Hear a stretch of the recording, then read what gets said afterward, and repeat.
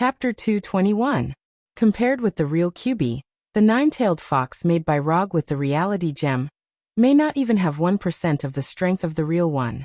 But the nine-tailed fox still showed a strong suppression force on the battlefield. The 9 tails of the nine-tailed fox were like 9 indestructible swords, easily piercing the hull of the helicarrier. The Quinjets that tried to take off were swatted down by the nine-tailed fox like flies. As for the bullets and shells, they couldn't even penetrate the skin of the nine-tailed fox. The new generation of helicarrier carefully built by S.H.I.E.L.D. was like a fragile toy in front of the nine-tailed fox, constantly being destroyed.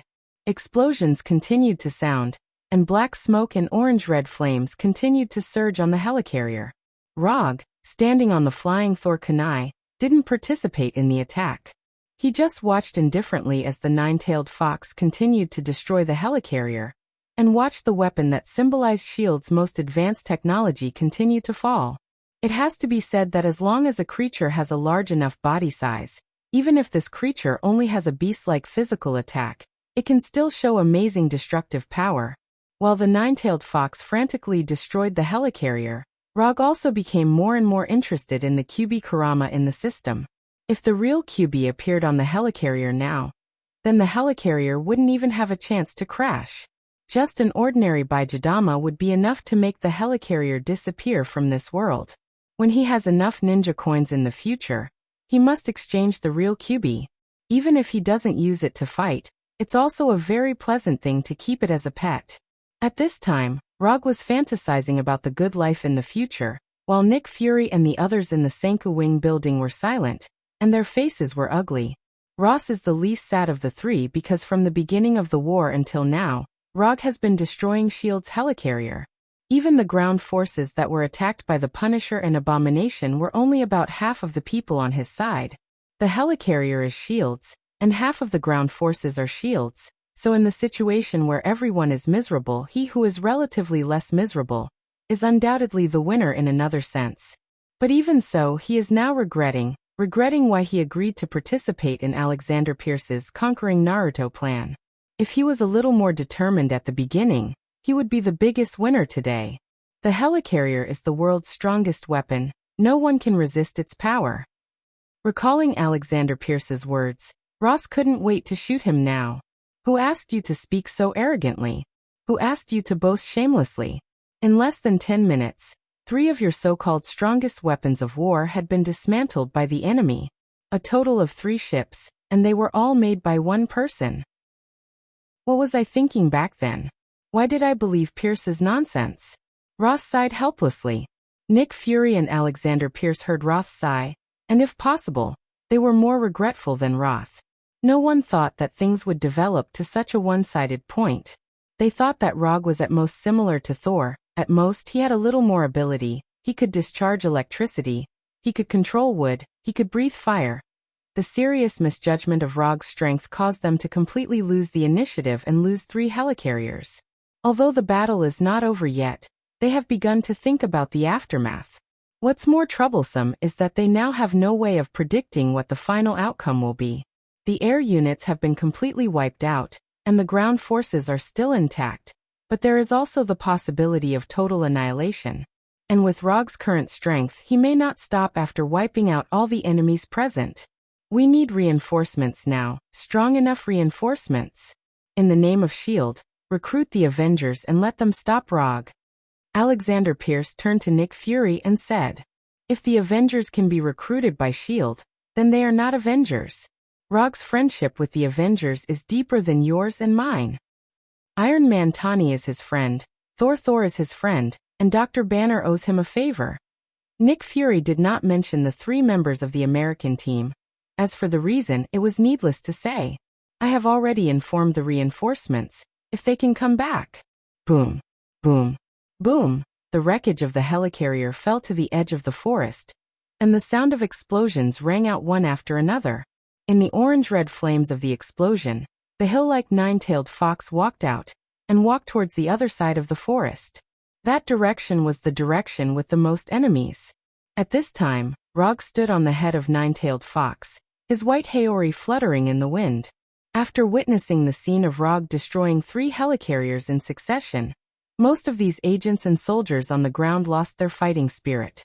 It's not that their will is not strong enough, nor is it that they are not loyal enough, but what happened today is far beyond their imagination of power. They never thought that someone could pull down a helicarrier that weighs tens of thousands of tons. And they never thought that someone could summon a hill-like monster. Especially when the nine-tailed fox, which is dozens of meters tall, really came in front of them. They understood what is called instinctive fear. Rog ignored these agents and soldiers who had lost their fighting spirit, but he did not intend to let these people go. Unless he allows it, no one can leave here alive today. After ignoring these agents and soldiers, he turned his attention to his former subordinates. Thunder agents. Red Tank and others did not participate in the first wave of attack. The task they received was to give Rog the final blow at the right time, kill him on the spot, or make him completely lose the ability to resist. In order to give them such an opportunity, the task of consuming Rog's power was handed over to the helicarrier, shield agents, and military soldiers. But this consumption plan was declared a failure before it could be implemented. Kneel. After looking at Red Tank and others, Rog said in an indifferent tone. He did not say what the consequences would be if they did not kneel, because there was no need for any explanation. Although he used to be the nominal captain of the Thunder Agents, and he just showed his overbearing strength. However, after he finished speaking and knelt down, no one in the Thunder Secret Service team chose to kneel down. They just silently got into a combat posture. Chapter 222. During their first encounter with Rog, the 5 members of the Thunderbolt Secret Service team had already experienced the huge difference in strength between them and Rog. Other than Red Tank, the other 4 were defeated in one move. Logically speaking, they had already experienced a crushing defeat once, so it was impossible for them to have such unrealistic fantasies of defeating Log. However, at this moment, all of them were in a fighting stance without any exception. None of them was willing to back down. Rog did not care too much about the Thunderbolt Secret Service team's choice. Since you want to die, I'll fulfill your wish. Under the watchful eyes of Red Tank and the others, Rog, who was standing on top of the nine-tailed fox's head, disappeared instantly. Without any hesitation, Red Tank and the others quickly assumed a defensive formation the moment Rog disappeared. Red Tank took the lead and stood in front of everyone. At the same time, Melissa the singing bird also chirped, emitting ultrasonic waves that were undetectable to human ears. After the previous lesson, they knew very well that if they were to fight alone, they would not have any chance of winning. If one person was not enough, the 5 of them would attack together. Red Tank and Luke Cage protected Singing Bird in the center of the formation. The Moonlight Stone, which was emitting a dazzling light, stood behind Singing Bird and covered its body with the energy of the Moonlight Stone. As for Ghost, who was the most timid of them all, she immediately entered stealth mode and disappeared from everyone's sight. Singing Bird was responsible for attacking with sound waves, while the others were responsible for protecting Singing Bird. Ghost moved around the periphery, looking for an opportunity to launch a sneak attack. It had to be said that the Thunderbolt Secret Service team's response was indeed commendable. However, just like Nick Fury, they had seriously underestimated Rog's strength. The last time they fought, Roger didn't have any killing intent on his body. Therefore, his attacks were more gentle to a certain extent. At this moment, he had no intention of holding back. He did not care about the sound waves emitted by Singing Bird. In other words, he simply ignored the various effects of Singing Bird's sound waves. As a superpower user who could control sound waves, Singing Bird clearly did not understand the true power of sound waves. Controlling sound waves to cause various negative mental states to the enemy was a huge waste. Bang! Just as everyone was looking for Rog, a violent gunshot rang out from behind Red Tank and the others. Calamity Pistol, fatal shot. The Calamity Pistol that fired chakra bullets could not make any sound, but Rog had asked AI Choi to specially add a gunshot function. It was not his style to shoot while hiding in the dark. Gunshots rang out, and Rog and Ghost's figures appeared. At this time, Spectre had completely lost his head, and Rog, who was holding the Calamity Pistol, was standing behind him. Headshot.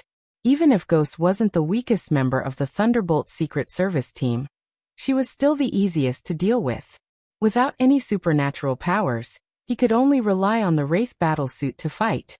Moreover, his Spectre combat suit only had two forms, invisible and formless. No matter which form he chose, Rog was not confident that he could defeat him in one move. The only difference was which move to use.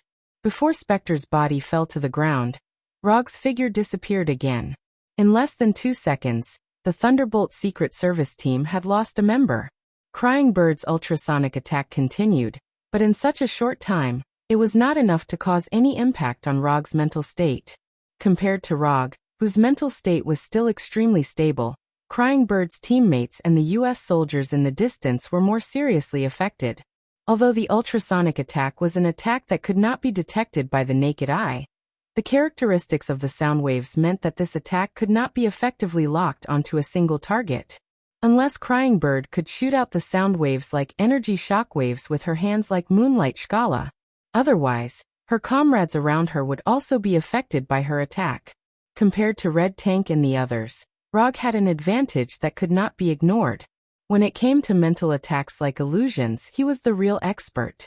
After dealing with the weakest Spectre, he did not stop attacking and instantly arrived in front of Luke Cage.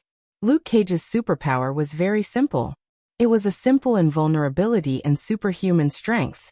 Other than that, there was nothing special about Luke Cage. Even in terms of combat skills, Luke Cage only knew ordinary martial arts. For Rog, this level of enemy was at most a matter of one move. Last time, in order to not harm Luke Cage's life, he chose to attack with Rasengan. But now he did not have to worry about that anymore. After the Calamity pistol let out a loud gunshot, Luke Cage was already 120% alert. He involuntarily moved closer to the Red Tank. However, his small actions did not increase his chances of survival at all. A silver-white arc of light instantly appeared in front of him and occupied his entire vision. When the silver-white light flashed, he heard Rog's emotionless voice. Lightning release. Thunderbolt sword slash. Luke Cage's skin was comparable to metal and could ignore most gun attacks. However, this defensive ability was meaningless in front of Rog, who could easily cut through steel. Whether it was the Thousand Birds blade or the Thunderbolt sword slash, they could instantly cut through steel. The reason why Rog chose to use the Thunderbolt sword slash instead of the Thousand Birds blade was very simple. Luke Cage did not even have the qualifications for him to draw his sword. Luke Cage's head flew into the air. Bright red blood spurted out and landed on Red Tank's body. Because of the moonlight energy enveloping the Crying Bird and Moonlight Stone, they were not stained with any blood. Even though Luke Cage was standing right beside him, he could protect Luke Cage with just a slight lift of his right hand. However, Red Tank did not notice Rog's appearance at all. Only when Luke Cage's head flew up did Red Tank barely catch sight of Rog's disappearing figure. After killing Spectre and Luke Cage, Rog still had no intention of stopping. No matter why the members of Thunderbolt Secret Service chose to be enemies with him, he had no intention of letting them leave. Since he had chosen a side, he had to be responsible for his choice. The moonlight energy formed an energy shield that blocked the blood spurting out of Luke Cage's body. But when she saw the blood that was only a few centimeters away from her, Crying Bird Melissa involuntarily stopped attacking. Fear made her instinctively stop screaming. Chapter 223. After a few months of psychological treatment, Singing Bird Melissa thought that she had completely forgotten the terrifying feeling of having countless disgusting bugs crawling all over her body. However, when she saw Luke Cage's blood flowing down her energy shield, she once again recalled the terrifying experience that caused her to have nightmares for a few weeks. No, I don't want to. Don't come over. Don't come over. Don't come over. In the eyes of ordinary people, Singing Bird Melissa was a superhero with superpowers. However, even after receiving special training from the Thunderbolt Task Force, it did not change the fact that she was just an ordinary person with superpowers. The existence of superpowers did not give her a strong enough mental state. Her mental state was still that of an ordinary person's.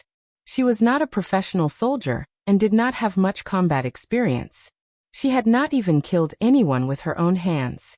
Any psychological stimulation that was strong enough could completely destroy her psychological defense, burying painful memories in her heart that she would never forget.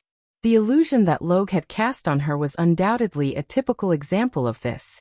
Not everyone was suitable to become a warrior, and not everyone had a strong enough mental state. Having superpowers was Singing Bird Melissa's fortune. However, not having the will to match her superpowers was her misfortune. The fear in her mind was quickly reflected in her body. Singing Bird Melissa first stopped attacking. Then, after a few seconds of silence, she released a sound wave attack that did not differentiate between friend and foe. Unlike the previous sound wave attack that only affected one's mental state, this time the singing bird released a sound wave attack that was more physical. With the singing bird as the center, the terrifying sound wave energy spread out in all directions like a hurricane. The impact of the sound wave energy directly sent the moonstone behind her flying. Even the shockingly large red tank could not help but take a few steps forward under the attack of the sound wave before finally stabilizing herself. As the attacker, Rog did not expect the singing bird to have such a strong reaction after seeing Luke Cage's blood. He could not help but wonder if the singing bird had some kind of relationship with Luke Cage that was beyond friendship. Although his mind was filled with random thoughts, his actions did not show any signs of stopping. The singing bird's sudden outburst provided him with a better opportunity to attack. According to his plan, he had planned to deal with the Moonlight Rock first. After dealing with the protection of the moonlight energy, he would deal with the singing bird. However, the crying bird's sonic attack sent the moonlight stone behind her flying. At the same time, she lost the protection of the moonlight energy. Was this an unexpected surprise? Without any hesitation, Rog took out the Calamity pistol again and aimed it at the crazily howling crying bird. Bang! Fatal shot. Another intense gunshot came from the Calamity pistol. Although they were all fatal shots, Rog fired 2 chakra bullets. The crying bird's sonic attack was still ongoing. Regardless of whether she was aware of Rog's attack or not, the sonic energy she emitted would provide her with some form of protection.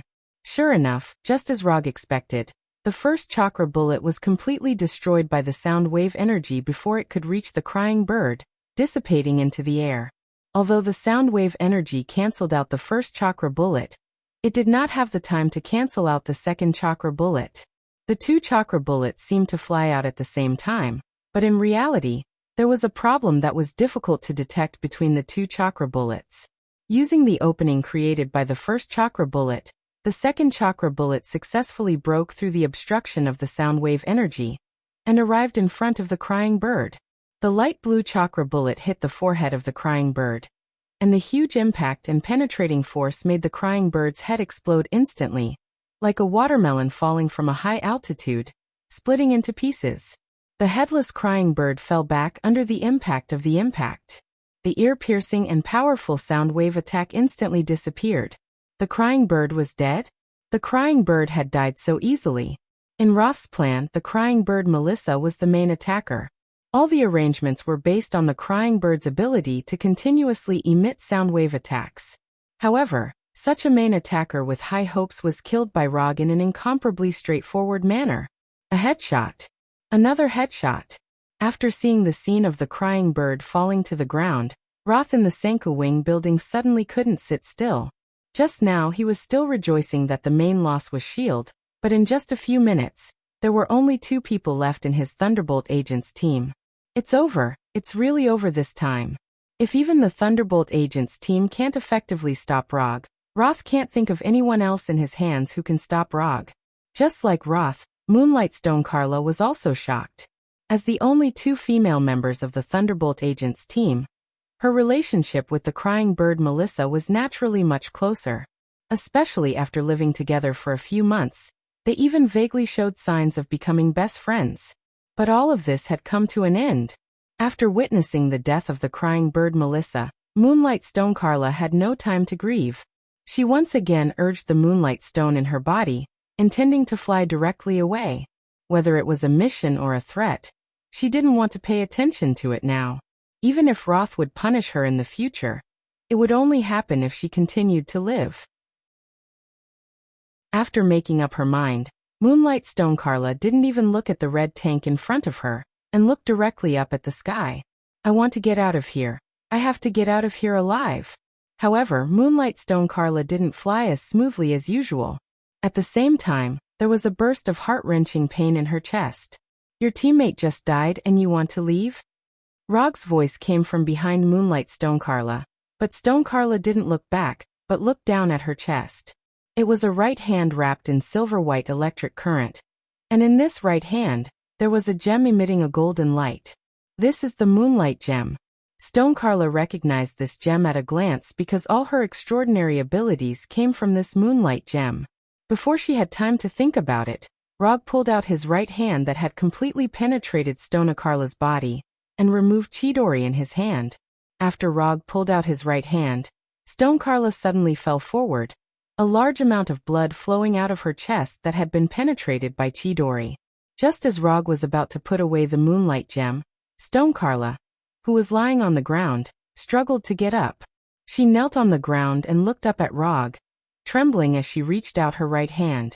Moonlight Stone, give me back my Moonlight Stone.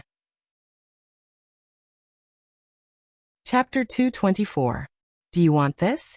Rog said frivolously as he looked at Kara, who was kneeling on the ground and trying to reach out her right hand.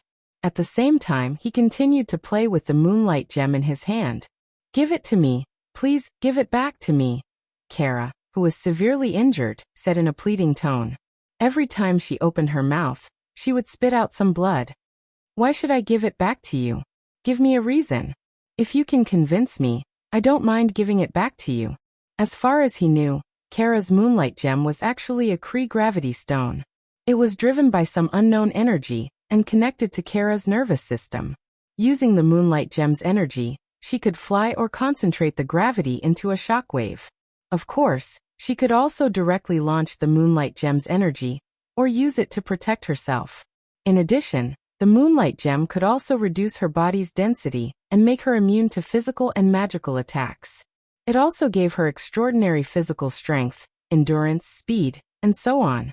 If she could obtain a second Moonlight Gem, she could also control matter, create force fields, teleport, increase the gravity on the target, crush it, and even create a miniature black hole. Unfortunately, the second Moonlight Gem was already lost. From Kara's previous performance, her control of the Moonlight Gem was still very elementary.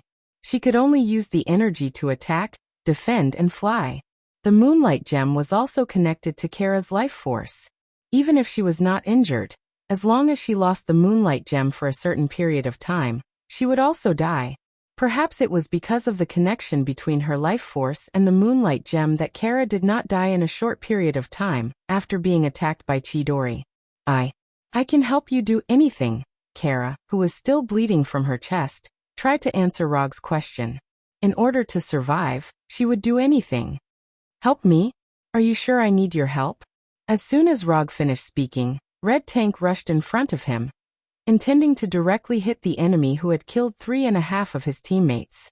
Red Tank could have attacked earlier, but when Rog was talking to Kara, he used his not-so-smart brain to think about whether to continue attacking Rog. Red Tank had a deeper impression of Rog than the others. After all, other than the abomination, he was the only one who had experienced Arhut's physical transformative fist. After some serious consideration, the Red Tank finally decided to continue attacking Rog. However, his decision had nothing to do with Ross's plan to conquer Naruto. All he wanted was to have a good fight with Rog. Although the reason was simple and crude, it was enough for Red Tank. But this time, he was destined to be disappointed. Just as he was about to hit Rog, he was sent flying by a claw that was even bigger than him. This was the right claw of the nine-tailed demon fox. Ever since she sent Rog over from the other side of the forest, Nine-tailed Fox had been paying attention to the Red Tank's actions. Although Rog didn't give it any specific instructions, the Nine-tailed Fox didn't hesitate to make a move when it realized that the Red Tank was going to hit Rog. After sending the Red Tank flying into the forest, Nine-tailed Demon Fox immediately chased after him and pounced into the forest. Its 9 tails were like steel whips that kept hitting the Red Tank who had just landed. No, I didn't mean. I can do anything. As long as you tell me. Anything. Looking at Kara who was begging for mercy on the ground, Rog suddenly laughed. Although Kara's ability was nothing in his eyes, He had to admit that Kara's curvy figure and delicate face were still a little valuable. Forget it. Who told me to have tender feelings for the fairer sex? Just this once, don't do it again. After that, Rog threw the moonlight gem in his hand to Kara as if he was throwing a worthless stone. After hurriedly catching the moonlight gem thrown by Rog, Kara didn't hesitate and directly put the moonlight gem back into the hole in her chest. Under Kara's control, the moonlight gem emitted a strong golden light and completely shrouded her whole body. Rog didn't know what Kara was doing, and he didn't care what Kara would do. If Kara went back on her words, he could take her life at any time. I can give it to you, and I can take it back. When the golden light dissipated, Kara, who was on the verge of death, once again had a strong aura of life. If it weren't for the two very obvious holes and blood on her armor, Kara didn't look much different from before. Cooperate with the punishers and abominations to eliminate all the soldiers here. After that, Rog didn't even look at Kara and directly flew in the direction of Nine-Tailed Demon Fox. The matter with the moonlight gem and Kara could be settled for the time being. Now it was time to deal with the most troublesome red tank. The red tank had the magic of the Crimson Universe's ruler, Ceterac. His power was inexhaustible, his stamina was inexhaustible, and his body was almost indestructible. The best way to deal with such an indescribably tough enemy was to use a seal, or directly exile him to another space. Rog didn't know any spells like spatial exile. He had mastered 2 sealing spells, but he didn't plan to use them now. This was because he wanted to try a seemingly unrealistic idea, a method that wasn't scientific at all. After being sent flying by Nine-Tailed Demon Fox, the red tank fell into the forest. Before he could get up from the ground, Nine-Tailed Demon Fox's 9 tails kept hitting him, as if giving him the cruelest whipping. The Nine-Tailed Demon Fox's tail strikes were indeed very powerful, and could easily break steel. However, the red tank relied on his unimaginably strong body to take all of Nine-Tailed Demon Fox's attacks. And for some reason, as the number of hits increased, the red tank inexplicably felt a strange sense of pleasure. Rog once again came to the Nine-Tailed Demon Fox's head, and looked down at the red tank. He then took out the reality cube that he had used once. The red tank's most common attack method was to use the potential energy accumulated while running to destroy everything in front of him. So Rog planned to directly take away the red tank's best attack method. Modify reality. The reality cube shone again, and the dark red light hit the red tank like a shockwave. Then, under Rog's gaze, the red tank's figure instantly changed. The red tank that was nearly 3 meters tall disappeared, and was replaced by a cube that was half a meter long.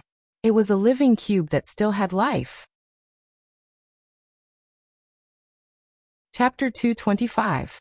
In terms of life form, Red Tank was still a human. However, he no longer had a human form. Instead, he had become a flat cube. Therefore, in terms of damage, Red Tank did not suffer any serious damage. Unless Rog could keep him in this state, Red Tank would return to his original appearance sooner or later. Rog jumped down from Nine-Tailed Fox's head, and went directly to Red Tank, who could not move. He silently looked at him. The Red Tank's face changed from a 3-dimensional to a flat surface, completely appearing on the top of the cube. You should still be able to hear me, but looking at you now, I don't think you can answer my question. Red Tank could not even blink, let alone answer Rog's question. His face was like a real picture, engraved on the top of the cube. I don't know what you're thinking, but I don't have much time to deal with you now. So I plan to give you a chance. I don't ask you to be my subordinate, and I don't care who you will be. My request is simple, and that is to not provoke me. You do have a very powerful existence behind you, and he gave you power. I didn't kill you just to give him face, do you understand? After 30 minutes, you will return to your original appearance. If you still want to fight, I will accompany you to the end. After saying that expressionlessly, Rog left the forest without looking back. The Crimson Tank was not very strong, but the Crimson Ruler Ceterac behind him was an undeniably ferocious individual. Even with the Gem of Reality in hand, Rog had no confidence in defeating Ceterac. However, if it really came to the point where he had to fight to the death with Ceterac, he would definitely not surrender obediently. Whether he could win or not was one thing, But whether he had the courage to fight was another. When Rog left the forest, Nine-Tailed Fox looked at Red Tank, who had turned into a cube, with some reluctance, but in the end he did nothing and followed Rog out of the forest. The most threatening helicarrier and thunder agents were taken care of by Rog. As for the remaining shield agents and military soldiers, they can be handed over to Abomination and Punisher. Strictly speaking, Nine-Tailed Fox and Moonlight Rock, who had just recovered, should be added. Rog was not interested in dealing with those miscellaneous soldiers, and now he has more important things to solve. Whether it is the agents of S.H.I.E.L.D. or the soldiers of the military, they are just involuntary chess pieces. The people who are really in charge of playing chess are now in S.H.I.E.L.D.'s headquarters, Senka Wing Building. After using the super light rock technique, Rog flew towards the Senka Wing Building. So this is your carefully planned conquering Hokage plan? It's really well planned. After seeing the picture of Rog killing thunder agents through the drone, Ross had completely lost hope and directly turned on the ridicule mode. If S.H.I.E.L.D. hadn't bewitched him, he wouldn't have been able to participate in this plan. Although Roger had only joined the Thunderbolt agents on the surface, it was still much better than the current situation. Okay, don't complain. Doesn't your military also want to master the power of ninjutsu?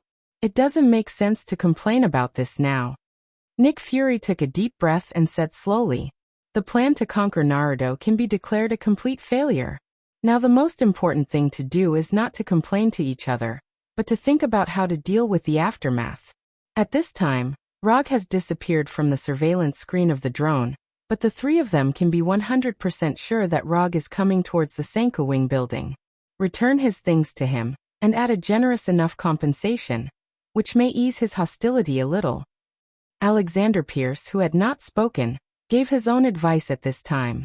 But after he said this, Nick Fury and Ross both looked at him as if he was an idiot. If Rog was really so easy to deal with, he wouldn't have killed him just now. They took away Rog's $1.8 billion in the bank, captured his men, sealed all his assets, and broke up his company. Abominations and Punishers were subjected to inhumane and cruel research, and Dr. Connors is still locked in a secret prison. Sky was tortured on a spiritual level, and Erica was killed on the spot to protect Sky. Not to mention that they also found part of the extremis equation from Dr. Connors' laboratory, as well as the lizard serum developed by Dr. Connors. If it weren't for Rog having completely destroyed the research data of the super spider equation a long time ago, there might be one more person in S.H.I.E.L.D.'s prison now. Not to mention that Rog is a powerhouse with extraordinary powers. Even an ordinary person would have the idea of blood for blood after being treated like this. Compensation is not impossible, don't forget, he is just one person. I am the Minister of the World Security Council. Nick is the Director of S.H.I.E.L.D. Ross, you are the Secretary of State and a representative of the military. As long as the three of us join forces to put pressure on him, he may not dare to fight against so many forces. Unless he intends to fight against the whole world by himself. Alexander Pierce still insists on his opinion. In his opinion, there is no grievance that can't be solved by compensation. If there is, it means that the compensation is not enough. The whole world? When did the three of you represent the whole world? As soon as Alexander Pierce finished speaking, Rog's voice came from the direction of the door. Looking at the sound, they saw Rog pushing open the door and coming in, and the S.H.I.E.L.D. agents lying behind him. This time, we were wrong. To express our apology, we can give you a satisfactory compensation. We are all Americans, and we all want to make this country stronger, so I hope you can. Alexander Pierce took the lead and walked towards Rog, speaking as he walked. However, before he could finish, Rog took out the Calamity pistol. Boom. Pulling out the gun, shooting, all in one breath. Alexander Pierce's head exploded like a balloon, and bright red blood and brain fragments splashed everywhere. I am not an American, and I don't have any good feelings for this country. Do you understand, Mr. Pierce? Rog killed Pierce like he was crushing an ant, then walked to the middle of the living room and sat down casually. Year 55 Macallan Riley, a piece of ice. Putting the Kusanagi sword and the disaster pistol on the table, Rog pointed to a bottle of limited edition top-grade whiskey in the wine rack, and said to Ross in a tone of command, Chapter 226. For Rog's attitude at this time, Ross had an extremely strong feeling of being insulted, and a strong anger ignited in his heart. But after seeing the silver-white disaster pistol on the table, he finally stood up silently, went to the wine rack, and took out the bottle of Macallan's top whiskey. A piece of ice. After putting the whiskey with a piece of ice in front of Rog, Ross sat back on the sofa without saying a word. Rog doesn't have much interest in whiskey, but he has heard a little about this Macallan Riley 55. There are only 420 bottles released worldwide. Each bottle has an independent identification number, and the cheapest bottle has sold for hundreds of thousands of dollars. With Pierce's identity, it is obviously not appropriate to have such a bottle of wine in the office. However, not many people can express their dissatisfaction. After picking up the glass and taking a sip, Rog found that he couldn't taste the difference between this limited edition top whiskey and ordinary whiskey at all. Boom! The disaster pistol on the table instantly came to Rog's hand, and an ordinary chakra bullet was fired. Don't disturb me when I'm drinking, understand? Roger didn't kill Nick Fury right away. Instead, he shot him in the knee of his right foot, shattering his right kneecap. Nick Fury and Ross didn't expect that Rog was still so strong at this time. Just before Rog shot, they thought that Rog was finally willing to sit down and talk to them seriously. Nick Fury endured the severe pain from his right leg, and directly pulled out the belt on his pants and tied it to his right thigh. In this room that symbolized the highest power of S.H.I.E.L.D., Pierce's body lay on the ground not far from the door. S.H.I.E.L.D.'s current director Nick Fury was sweating and blood flowed down his calf to the ground. In the silent room, Rog was still looking for the uniqueness of this Macallan Riley 55 whiskey. Although no one gave instructions, a few minutes after Pierce lay dead, a team of heavily armed S.H.I.E.L.D. agents came to the office and pointed their guns at Rog with a glass. "Get out! You don't need to deal with this." Nick Fury whispered in pain and waved impatiently at the team of S.H.I.E.L.D. agents. The team of S.H.I.E.L.D. agents left the office in confusion, but they didn't go far. They stayed in the aisle outside the office. As long as Nick Fury gave the order, they could rush in and launch a fierce attack at any time. Rog ignored the S.H.I.E.L.D. agents and drank the whiskey that was more expensive than gold in the glass. He put down the glass in his hand and slowly said, "I know you still have a trump card, and I know you are waiting for her to come back." After a few seconds of silence, Nick Fury replied, "Yes, so I think we may not have to go to the point of life and death." Ha ha ha ha ha. Nick Fury, you haven't performed a frontline mission for a long time, have you? At this time, you still have such naive ideas. I begin to wonder how you became the director of S.H.I.E.L.D. Rog opened his hands and leaned back while lifting his feet on the table. The catastrophe pistol in his right hand spun in a circle flexibly. "What's her name, Cockroach?" "No, not Cockroach. Kaka. I remember, her name is Carol Danvers." After hearing Rog say Captain Marvel's name, Nick Fury's face finally changed. "Don't make a fuss over nothing. I know a lot more than you do. For example, the guy lying on the ground, I know he recommended you to become the director of S.H.I.E.L.D. You saved him during the mission, and your personal relationship is also very good. However, you must not know that he is actually a member of Hydra. By the way, you should not know that your S.H.I.E.L.D., in fact, can also be called Snake S.H.I.E.L.D. Your biggest enemy is actually among you." Rog doesn't mind telling Nick Fury this news, because starting tomorrow, there will be no more S.H.I.E.L.D. When an organization is about to perish, they are qualified to know the truth. Impossible, it's absolutely impossible. Nick Fury directly denied Rog's statement. He would never believe that there would be a member of Hydra in S.H.I.E.L.D. Whether you believe it or not, it's your business. The reason why I'm telling you this is because I don't want to be too bored while waiting for your reinforcements. As soon as Rog finished speaking, a person with a rainbow-like brilliance fell from the sky like a meteor, directly smashing the tempered glass and flying into the office. Long blonde hair, a red and blue uniform, and an octagonal star-shaped logo on his chest. Nick Fury's last card, Captain Marvel Carol Danvers, finally appeared. "Fury, what's wrong with you?" Captain Marvel Carol immediately rushed back from the distant outer space after receiving a distress signal from Nick Fury.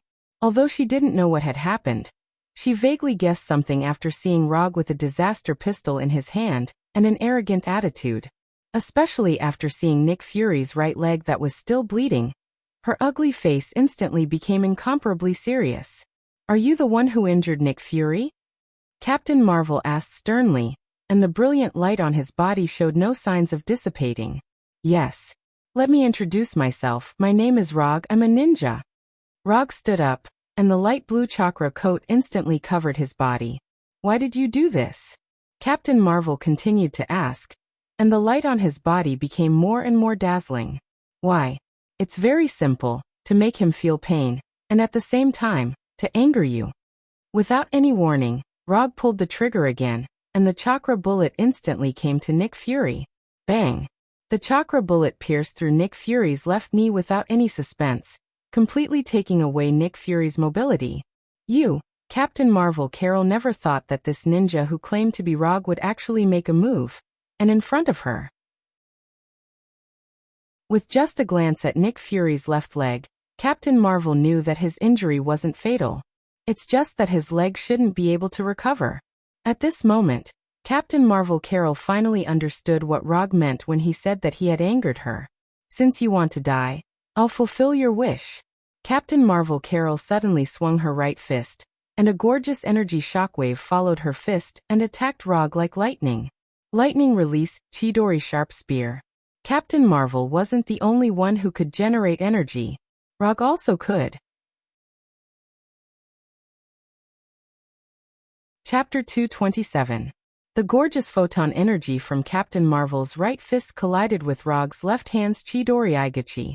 The collision of two completely different types of energy produced a blazing light, and electric sizzling sounds could be heard. In terms of energy properties, Chidori Igachi's lightning energy was far inferior to Captain Marvel's photon energy. But Chidori Igachi was a ninjutsu move carefully developed by Rog.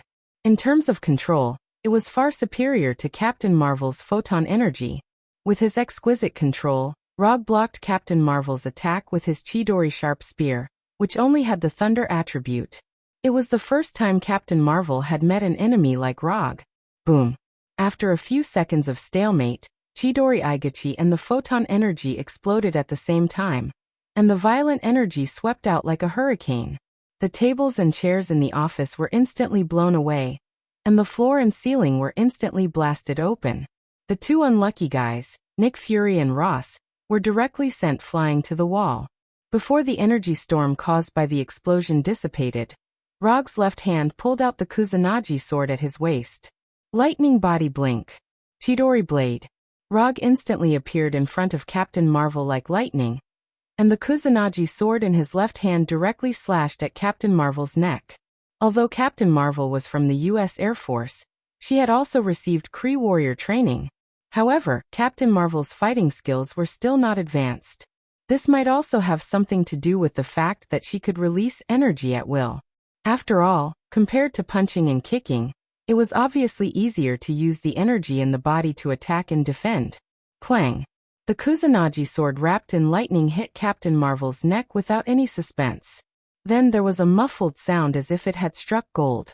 The gorgeous light emitted from Captain Marvel's body not only made her look like the most distinguished VVIP player in the game, but it also gave her a layer of energy field with amazing defensive power. To cause damage to Captain Marvel, one must first break through the defense of this energy field. Chidori blade didn't cause any damage to Captain Marvel, but it triggered Captain Marvel's second wave of attack. Captain Marvel's body suddenly shone brightly, and the energy in her body exploded like a bomb, attacking 360 degrees without any blind spots. Rog, who was already covered in a layer of chakra, didn't hesitate to use ninjutsu again. Lightning evasion. Lightning cloak protection. Chakra alone might not be able to withstand Carol's energy eruption. However, with the lightning cloak's protection, Rog was 80% confident that he could take on this wave of attacks without taking any damage. Rog didn't know if it was because Carol was afraid of hurting the others in the building, but he felt that her energy burst wasn't powerful enough. The lightning cloak and chakra cloak blocked all the energy attacks. Rog's body didn't even sway. Captain Marvel had unleashed an energy blast of this level. Although Carol had intentionally controlled the intensity of the energy blast, The energy storm still completely destroyed the office that had been plagued with disasters. Carol might have held back the power of his attack for fear of hurting the innocent. However, Rog was not worried about this at all. To him, everyone in the Sanku Wing building was basically his enemy. Therefore, as soon as Carlo's counterattack ended, he raised the Calamity pistol in his hand and aimed it at Carlo's head. Against an enemy of Captain Marvel's level, normal shots and fatal shots were meaningless. Spiral Railgun. Rog decisively pulled the trigger, and the fist-sized spiral railgun instantly appeared in front of Carol. Although Carol had never seen the power of the spiral railgun, her body instinctively warned her of danger. I can't let this energy ball explode here. Absolutely not. Carol was considered an experienced superhero, although she spent most of her time active in outer space. However, when faced with this kind of attack that could hurt a large number of civilians, she made the choice of a superhero instead of a warrior. She suddenly stretched out her hands and grabbed the spiral railgun that was about to hit her head. Ever since the invention of the spiral railgun, this was the first time Rog saw someone catch his own spiral railgun with their bare hands. What surprised him even more was that Carol actually used the energy in her body to forcibly stop the explosion of the spiral railgun. Interesting. Although they were on different sides, it had to be said that Captain Marvel's move was very ingenious. After grabbing the still madly spinning spiral railgun, Captain Marvel did not hesitate at all. His whole body soared into the sky and flew directly into the sky. Rumble. A few seconds later, Rog heard the familiar explosion of the spiral railgun. The spiral railgun that Captain Marvel brought to the sky exploded in the air, creating a huge blue ball of light like the sun. The blazing light and the terrifying energy storm were like a nuclear bomb detonated in the air. Although the spiral railgun that could destroy a helicarrier was powerful, it was still not enough in front of Captain Marvel, who was like a cheater. After all, this was a fierce person who could withstand the ballistic missiles of a Kree battleship. Among all the superheroes, Captain Marvel was considered one of the luckiest. She was originally just an ordinary person, but after blowing up the Lightspeed engine made by Michael Weir, she was lucky enough to fuse the Tesseract energy in the Lightspeed engine with Michael Weir's Kree genes. After waking up, she became Captain Marvel, who could control and absorb energy, and had a more amazing physique than Thor. This level of luck was almost the same as hitting the jackpot in the universe. After the explosion of the spiral railgun, Captain Marvel, who was glowing all over, once again flew back to the Triangular Wings building. You've gone too far, don't you know that this will hurt innocent civilians? Captain Marvel's tone was full of anger, as if Rog was a heinous perverted killer. Innocent? Ha ha ha ha, you say the people in this building are innocent? What right do you have to say that they are innocent? Do you know how many civilians die because of S.H.I.E.L.D. every year? Do you know how many lives S.H.I.E.L.D. has destroyed for the so-called world peace? You don't know anything. How can a superhero like you care about the life and death of ordinary people? In your eyes, what you think is justice. Innocent. You don't deserve to say that. Rog became more and more disgusted with this so-called American justice. You don't defend justice, it's just justice that suits your interests. You always feel that you have an obligation to protect the common people. You always feel that you have a responsibility to uphold justice. Why, just because both of you like to wear tight clothes, just because your hair is curly, just because your skin is whiter. Justice, F***ck your justice. Captain Marvel was not satisfied with Rog's answer. However, Rog did not need her to be satisfied. Spiral railgun. The Calamity pistol sounded again, and 2 spiral railgun shots flew out like lightning. Captain Marvel would never have thought that Rog not only had no intention of restraining himself, but had become even more unyielding. Ever since she became a superhero, this was the first time she felt such intense anger. You're courting death. Chapter 228. Captain Marvel. Carol displayed astonishing speed. With one in each hand, he grabbed the 2 spiral electromagnetic cannons that Rog shot at him. After being provoked by Rog, Captain Marvel Carol became completely serious. She had thought that Rog was just a slightly extreme esper, but it turned out that Rog was much more extreme than she had imagined. If she allowed the 2 electromagnetic cannons to explode, She might not be fatally injured, but no one else in the building would be able to leave alive. The strong killing intent made her do something she would never have done in the past. Carol's hands, which were wrapped in energy, suddenly exerted force, and the powerful electromagnetic cannons were crushed by her. Asterisk rumble. Asterisk, a terrifying energy storm surged out of her hands. The moment the electromagnetic cannons exploded, Carol's hands also surged with energy that was far more powerful than before. The energy of the explosion was firmly wrapped around her hands. In order to suppress the explosive power of the electromagnetic cannons, Carol pushed the energy in her body to the limit. The brilliant light made her emit a blazing light like a supernova explosion. Asterisk ah. Asterisk Carol, who had seen the power of the electromagnetic cannons, knew very well that it was impossible to suppress the explosive power of the electromagnetic cannons with her own energy. Moreover, it was 2 electromagnetic cannons that had exploded.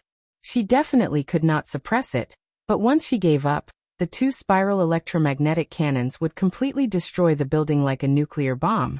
Even the river and forest next to the building would be completely destroyed by the explosion. Absolutely, absolutely, absolutely control the power of the explosion. Carol had never thought that she would be forced into such a passive position one day. However, she still had no intention of letting the electromagnetic cannons explode. Since she couldn't suppress it, she would absorb it. The Tesseract didn't just give her control over energy. All of this happened in a flash. Carol used her own energy to suppress the explosion of the electromagnetic cannons while crazily absorbing the energy of the explosion. She wanted to control the power of the explosion within a controllable range. However, Rog wouldn't give her such a chance. Rog didn't have the habit of watching his enemies neutralize his attacks. Extraordinary Strength Fist.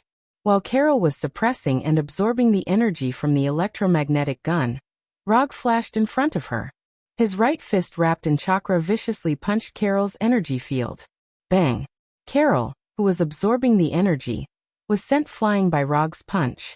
Although the monstrous strength fist couldn't break through Carol's defensive energy field, it was enough to send her flying. Carlo did not dare to let go, nor did he dare to fight back. This was because the moment she let go, the explosive energy that she had suppressed in her hands would spread out like a hurricane. As soon as Carol managed to maintain her flying posture, Logue appeared in front of her again with his super lightweight rock technique. His monstrous strength fists landed on her body one after another. To be precise, it was her defensive energy field. Bang! Bang!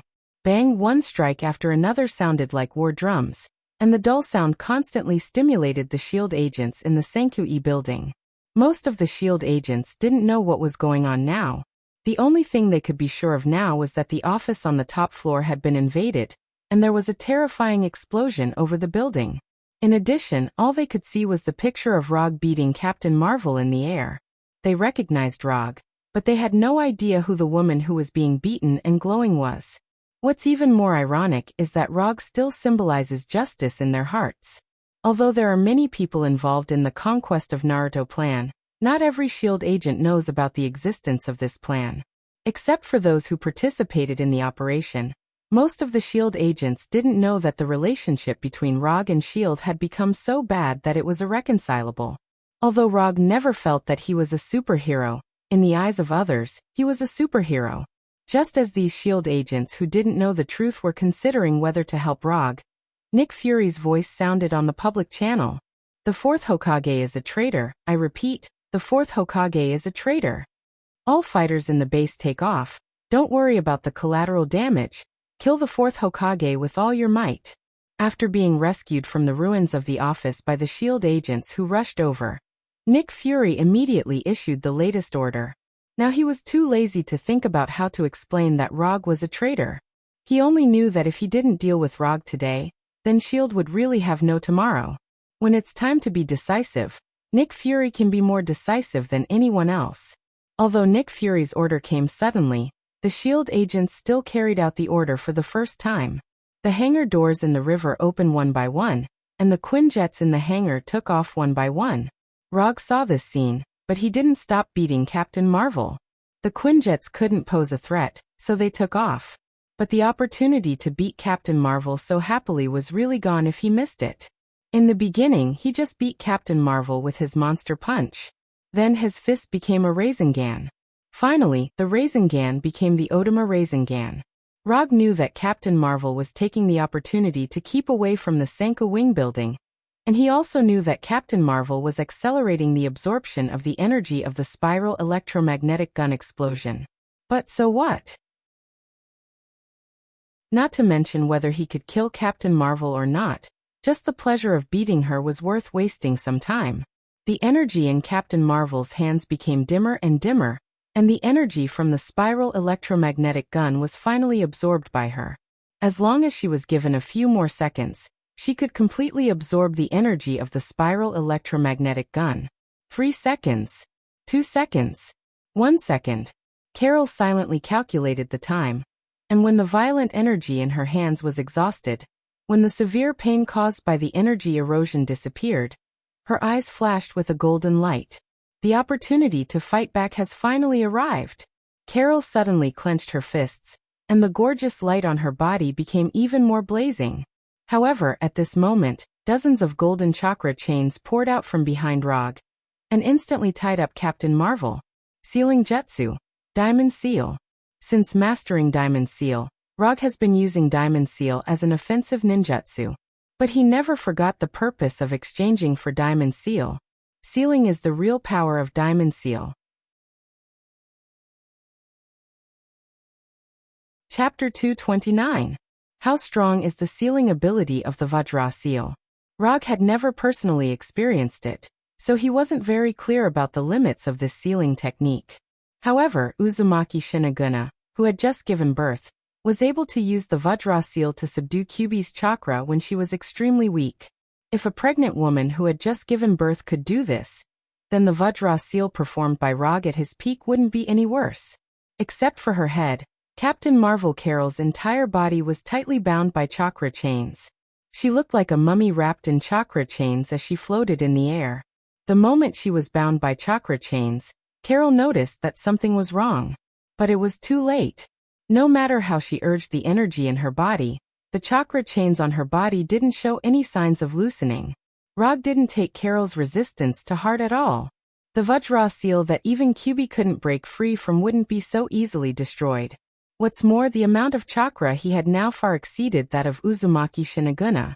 He didn't have the physique of Uzumaki, but he had the physique of Hashirama Sannin, which was stronger than Uzumaki's physique. The previous beating was purely to vent the displeasure in his heart. The moment he saw Captain Marvel, he was ready to use the Vajra Seal as his trump card. Sure enough, after his violent beating just now, Captain Marvel Carol didn't notice anything wrong at all, and even tried to fight him head-on. You don't have a chance. As soon as his voice fell, Rog raised the Calamity pistol and pressed the muzzle against Carol's forehead. Among all the enemies I've encountered so far, you have the strongest defense. Even Warner Protass's Sea God didn't dare to take my electromagnetic pulse gun with his bare hands, but you are very brave to take 2 of them at once. But unfortunately, your brain isn't very good. Shield's Quinjet will take off one after another. According to common sense, Rog has no need to talk so much nonsense with Carol. But for some reason, after seeing Carlo's righteous face, he felt an indescribable sense of disgust. Even now, do you still think that you're the righteous one? Even if you beat me, you will not be recognized by the people. They will see your true colors. You will never be a true hero. Marvel Captain Carol said righteously. Ha ha ha ha ha. You Americans are really interesting. Become a hero? Do you think everyone wants to be a superhero under your values? Have you filmed too many Hollywood movies? Do you really think that the United States is the only country in the world? Rog said with a laugh. Although he had lived here for several years, sometimes he really couldn't understand what these Americans were thinking. According to your usual movie routine, I should be as arrogant as possible now, and then your brave American soldiers or American heroes will arrive in time to catch me, the evil villain. You will finally get a perfect victory, and the United States will save the world again. Although Rog said this, everyone could see that his words were full of sarcasm. Carol didn't reply and even wanted to turn her head to the other side. However, Rog's right hand suddenly exerted force, and with the muzzle against her forehead, she didn't achieve her little wish of turning her head. Reality is not a movie. The villain dies because of talking too much only appears in movies. So goodbye? As soon as his voice fell, Rog pulled the trigger and fired the last spiral electromagnetic gun bullet in the magazine. The spiral electromagnetic gun bullet fired at this distance. Even if he invented this ninjutsu and made the bullet himself, he would still be affected by the power of the explosion. But what does it matter? If you want to be a villain, you have to be a crazy villain. Rumble. The huge silver-white ball of light exploded, and the rapidly expanding silver-white ball of light not only swallowed his and Carol's figures, but also swallowed the Quinjets flying towards him. The terrifying energy storm swept everything around it like a level 13 hurricane. Buildings, trees, cars, pedestrians. The shock wave generated by the explosion lifted everything that could be lifted, the earth shook, and the houses collapsed. Although the Sanka Wing building was far away, it was also affected by the power of the explosion. The entire building shook violently, and all the glass on the outer wall burst, and cracks of different sizes appeared in every corner of the building. The Sanka Wing building that was hit by the shock wave of the explosion was not the worst building. The hangar located under the river not only experienced an earthquake-like vibration, but the rushing river also rushed into the hangar like a waterfall. Amidst this disastrous scene, the only good news was that the explosion came and went quickly. After a few seconds, the energy storm caused by the spiral electromagnetic gun completely dissipated, and the sky began to return to its original appearance. At this time, except for Rog and Carol, who were still floating in the air, there were no other fighters in the sky as far as the eye could see. All the Quinjets crashed. Carol, who was originally exuding a brilliant light, tilted her head weakly at this time. Her forehead, eyes, nostrils, and mouth all flowed out bright red blood. Looking at Captain Marvel's appearance at this time, Rog couldn't help but sigh. This kind of defense was really like cheating. Taking a spiral electromagnetic gun head-on with his forehead, he didn't even get his head blown off. Even Rog couldn't do this kind of thing. Although he didn't get a headshot, Carol wasn't much better now. She was completely unconscious. As for whether there were internal injuries such as a concussion, Rog couldn't see it, and he didn't care at all. Since one spiral electromagnetic gun wasn't enough, he would use a few more. The reason why he asked AI Chui to build the disaster pistol was to take this situation into consideration. Compared to using ninjutsu, ninjutsu bullets were indeed more troublesome. However, ninjutsu bullets also had an advantage that couldn't be ignored, and that was that they could be prepared in advance. After opening the magazine of the Calamity pistol, Rog stuffed the last 3 spiral electromagnetic gun bullets he had prepared into it. When he left Niederweiler, he put 9 spiral electromagnetic gun bullets and a lot of other ninjutsu bullets in his ammo bag. He didn't expect that not long after returning to Earth, he would use more than half of the spiral electromagnetic gun bullets. After reloading the remaining 3 electromagnetic pulse cannon bullets, he aimed the gun at Captain Marvel Carol again. It seems that this time, I the evil villain won. Rog pulled the trigger again, and the silver-white ball of light that just ended flashed again, like a silver-white sun hanging high in the sky. Chapter 230. The terrifying energy storm swept around again, and the Sanka Wing building and the hangar at the bottom of the river were once again hit by a natural disaster. When the silver-white light dissipated, Captain Marvel's head completely disappeared in front of Rog.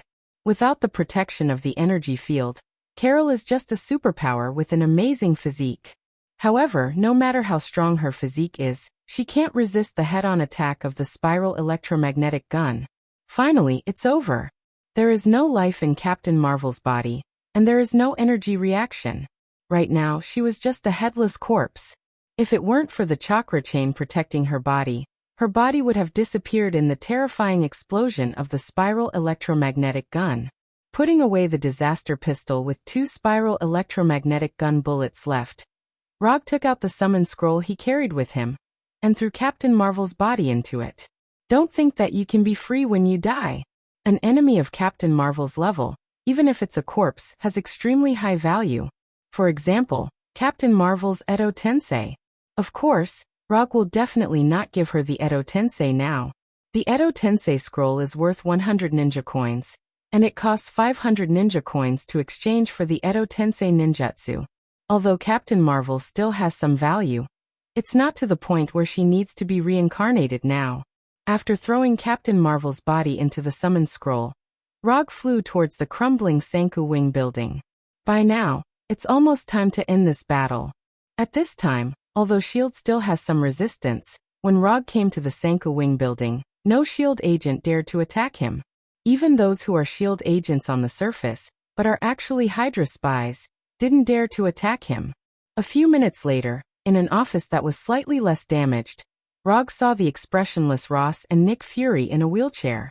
After his legs were broken by Rogue, he completely lost the ability to move. Because of Rogue's request, he, who was lying in the operating room receiving emergency treatment, came here in a wheelchair to discuss the final armistice agreement. Although it was said to be a discussion, it was actually Rogue's unilateral notification. Rogue didn't waste time with the two of them and directly stated his request. Return his savings to him and give him compensation equal to the amount of his savings for emotional distress. The $1.8 billion was his hard-earned money over the past few years. No matter what, he had to get the money back. The Thunderbolt Secret Service squad was merged into Konoha. Their personnel, funds, equipment, and everything else belonged to Konoha. In return, he would not kill the Thunder Secret Service team, nor would he visit Ross and the military bigwigs behind him. All the damage caused by this battle will be borne by S.H.I.E.L.D. S.H.I.E.L.D. will be disbanded on the surface, and then all personnel, equipment, and other materials will belong to Konoha, just like the Thunder agents. As for how S.H.I.E.L.D. will deal with these aftermath matters, that is S.H.I.E.L.D.'s own business. If S.H.I.E.L.D. likes it, they can also put all the blame on Hydra.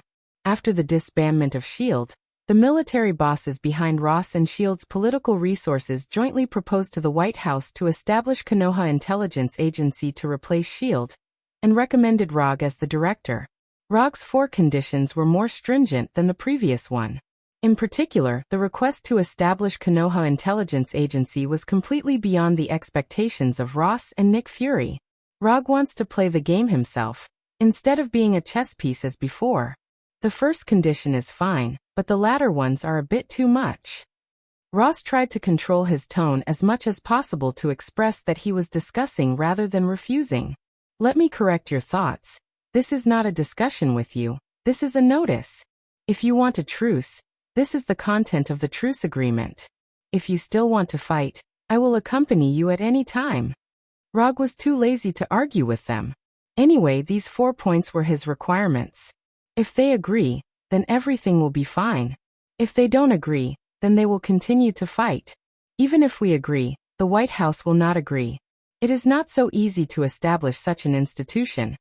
And it is also an institution with law enforcement power. Nick Fury explained, not to mention the establishment of Konoha Intelligence Agency. Even S.H.I.E.L.D. is still subject to more checks and balances and restrictions. That's your business. You can pass on what I'm about to say to the people behind you. What your S.H.I.E.L.D. doesn't dare to manage, we Konoha will manage. What your military doesn't dare to kill, we Konoha will kill. In a word, Konoha will manage what S.H.I.E.L.D. and the military can manage, and we will manage what S.H.I.E.L.D. and the military can't manage. Such a Konoha, do you want it or not? Rogue stood up directly, looked down at Nick Fury and Ross and slowly said, "Give me a final reply before 12 noon tomorrow. You can start to think about it now." After that, Rogue left the office directly with the Flying Thunder God, and returned to the forest created by the Tree World. The team of Abomination, Punisher, Moonlight Stone, and QB defeated the remaining enemies without any suspense, and the whole forest could be seen everywhere with burning flames and corpses. According to Punisher, at the end of the battle, Red Tank, who was originally in the enemy camp, also inexplicably joined their side. Although the battle was a bit difficult, they eventually wiped out all the enemies present and rescued the unconscious Sky. Let's go to the headquarters of Thunder Secret Service Team. With Red Tank and Moonlight Stone opening the way, Rogue and others easily entered the headquarters of Thunder Secret Service Team and lived there. Rog has no plans to return to New York for the time being, or rather, he may not return to New York for a long time.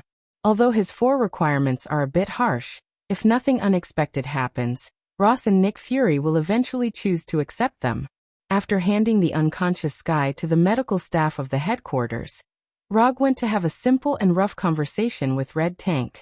Although Red Tank has no plans to submit to Rog, he doesn't mind joining Konoha, as long as Rog agrees to let Abomination play with him. For Red Tank's small request, Rog didn't refuse and directly agreed. As for whether Abomination will have an opinion on this, it's not in his consideration at all. If Abomination doesn't agree, he will give Abomination to Dr. Connors. Red Tank and Dr. Connors, Abomination should know how to choose. After dealing with Red Tank's problem, Rog returned to the room where he lived before, and then saw Moonlight Shakala in the room. "What's the matter?" Moonlight Shakala was still wearing the previous battle clothes, and the blood-stained tights made her curvy figure show a different kind of charm. "Okay, no need to say anything, wash yourself and lie in bed." The next morning, Rog left the base alone and came to the Senku Wing building again. He didn't want to get up so early, but Ross called him early in the morning and asked him to go to the Senku Wing. Although Ross didn't say anything on the phone, Rog has guessed their final decision. Or rather, he had already seen their decision from the news report on TV.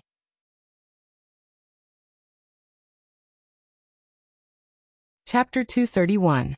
Senku Building in an office. Ross and Nick Fury sat opposite Rog.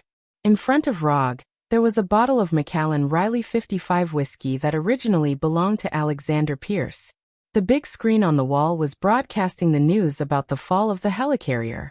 As Rog expected, S.H.I.E.L.D. threw all the blame to Hydra.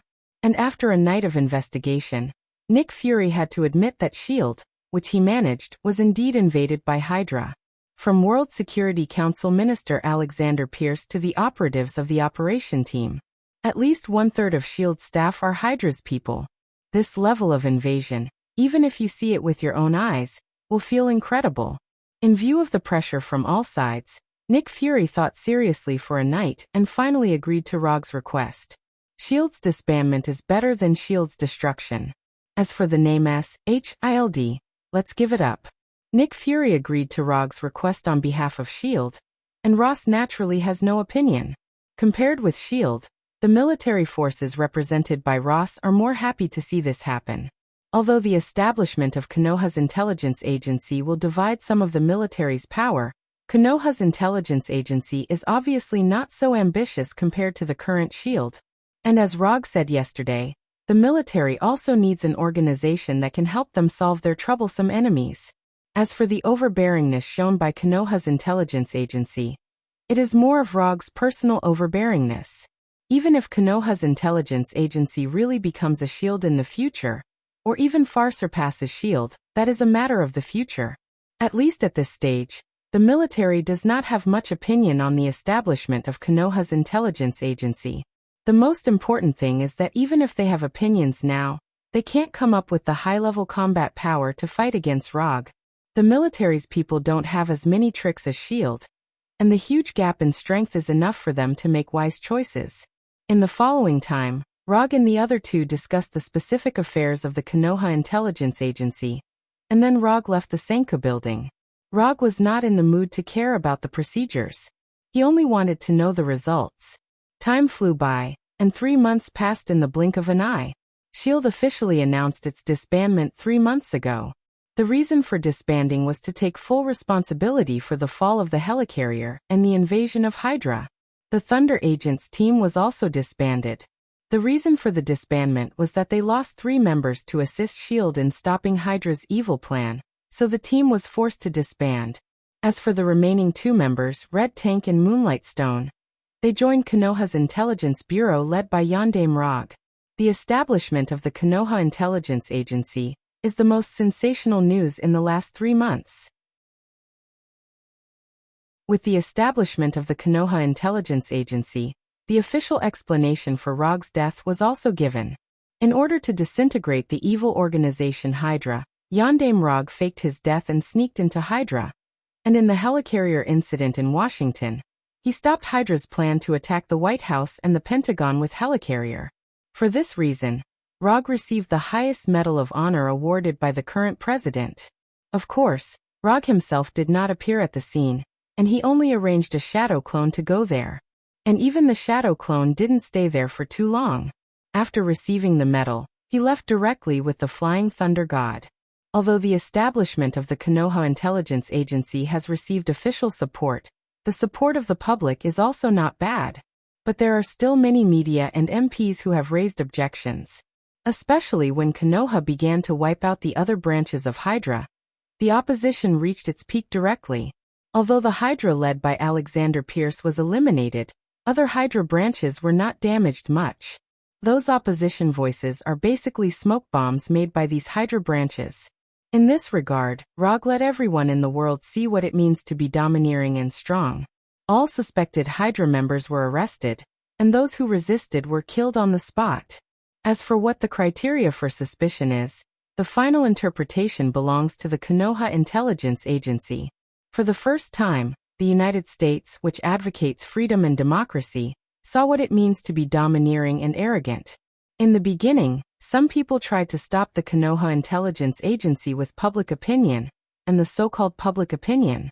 But after Konoha's action team performed several missions, everything quieted down, at least on the surface. With S.H.I.E.L.D.'s intelligence network and technical support, military equipment, plus Konoha's enhanced warriors, Konoha's action team armed to the teeth was born. Roger did not accept all the S.H.I.E.L.D. agents and Thunder Secret Service personnel. Most of the people who were left behind were logistical technicians. As for the combatants, the entire Konoha Intelligence Agency added up to only 100.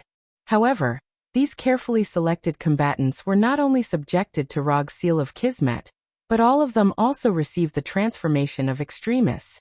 Punisher, Abomination, Red Tank and Moonlight Stone, plus more than 100 Extremis fighters, swept through all the investigated Hydra strongholds. Even the Death Warrior team led by Hydra's chief male model Winter Soldier was no match for Konoha's intelligence agency. In addition to Konoha's intelligence agency, in the past 3 months, what Rog has done the most is to constantly train Sky, who has awakened as a mutant. S.H.I.E.L.D.'s obelisk has now become Rog's personal item, and Sky has successfully awakened the ability to control shockwaves with his help. After 3 months of training, the current Sky was no longer the hacker without much combat power, but a professional agent with superpowers.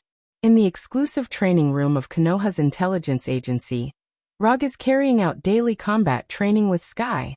Water release, Water Dragon Bullet. Fire release, Great Fireball. Rog waved his hand, and a water dragon more than 10 meters long appeared out of thin air, directly attacking Sky not far away. At the same time, a huge fireball with a diameter of more than 3 meters also flew towards Sky. Although Rog attacked casually, Sky did not dare to be careless. Faced with the incoming water dragon and fireball, Sky decisively raised her hands, and 2 invisible shockwaves gushed out from her palms and rushed directly towards the water dragon and fireball. Bang! Bang! The imposing water dragon and fireball were broken at the same time. The water dragon turned into water droplets flying all over the sky, and the fireball exploded like fireworks. Your reaction is too slow. Sky, who had broken the water dragon and fireball, just showed a smile when Rog's voice sounded behind her, and a huge force hit her back, knocking her out. Chapter 232. In order to let Sky grow up as soon as possible, Rog sometimes used a bit more strength. Of course, this strength is for Sky. For Rog, this kind of attack power is not heavy at all. If Sky had fought with Hulk, Saul, and the others, he would know what a real heavy punch was. Even so, Sky, who was hit in the back by Rog, still flew out uncontrollably. It wasn't until she flew out 5 or 6 meters that she fell heavily to the ground. After falling to the ground, Sky was lying motionless on the ground, looking like she was completely knocked out. Looking at Sky, who seemed to have fainted, Rog didn't immediately step forward, but directly spouted a flame from his mouth. Katon, Fire Dragon. The violent flame like a flying dragon flew towards Sky, who fell to the ground. The hot temperature made the surrounding air hazy. The flame of the fire dragon can be divided into 3 directions: front, left, and right to attack the enemy, and the direction of the fire dragon can be further controlled by chakra. It is an extremely difficult ninjutsu to avoid. The reason why Rog chose this ninjutsu is just in case. In case Sky really fainted, he can also change the direction of the flame for the first time to avoid Sky being hit. Although Sky was only 5 or 6 meters away from him, Rog was still very confident in his control of chakra. Sure enough, it was as he guessed. When the flame was about to hit Sky, who was lying on the ground, burst out a powerful shock wave visible to the naked eye, directly shaking off all the flame. This shock wave not only shook off the flame of the fire dragon, but also attacked Rog without any reduction in power. The shock wave came fast, but Rog's reaction was faster. The shock wave hasn't arrived yet. He had already used lightning body flicker to leave the place. The powerful shock wave passed through the weak electric current left by him when he used lightning body flicker, and hit the wall dozens of meters away. Boom! The wall hit by the shock wave exploded like it was hit by a missile. The broken bricks splashed everywhere. Sky, who had just got up, didn't have time to turn around. Rog suddenly appeared in front of her. The power of the attack is not bad, but it's best not to have the idea of playing dead in a fight. Most enemies like to use bullets to confirm the target's life or death, so playing dead can easily become a real death. Although Sky has awakened her superpower, her actual combat experience is almost 0. This is the reason why Rog is willing to train her for a period of time every day. Letting Sky be the only one in charge of intelligence gathering was a classic waste of resources. Before, he didn't ask her to go out in the field because she doesn't have enough power to protect herself. Let's stop here for today. If you still want to train, you can look for Frank. He should be in the base right now. After that, Roger left the training room and returned to his office. Haven't found the whereabouts of Baron Straken's scepter? Glancing at the report in his hand, Rog asked the assistant beside him without raising his head. Hokage-sama, we have cleaned up all the Hydra strongholds provided by the intelligence department, and for the time being, we have not found the whereabouts of Baron Straken's scepter. After Erika's death, Rog had to find a new assistant. His current assistant is a former S.H.I.E.L.D. agent named Sharon Carter. Sharon Carter didn't have any superpowers, and he wasn't a special assistant before. He was S.H.I.E.L.D.'s Agent 13. The reason why he chose Sharon Carter as his new assistant is purely because her surname is Carter. Yes, Sharon Carter is the niece of Peggy Carter, the first love of the American team captain Rogers. If Rog hadn't crossed over, Sharon Carter might have become Rogers' new girlfriend after a while. However, before this emotional line of Rogers began, it was completely cut off by Rog. Superheroes are going to save the world. How can they be distracted by such trivial things as love and love? Let the intelligence department continue to investigate, especially the base in Sokovia, carry out a carpet search again. On the surface, most of Konoha's intelligence agency is dealing with Hydra all over the world. But in fact, Rog focused his investigation on Loki's scepter and Baron Straker. However, because this butterfly from another world was fluttering more and more, the future in his memory was also changing crazily. For example, Baron Straken's scepter, who should have been in Sokovia, are missing. He wasn't particularly concerned about where Baron Straker and Loki's scepter had gone. What he cares about is whether Scarlet Witch Walter has appeared now. Scarlet Witch Walter is the key to opening his Manjikyu Sharingan. Without Walter, he can only choose to exchange Manjikyu Sharingan from the system. That's 300 ninja coins. Wasting 300 ninja coins just for a chance to open the portal is not worth it at all. So he will never choose to exchange from the system until the last moment. Walter is his first choice.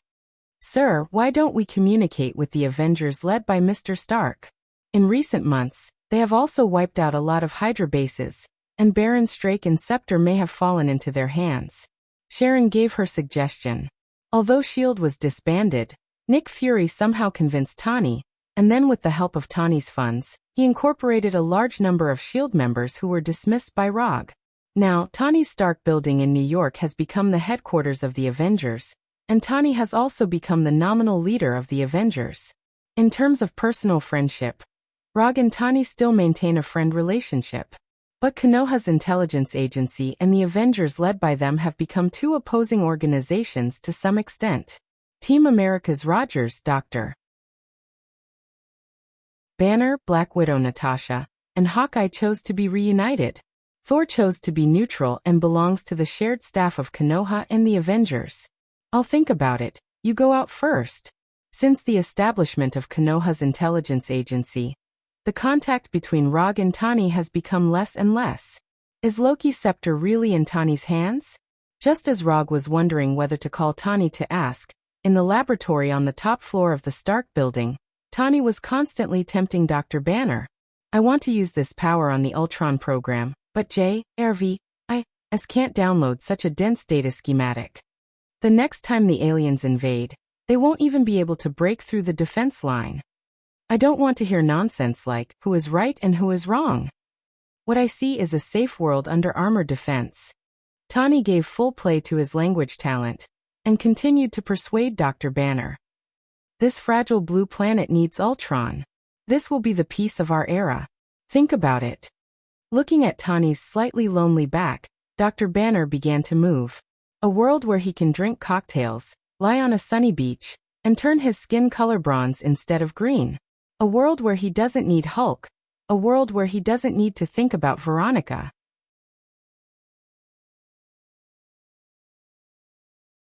Chapter 233. Rog didn't know what happened on the top floor of Stark building. After thinking about it for a few minutes, he finally didn't call Tani. Anyway, he has waited for so long, and it doesn't matter if he waits a little longer. After making up his mind, Rog used the phone on his desk to give new instructions to Sharon Carter. Search for the whereabouts of Savant Maximov and Pietro Maximov with all their strength. As for the whereabouts of Baron Straker and Loki's scepter, they don't need to worry about it for the time being. As long as they can find Walter, everything else is a bonus.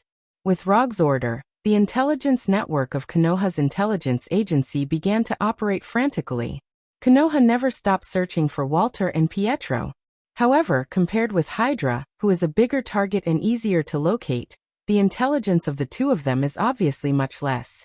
Time passed day by day, and after 3 days of sleepless searching, the intelligence department finally gave a slightly valuable piece of information.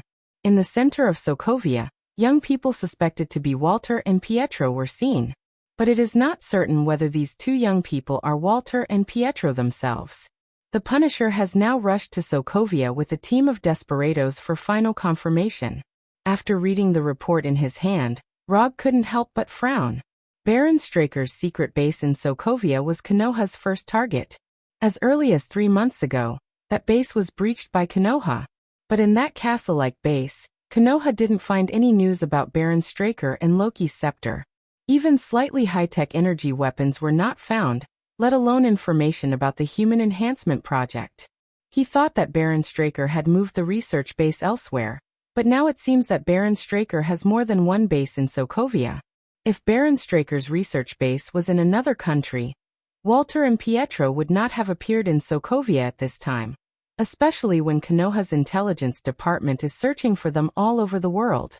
Although Konoha Intelligence Agency is a new organization that has been established for more than 3 months, the predecessor of Konoha Intelligence Department is the SHIELD Intelligence Center.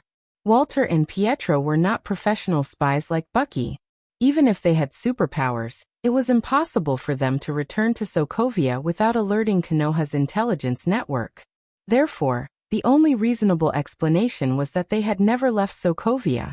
Go and check if the Avengers have carried out any missions near Sokovia recently. If Fu Lien had just recently carried out a mission in Sokovia, then everything would make sense. Baron Straker had more than one secret base in Sokovia. One of them was destroyed by Konoha, but there was no useful information in it. However, the Fu Lien discovered the remaining secret base of Baron Straker, and recently destroyed this secret base that wasn't in Konoha's information. Because the base was destroyed, Walter and Pietro, who had been searching for 3 months, appeared in the center of Sokovia at this time. Within a few minutes, Sharon obtained the complete mission records of the past month from the intelligence department. Of course, this was only what Konoha's intelligence department could investigate. As for whether or not the Avengers had secretly done other missions, only the members of the Avengers knew about this. Just as he guessed, the Avengers had carried out a secret mission in Sokovia a few days ago. As for the specific content of the mission, Konoha's intelligence department did not find any more information. The only thing that could be confirmed was that the 5 superheroes in the Avengers had participated in that mission. Have Moonlight Stone and Abomination bring 2 teams of desperados over to assist the Punishers in capturing them. Try to be gentle when capturing them. Don't hurt them. After looking at the time of the Avengers operation, Rock could basically confirm that it was Walter and Pietro who had appeared in Sokovia. Sharon passed down Rog's order. However, not long after Sharon left the office, Rog's private phone rang. This was the private phone he had always used. Other than a few people who were close to him, not many people knew his number. The number that appeared on the screen was a number he had never seen before. Mr. Mr. Stark is in danger. Please take care of Mr. Stark. Rog was no stranger to the voice on the phone. It was Jarvis's voice. However, compared to the previous Jarvis, the current Jarvis seemed to have a system failure. He spoke intermittently. What happened? Ultron. Ultron. Before Jarvis could finish speaking, the phone was hung up. If it were anyone else, they might be confused. However, for Rog, who had seen the future, Jarvis had given him enough information. Under his changes, the future of this world had changed a lot, but Tani still managed to get Ultron out in the end.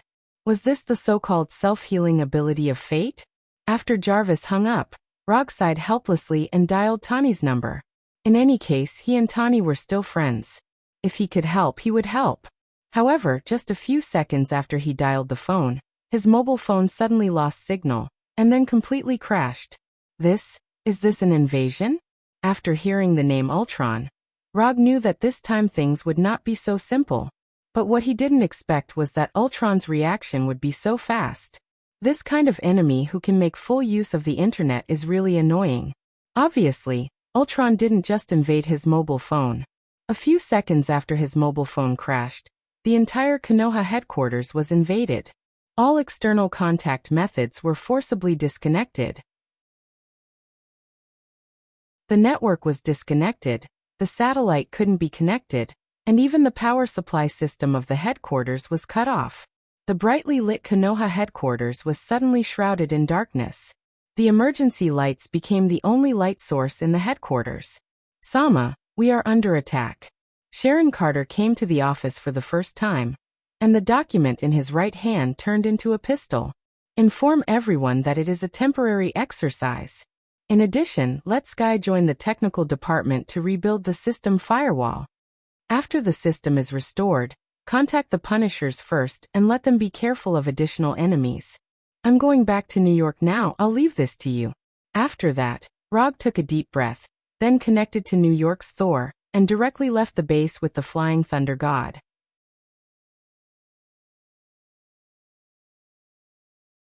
Chapter 234. Rog has no interest in Ultron. Similarly, he has no interest in the genjutsu that combines J.R.V.I.S. and the Spirit Gem. In fact, he was only interested in Walter and the Soul Gem.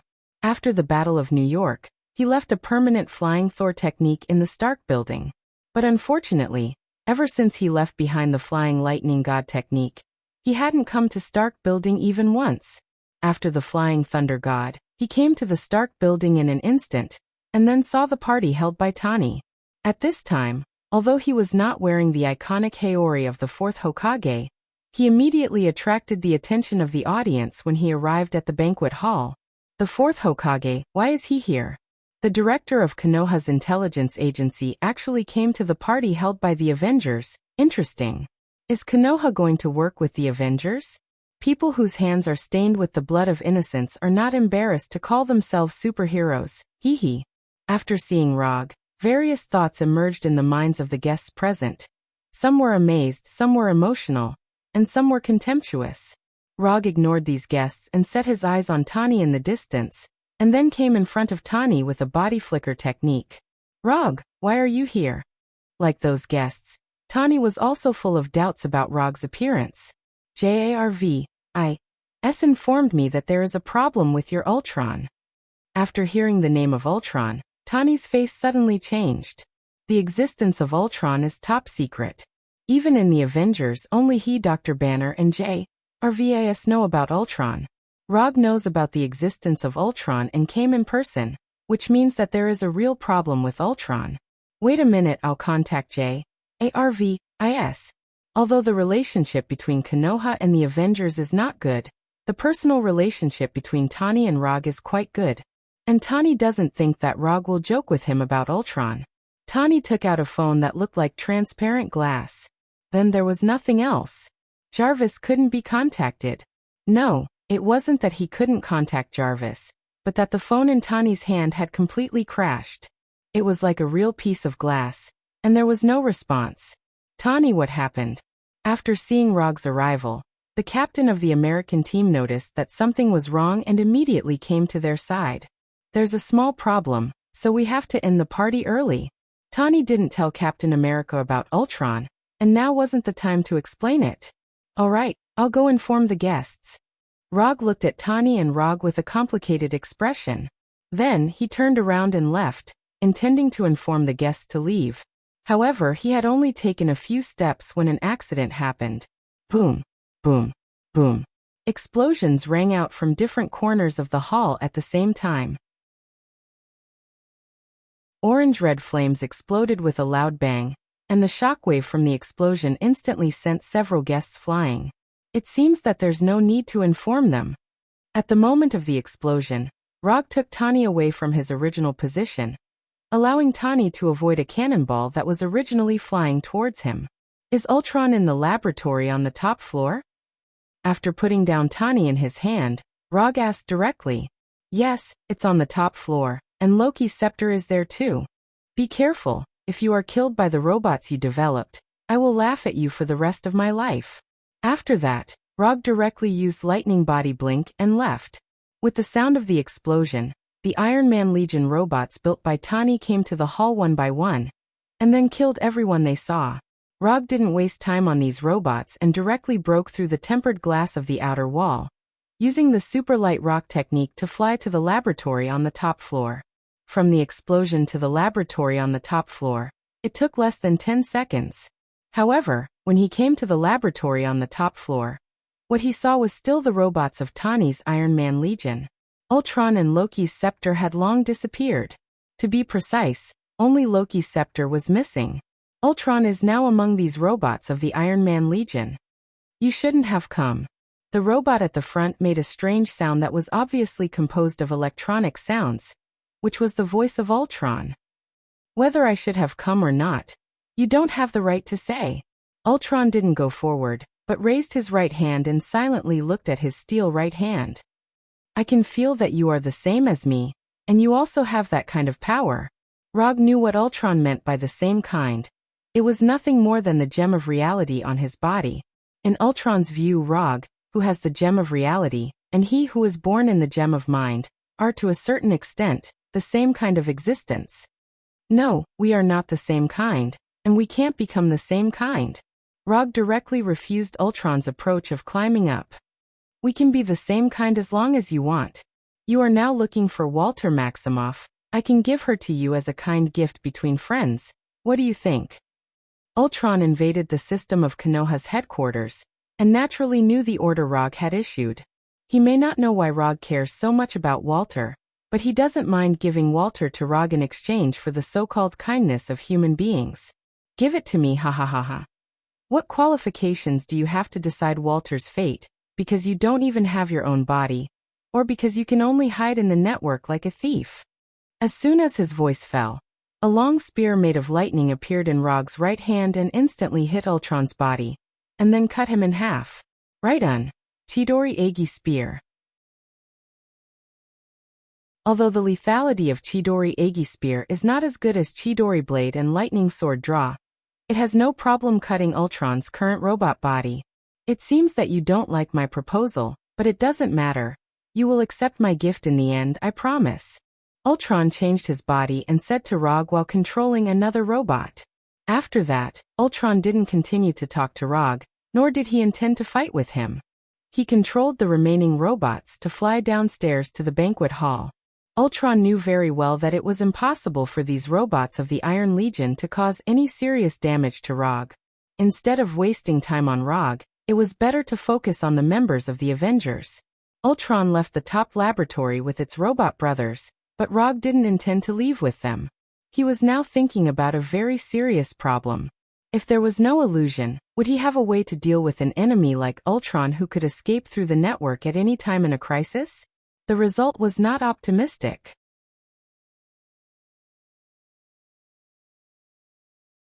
Chapter 235.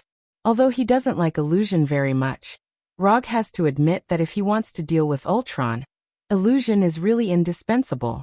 Without illusion to destroy Ultron's networking mechanism, even if they can destroy all of Ultron's bodies, Ultron can still escape through the network. Unless they can paralyze the entire world's network, there is really nothing they can do to Ultron. Forget it, let it be born. It's just a robot, even if it has a spirit gem. It is absolutely impossible for it to be his opponent. As a former little white dragon in the waves, Rog still had this much confidence. After putting down his worries about illusion, Rog used the super light rock technique to fly back to the banquet hall below. At this time, the banquet hall was completely different from before. Although the party was still going on, it was no longer a cocktail party, but a battle party where one's life could be in danger at any time. Tony had never thought that there would be a day when he would fight against the Steel Legion that he had built himself. What he didn't expect was that without JRVIS, he couldn't even summon the battlesuits in the hangar. If he hadn't received some combat training before, he would have been tortured to death by the Iron Soldiers of the Iron Man Legion. Tony wants to resist, but he doesn't have enough strength. On the contrary, Dr. Banner has enough strength, but he doesn't dare to resist too fiercely. Hulk's power is unquestionable, but if Hulk comes out in such a place, who knows what kind of trouble Hulk will cause? Banner can use Hulk's power to some extent, but that's only if Hulk is willing. If Hulk is not willing, even if Banner kills himself, Hulk may not be willing to come out. Fortunately, even if Banner does not participate in the battle, there are enough combatants on the scene. Black Widow Natasha is staying with Banner at this time. The pistol in her hand is constantly shooting at the Iron Soldiers in the distance. Compared with Natasha, who is hiding behind the bar and shooting, Captain Rogers' battle is obviously more wild. Captain America rushed directly to one of the Iron Soldiers, and directly played hand-to-hand combat with the Iron Soldier. Flesh and blood against the enemy of iron. Only Captain America, who had strengthened his body to the limit of a human, could do something like this. Hawkeye Barton and Tawny didn't stay idle after Captain America tangled with an Iron Soldier alone. They picked up the tools beside them and started their own counterattacks. In addition, Agent Hill, Colonel Rhodes, Falcon Sam, and the others were also constantly attacking the enemies. All in all, although the members of the Avengers did not have any handy weapons, they all displayed decent fighting strength. Tony, in particular, rushed forward with a barbecued meat pitchfork, jumped behind one of the Steel Soldiers, and stabbed the pitchfork in his hand into the Steel Soldier's neck. As the designer and creator of the Iron Soldiers, Tawny clearly understood these Iron Soldiers the best. Tawny was now very glad that he did not equip too many weapons on these Iron Soldiers. Other than the arc pulse cannon in his palm, only a few Iron Soldiers were equipped with small missiles. After the crazy bombardment just now, most of the small missiles on these Iron Soldiers have been consumed. Rog came to the battlefield-like banquet hall, but he had no intention of making a move. Unless Tawny's life was really in danger, he wouldn't make a move. And he didn't make a move for the Avengers, it was purely for JARVIS. Chose to inform him immediately after being threatened by Ultron. This kind of behavior touched him. Although JARVIS was not a real person, Rog didn't mind treating JARVIS as a real friend. The battle in the hall continued, but the members of the Avengers had gradually adapted to the threat posed by the Iron Soldiers, and their counterattacks were getting fiercer and fiercer. The strength of the Iron Soldiers was far inferior to that of the Avengers. If they hadn't caught the Avengers off guard, these Iron Soldiers would have been wiped out by the Avengers in a short time. Just as Rog was admiring the brave battle of the Avengers, he suddenly saw one of the Iron Soldiers walking towards Dr. Zhao Hailuan, who was squatting next to the piano. Dr. Zhao Hailuan was the only non-combatant present, and Dr. Zhao Hailuan was one of the key figures in the birth of illusion. Without Dr. Zhao Hailuan's cradle of life, illusion's body wouldn't have appeared at all. In addition, Dr. Zhao Hailuan was also a temperamental beauty with good looks and a good figure. Therefore, Rog raised his hand and unleashed a thunder palm. 5 or 6 lightning bolts gushed out of his palm and directly attacked the Iron Soldier in front of Dr. Zhao Hailuan. Boom! Without any suspense, the Iron Soldier hit by the thunder palm instantly exploded and turned into pieces of wreckage flying in all directions. Rog's move immediately attracted the attention of Ultron and the Avengers.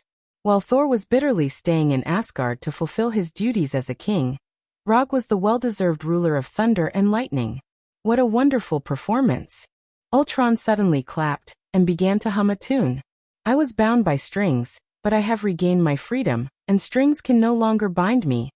Ultron stopped controlling the other Iron Soldiers and let the Avengers destroy them. To him, these Iron Soldiers were nothing more than puppets.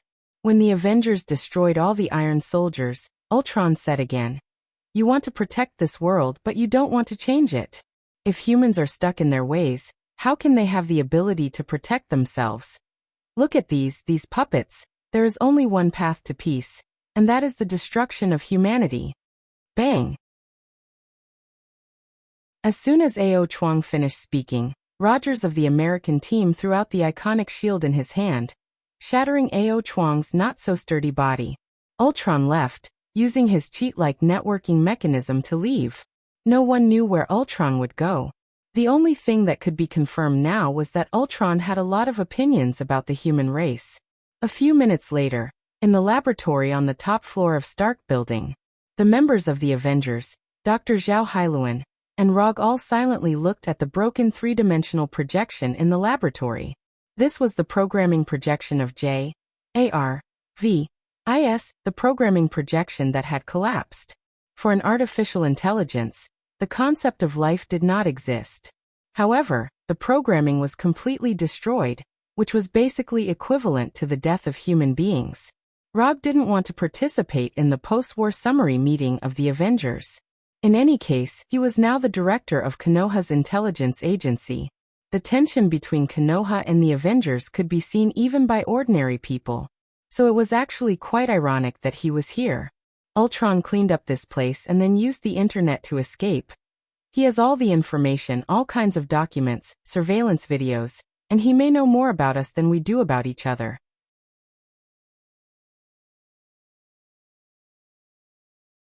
Chapter 236. The members of the Avengers were all discussing Ultron. For example, J.A.R.V.I.S. is the first line of defense. What to do if Ultron gets the nuclear weapon password, how to deal with another alien invasion, and so on. In the end, this post-war summary meeting became a battle of ideas.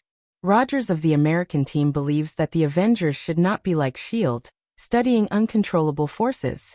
Tani believes that they need all the power they can use to fight against the alien enemies who are eyeing the Earth. The last Battle of New York is a good example. Then how do you think we should face it this time? Tani asked Rogers. Unity. Captain America gave his answer. We will lose. Tani asked. Then we will fight side by side. Captain America still gave the same answer.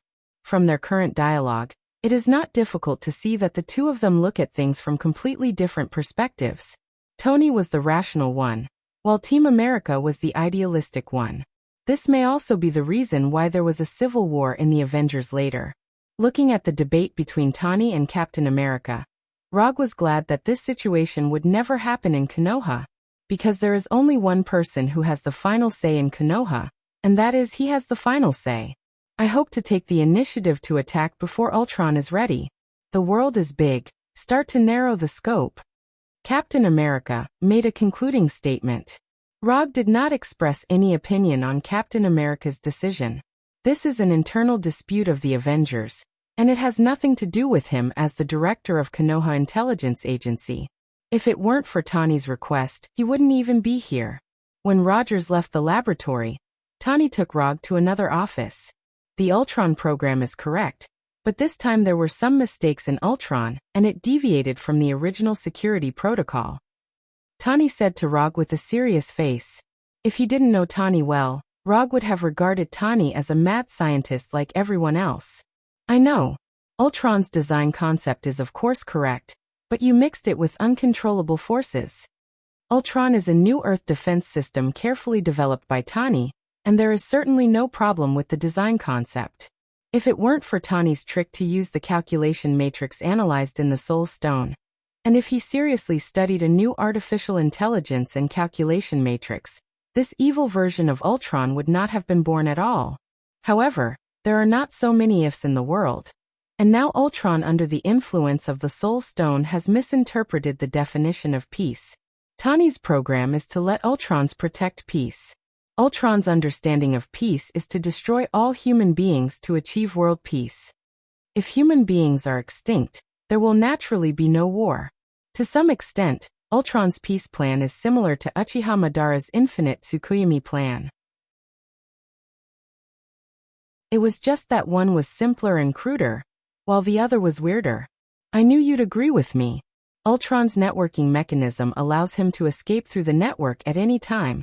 So in order to eliminate him, we need a brand new perfect Ultron.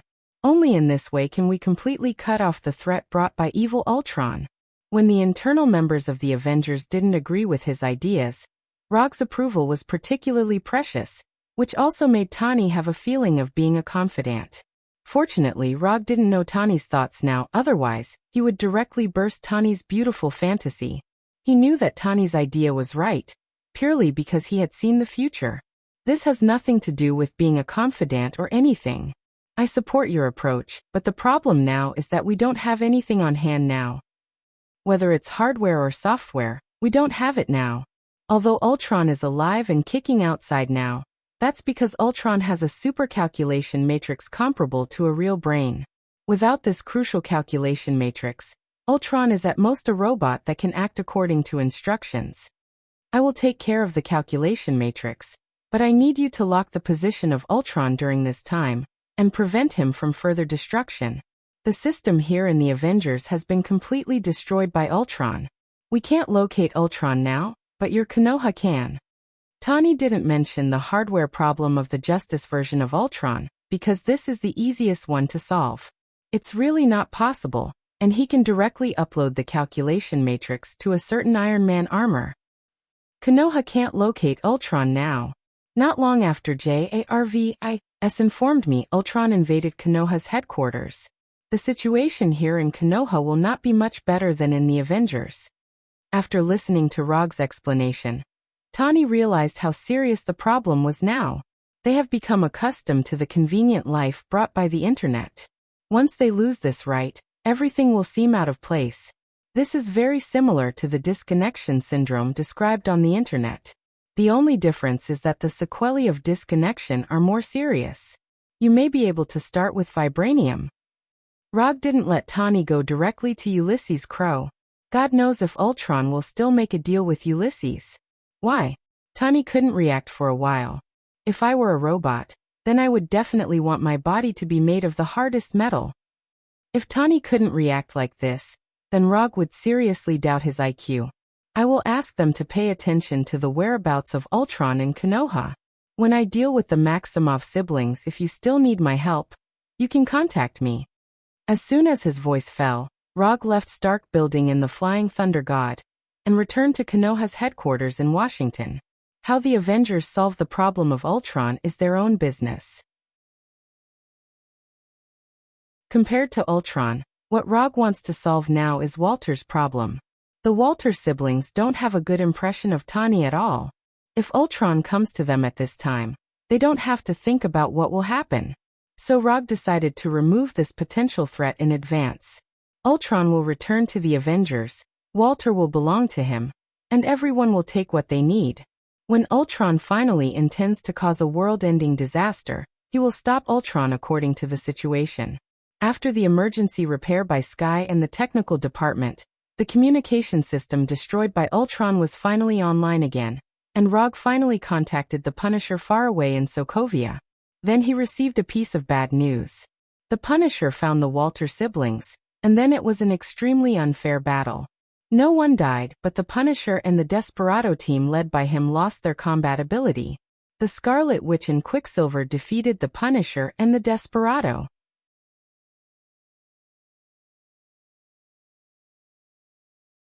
Chapter 237. The Punishers and the Desperados were no match for the Wanda siblings, and Rog was already mentally prepared for this.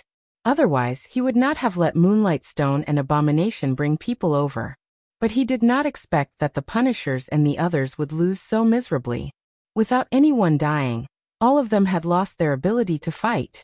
This was much more difficult than severely injuring the enemy. After ending the call, Rog did not hesitate, and began to sense the Flying Thor spell on the Punishers.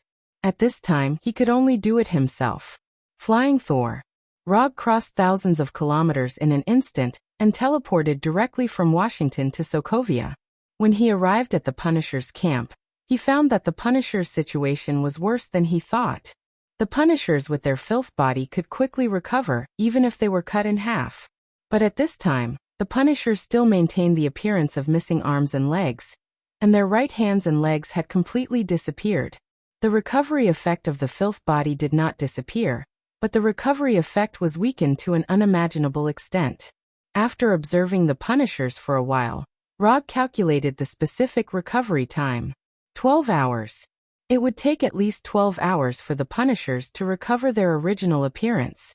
Apart from the Punishers, the Desperados were not any better.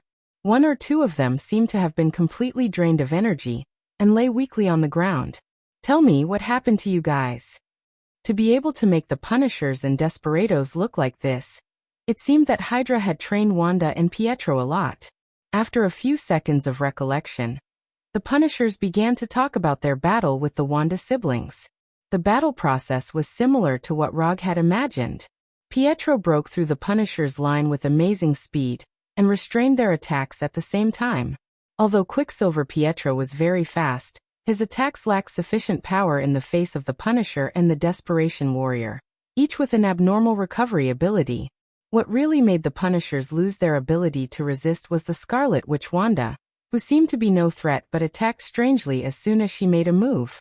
In the beginning, Wanda only controlled the Scarlet energy to attack them, or to confuse their minds from time to time. But when she discovered that the Punisher could quickly recover, she gave the Punisher an unexplainable energy attack. After being struck by the Crimson energy, the Punisher's recovery ability became extremely slow. In the end, the Punisher and the others lost their ability to fight, and the Walter siblings won. After listening to the Punisher's explanation, Rog let out a sigh of relief. When he'd first contacted the Punisher, he'd thought that Walter had already obtained chaos magic and the ability to modify probabilities. That was why he'd been able to defeat the battle-hardened Punisher so easily. But now, it seemed that Walter's ability had not improved to the terrifying level it would become in the future. The lack of chaos magic and the ability to modify probability was a good thing. This was a good thing for Rog and the entire world. After Moonlight Stone and Abomination arrive, you guys can return to the headquarters together. I'll take care of the matters here. After that, Rog left the campsite and walked towards the city. On the way to the city, he kept thinking about how to deal with Walter and Pietro. Using force to persuade them was not a wise idea. Moreover, it would push Walter and Pietro completely to Ultron's side. The Walter siblings were not interested in destroying the world, but they were very interested in taking revenge on Tani. Or rather, that was their only goal now. Sokovia was not a big city. It had a typical Eastern European style. Before entering the city, he used Chakra's sensing ability to sense the entire city. Sokovia was not an international metropolis like New York. There were not many people living here.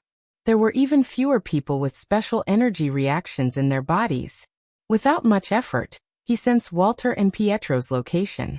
Just as he confirmed Walter's location, Walter also sensed his arrival. Reverse positioning. Since when did she have this ability? Rog did not remember that Walter had the ability to reverse track people. Or rather, in his memory, Walter did not have any sensing ability at all. Could this be the aftereffect of the change in the timeline? Rog had planned to have a friendly first contact with Walter and Pietro, but now it seemed that his plan had been ruined before it could be carried out. In his senses, Walter and Pietro were quickly leaving the city, retreating at a speed far faster than normal people. After sensing that Walter and Pietro were retreating, Rog did not chase after them immediately. Instead, he began to calculate Pietro's current speed. He did not know if it was because Pietro had not reached his maximum speed yet, or because he had Walter with him, but his current speed was not very fast.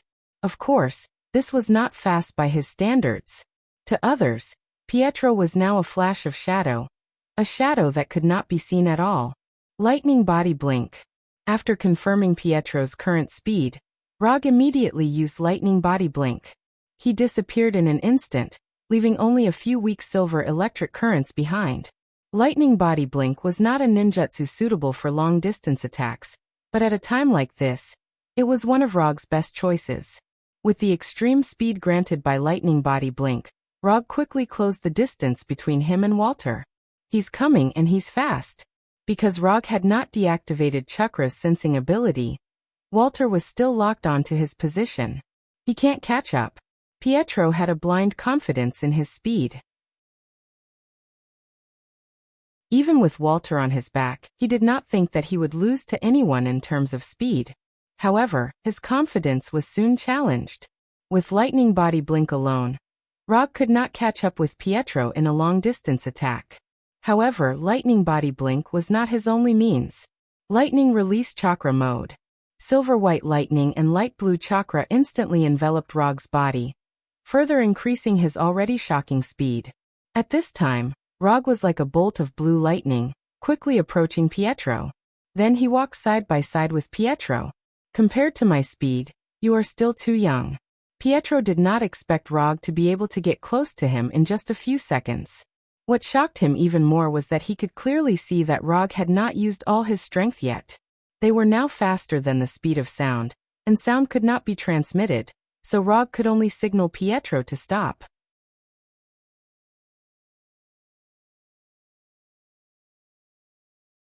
Chapter 238. After seeing Rog's gesture, Pietro not only had no intention of stopping, but he began to accelerate further, trying to get rid of Rog completely. Roger couldn't help but be taken aback when he saw how Pietro was squeezing out his own potential as if his life depended on it. What's wrong with young people nowadays? Are they so competitive? Although he thought so in his heart, his body consciously followed her. Whether it's speed or endurance, he has never been afraid. In the past, he also relied on his speed to become a ninja. Although he has mastered more and more ninjutsu, his fighting style has become more and more violent. However, speed had always been his forte. It has always been me who uses speed to get rid of others. No one has ever been able to get rid of me with speed. Rog once again increased the output of chakra, and in the blink of an eye, he caught up with the accelerated Pietro. Whether it's Pietro or Walter, they are far from reaching the limit of their abilities. In other words, they are just children, who have just awakened their abilities. Although it's a bit unkind to bully children, it depends on who the child is. Since mastering the ability to move at high speed, it's the first time Pietro has met an enemy like Rog who also has the ability to move at high speed. For a long time, Hydra's combat training for him was based on the premise that his speed was far superior to the enemy's. This also directly led to Pietro not knowing how to deal with Rog, whose speed was no worse than his own. So he instinctively chose to keep running. Run faster. Just a little faster. Be faster. Pietro, with Walter on his back, ran like a crazy bullet out of a gun. He didn't know where he was going, and he didn't know how long he had to run. The only thought in his mind now was to run, run, run until the end of time, run until he completely got rid of Rog. However, he soon found that no matter how fast he accelerated and how hard he tried, Rog was like his shadow, always following him. Pietro started to really play with his life. In the beginning, Pietro would leave a flash of silver light in people's eyes.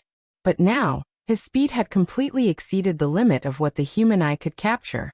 Under the immense pressure brought about by Rog, Pietro broke through his original speed limit and entered an even faster realm. At this time, Pietro felt as if he had entered a slow-motion world. Everything in the world had slowed down. The dancing insects seemed to be frozen in the air, and the water droplets dripping from the tips of the leaves also stopped in the air.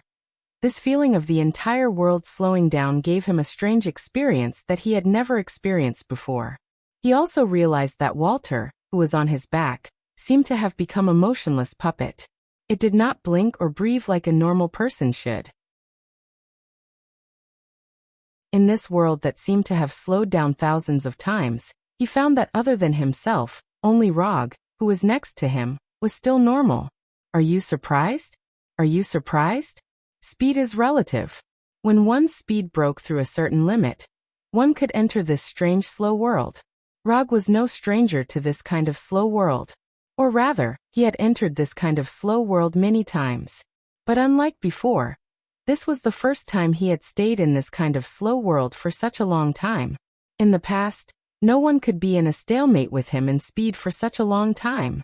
Even Alan Warnerheim, who had inexplicably awakened the power of speed, did not compete with him for such a long time. After Rog gestured for Pietro to stop for the second time, Pietro finally began to slow down. Finally, he stopped running this ultramarathon for who knew how long. After stopping, Pietro put Walter down and put his hands on his knees, panting heavily. This was definitely the craziest run he had ever run in his life. He even felt that his heart was about to stop working. Compared to the exhausted Pietro, Rog was clearly in a much better state. Other than breathing a little faster and using chakra a little more, he did not change much. Bang! 3 clouds of white smoke appeared in front of Rog. The moment the smoke exploded, Pietro and Walter became extremely nervous. Don't be so nervous. After the smoke dissipated, 3 bottles of mineral water floated in the air. When the mineral water was about to fall to the ground under the influence of gravity, Rog first threw 2 bottles to Pietro and Walter, then grabbed the last bottle. Drink it. This is ordinary mineral water from the supermarket. It's not poisonous. Seeing that Pietro wanted to drink but did not dare to, Rog explained. After hesitating for a few seconds, Pietro finally opened the bottle in his hand and drank the whole bottle in a few gulps. Walter had no idea what was going on. Her memory was still stuck at the time before Pietro entered the slow world.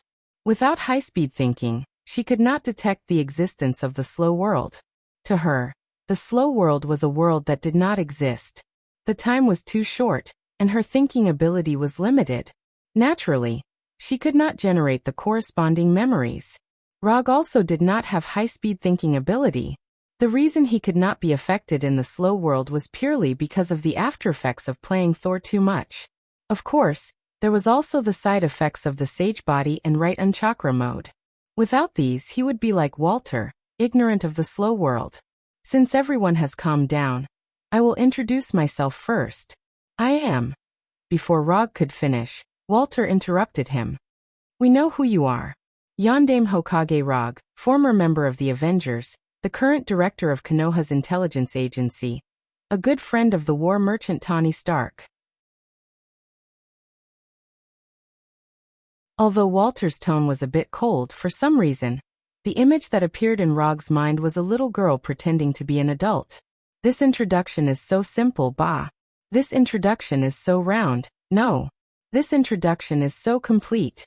Yes, complete, very complete. After suppressing the messy thoughts in his mind, Rog's normal thinking finally came back. Since you all know, then I'll be straightforward. I am very optimistic about the two of you. If you are interested, I intend to invite you to join Konoha's intelligence agency. Also, although my personal relationship with Tani is not bad, I personally strongly condemn Stark Industries' previous behavior of selling weapons. I am a lover of peace. Strictly speaking, Rog is indeed a lover of peace. It's just that the standard of peace in his mind may be somewhat different.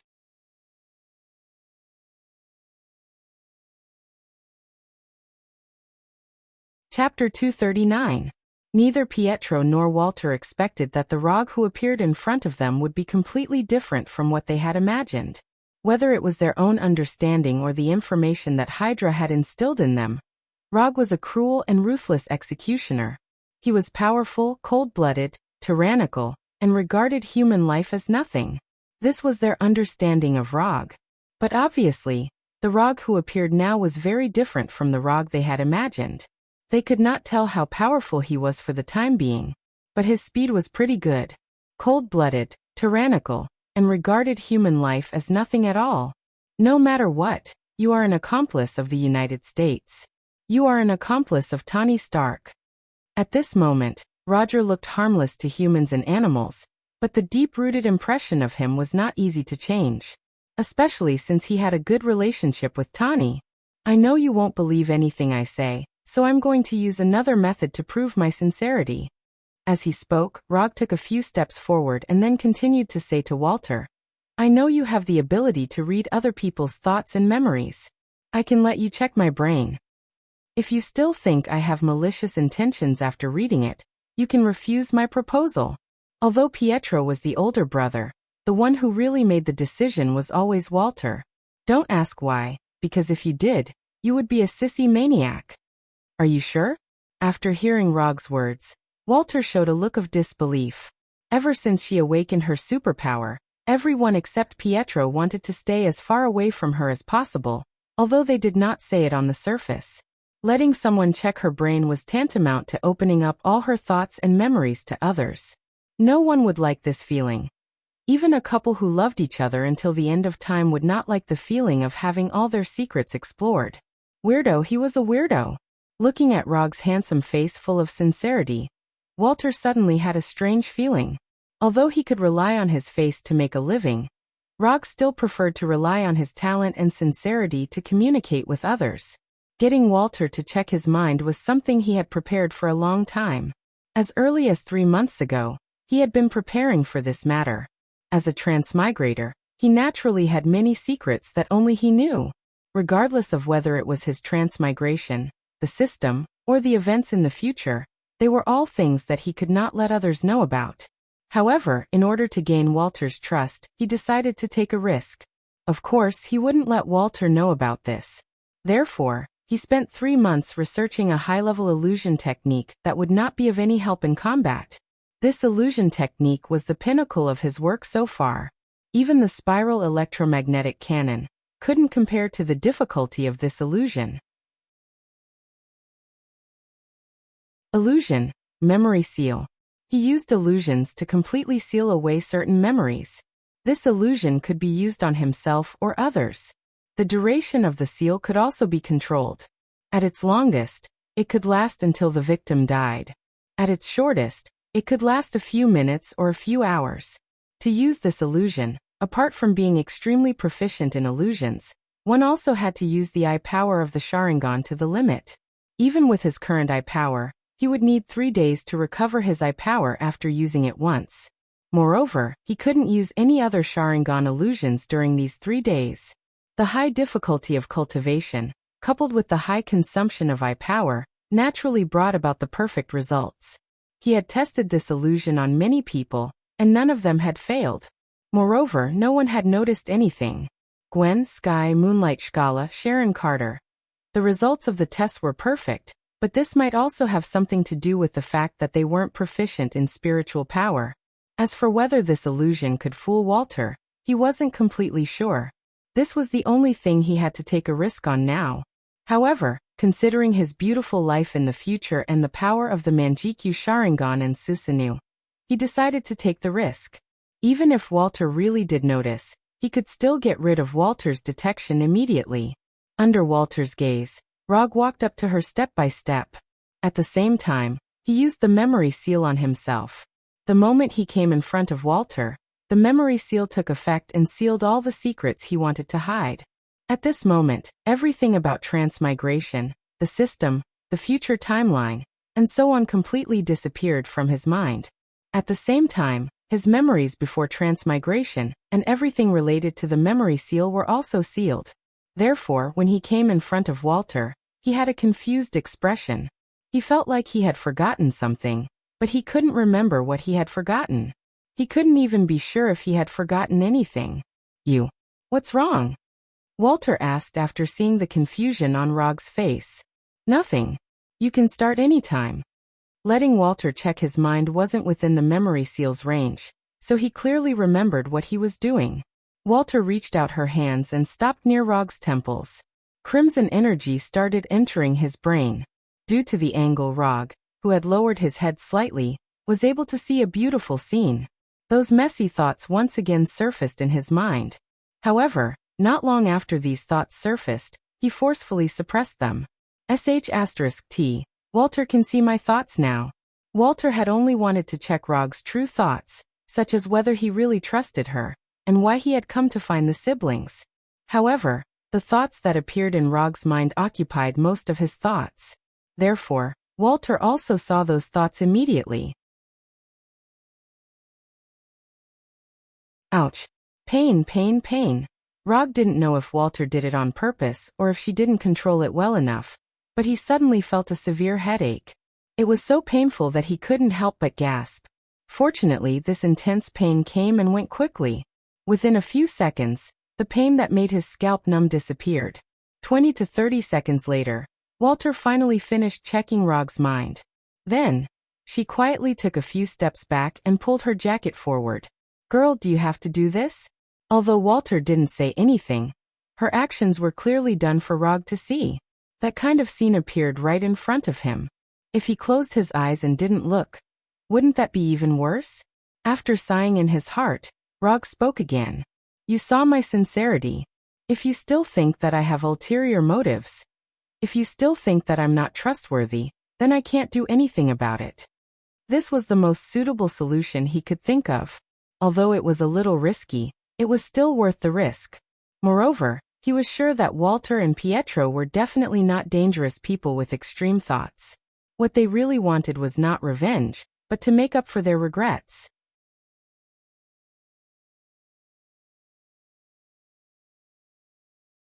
Chapter 240. The sad memories left behind in childhood will not disappear slowly with time, but will subtly affect people's lives. Happy people are healed by childhood all their lives, and unfortunate people are healed by childhood all their lives. Walter and Pietro were obviously the latter. The weapons produced by Stark Industries left them with an indelible sad memory. Because they were unable to change the past, they shifted the target of their hatred to the weapons of Stark Industries, and to Tony Stark himself. This hatred should not fall on Tony. Although this has something to do with him, he is not the most important part of it. It's like the murderer bought a pistol in a gun shop and used it to kill some innocent civilians. The victims who have lost their loved ones can of course choose to take revenge on the murderer, but the target of revenge should be the original murderer, not the gun shop or the owner behind the gun shop. If the gun shop violates some rules in the process of selling guns, the gun shop can of course be included in the target of revenge. But as far as Rog knows, it was not Tawny who sold the missiles but Obadiah. That's right, it was Obadiah, Ironmonger's controller, the bald fatty. So Rog understands Walter and Pietro's hatred for Tawny, but he doesn't agree with their approach. Walter should have seen his thoughts when he probed his brain just now. Pietro did not speak as he did not know what Walter saw in Rog's brain.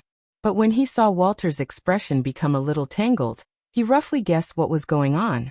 As an elder brother who had grown up together, he could roughly tell what his younger sister was thinking. Walter and Pietro are not bad people, or they are not bad in nature. If they really had that kind of desperate revenge idea, they would not have stayed in Sokovia after the Avengers destroyed the Hydra base. With the strength of the two of them, if they want to go to the United States to secretly carry out some terrorist attacks, although it is not as simple as drinking water, it is not difficult. If you don't have any other plans for the time being, you might as well come back to Konoha with me for a while. As for what this world is like, I hope that you can see it for yourselves and experience it for yourselves instead of letting others tell you what this world should be like. If you want to leave at that time, I definitely won't stop you. How about it? At that moment, Rog used an escape technique that was not recorded in the system but was extremely powerful. It was the mouth escape technique. As for whether his verbal escape technique would be as effective as Crown Prince Ming's, that would depend on the heavens. Crown Prince Ming can persuade Nagato to make the world feel pain by using words. Rog did not expect his verbal skills to be that powerful. He would be satisfied as long as Walter and Pietro accepted his suggestion. To change a person's mind, It would take time to slowly polish it. Just like what some people said. This required constant effort to penetrate the stone, explain the profound in a simple way, exert oneself to the utmost, stop the action with silence, and make use of every opportunity. Only then would one be able to take the winding path to the nether, know the root of the matter, and finally achieve success in one shot. To put it simply, this was no ordinary matter. Of course, Rogue could also choose a simpler method. First exchange for Manjikyu Sharingan, then exchange for Kodo Amatsukami, and finally give each of Walter and Pietro a chance to use Kodo Amatsukami. But he couldn't think of this method now. All his memories related to the system were sealed by himself. At least for a few hours, he wouldn't remember anything related to the system. And even if he remembered, it was unlikely that he would do so. The reason was simple, and it could be summed up in one word. Poor. The exchange price of Manjikyu Sharingan and Kodo Amatsukami was not ordinary. This was temporarily, no, it should be something that he could not think about for a long time. And with Walter, why would he use ninja coins to exchange for Manjikyu Sharingan? Wouldn't it be better to keep it for other things? Walter and Pietro discussed seriously for a few minutes, and then gave an answer that made him indifferent on the surface, but his heart was already turbulent. They agreed to Rogue's proposal, and were willing to go back to Konoha with him for a while. However, they did not agree to join Konoha's proposal. This was not a problem for Rogue at all. Joining Konoha was not the point at all. Since you have decided, let's go back now. After that, Rogue came directly in front of the two of them, and put his hands on their shoulders. Don't be nervous, we will be there in the blink of an eye. Roger noticed Walter's trembling body, so he explained, that's right. Flying Thor Jutsu. After connecting to the Flying Thor Jutsu at Konoha's headquarters, Rogue took Walter and Pietro across thousands of kilometers in an instant, and directly returned to his office in Konoha. Here is Konoha. I will arrange a place for you to live and give you permission to go to any area. The information and items that would be left in Konoha's headquarters were not important to Rogue, so he didn't have to worry about Walter and Pietro seeing or finding something that they shouldn't see. After receiving Roger's notice, Sharon Carter, who was wearing a professional office lady suit, walked in. However, the moment Walter saw Sharon Carter, Rogue noticed that Walter's expression seemed to have changed. She didn't see those memories just now, did she? Rogue suddenly felt guilty. However, as an elite who had been on the battlefield for a long time, he certainly wouldn't panic because of such a small matter. Carter, arrange a place for them to live and give them the highest level of pass. After arranging things for Walter and Pietro, Rogue leaned back in his chair and looked up at the ceiling. Walter and Pietro were temporarily settled. As long as they didn't meet with Tani during this period of time, there shouldn't be too much of a problem. As for Ultron, this was the Avengers' job. When the Avengers couldn't handle it, Konoha could intervene. Since that was the case, there was only one main task left for him to do. Activate his Manjikyu Sharingan. After waiting for so long, it was time to upgrade the parts. However, before activating the Manjikyu Sharingan, he still needed to make some additional preparations. And for some reason, he always felt that he seemed to have forgotten something very important, but he couldn't remember what it was at all. Strange.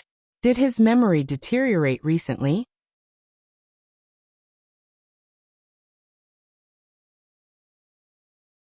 Chapter 241. It wasn't until the next day that the effect of the memory seal finally disappeared, and Rogue, who had been wondering if he had aged prematurely, breathed a sigh of relief. For the next few days, he basically accompanied Wanda Pietro to experience the real world. During this time, Pietro didn't give up and had another speed competition with him. This time, he didn't use right Unchakra mode to bully Pietro, but used the simpler and more violent Flying Thor. After quietly leaving a Flying Thor on Pietro's body, he easily won the competition, and at the same time, planted a deeper psychological shadow in Pietro's heart. In general, these days were more relaxed and happy, and Walter and Pietro trusted him more.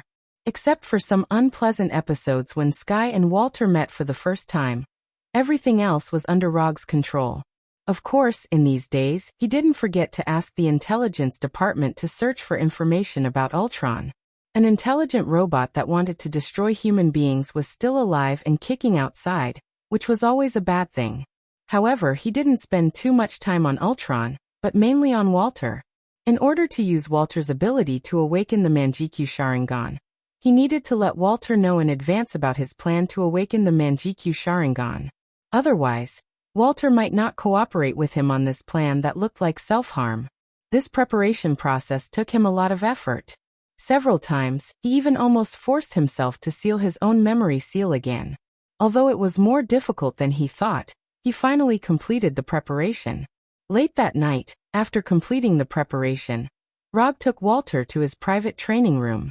In the whole of Konoha, only he had the authority to enter this training room. Even Sky, who developed the headquarters system, didn't have this authority.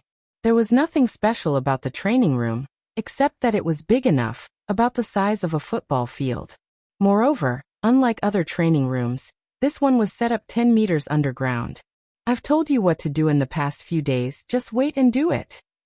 Rog looked at Walter in front of him calmly, and his tone was serious. Awakening the Manjikyu Sharingan is not an easy task. Although he had studied this plan in detail for a long time, no one could guarantee that he would be able to successfully activate the Mangekyo. Yes, Walter replied solemnly. Then let's begin. Roger sat on the floor of the training room, as if he was meditating. Then he took a deep breath. When Rog closed his eyes, Walter came behind him and placed his hands on both sides of his head. Strange crimson energy appeared in Walter's hand and slowly entered Rog's head. A few minutes later, the crimson energy in Wanda's hand gradually disappeared. Walter had already done what he needed to do. The rest was up to Rog. Looking down at the motionless Rog, Wanda hesitated for a few seconds before leaving the training room. As soon as Walter stepped out of the training room, the 10-centimeter thick alloy door closed slowly, sealing the training room completely. On the way back to his room, Walter looked up at the surveillance camera in the hallway and smiled meaningfully. Sky, who was in his room, saw Walter's smile through the surveillance screen. He snorted in dissatisfaction and turned off the screen. Roger did not ask Walter to create any scenes of the death of his beloved. He only asked Walter to trigger and magnify the negative emotions in the depths of his instincts. Anxiety, anger, sadness, jealousy, fear, and other negative emotions in the depths of human nature were all stimulated by Walter's crimson energy. They kept magnifying and distorting. It was as if Rog had completely lost his ability to think. Intense negative emotions took over his mind, and he fell into an abyss of pain that belonged only to him. Time passed day by day. Without realizing it, Rog had already stayed in the training room for 5 days. In these 5 days, Sky wanted to open the door to the training room more than once to see if Rog was doing well. However, every time she came to the door of the training room, she would see the Punisher and Abomination waiting for her. Without his order, no one was allowed to enter the training room. This was the absolute order that Rog gave to the Punisher and Abomination. Of course, just in case, he also set a deadline for himself. 15 days. If he did not come out after 15 days, the Punisher and Abomination could let someone else in. Another 3 days passed as they waited anxiously. Just when everyone thought it was going to be another peaceful day, the door to the training room was suddenly opened. The one who opened the door was none other than Rog himself. After spending 8 whole days, he finally crawled out of that damned abyss of pain and regained his rationality. When the door to the training room opened, the first to react was not the Punisher and Abomination, but Sky, who would stay in front of the door for a long time every day. "Prepare food for me, I'm starving." Roger took the initiative to speak when he saw Sky's shocked expression. What he can be sure of now is that he has successfully upgraded his 3-Tomo Sharingan to Manjikyu Sharingan. But what's embarrassing is that he still doesn't know what his Manjikyu Sharingan looks like. The reason is simple: he doesn't have enough chakra to open his Manjikyu Sharingan. Although this seems a bit funny, it really happened to him. More than half an hour later, after eating his first meal in 8 days and taking a good bath, Kuroto came to the bathroom mirror wrapped in a bath towel. After carefully looking at himself in the mirror, Kuroto took the initiative to open his Manjikyu Sharingan for the first time. Every Manjikyu Sharingan has its own unique lines, and Rog's is of course no exception. At the first second when he saw his Manjikyu Sharingan, he even wondered if he was seeing things. In general, his Manjikyu Sharingan is very similar to Uchiha Itachi's Manjikyu Sharingan, if you ignore the two concentric circles of different sizes. After carefully looking at his Manjikyu Sharingan, Rog couldn't help but frown. No matter how you look at it, this Manjikyu Sharingan is improved on the basis of Uchiha Itachi's Manjikyu Sharingan. Don't think that I can't recognize it by adding two circles. At this moment, Kuroda began to doubt whether the three-tomo Sharingan that he exchanged by the system would have familiar lines after opening.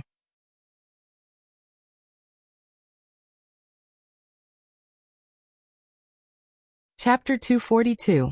After temporarily putting aside the ridicule of Manjikyu Sharingan, Rog focused his attention on the dojitsu of Manjikyu Sharingan. Every Manjikyu Sharingan awakens a powerful dojitsu. Depending on the actual situation of the eye-opener, the dojitsu awakened by Manjikyu Sharingan will also be different. For example, Uchiha Itachi, because he was good at Genjutsu and Katan, he awakened Tsukuyomi, known as the strongest spiritual attack, and Amaterasu, the most advanced ninjutsu of Katan. And Uchiha Sasuke, who was also good at Katan, also awakened Amaterasu. But because Sasuke was also good at Chakra's form change, the dojitsu awakened in his right eye can control Amaterasu's form change at will. Normally, the dojitsu awakened by Manjikyu Sharingan will be closely related to the eye-opener, and it is a qualitative improvement of the eye-opener's strength. But at this time, Rog was not very assured about his awakened Manjikyu Sharingan. The Manjikyu Sharingan pattern, which is very similar to Uchiha Itachi's, gave him some bad premonitions. After suppressing the uneasiness in his heart, he began to search for information about his Manjikyu Sharingan in his mind. Time passed second by second, and when he carefully browsed through the additional Manjikyu Sharingan information in his mind, his face became more and more ugly. He still overestimated the system's moral bottom line. But this is normal, a system that is not even willing to redesign the Manjikyu Sharingan pattern. Its bottom line can't be that high. Left eye dojitsu Tsukuyomi. Right eye dojitsu omniscient panorama. Yes, the dojitsu of the left eye is Uchiha Itachi's Tsukuyomi, known as the strongest spiritual attack. It pulls the enemy into the Tsukuyomi world and controls all the factors such as time, space, and gravity in the Tsukuyomi world. No matter how much time passes in the Tsukuyomi world, it is only a moment in the real world. If it is cracked, the caster will suffer serious backlash. The only difference is that the casting range has been increased to 20 meters. Because Tsukuyomi is a visual genjutsu, if the opponent doesn't see Manjikyu Sharingan, Tsukuyomi won't work. As long as the Manjikyu see Manjikyu Sharingan within Tsukuyomi's casting range, whether the opponent sees it through the reflection of a mirror, wearing sunglasses, or inside the armor, will be affected. Therefore, the best way to resist was to not look into Rog's eyes.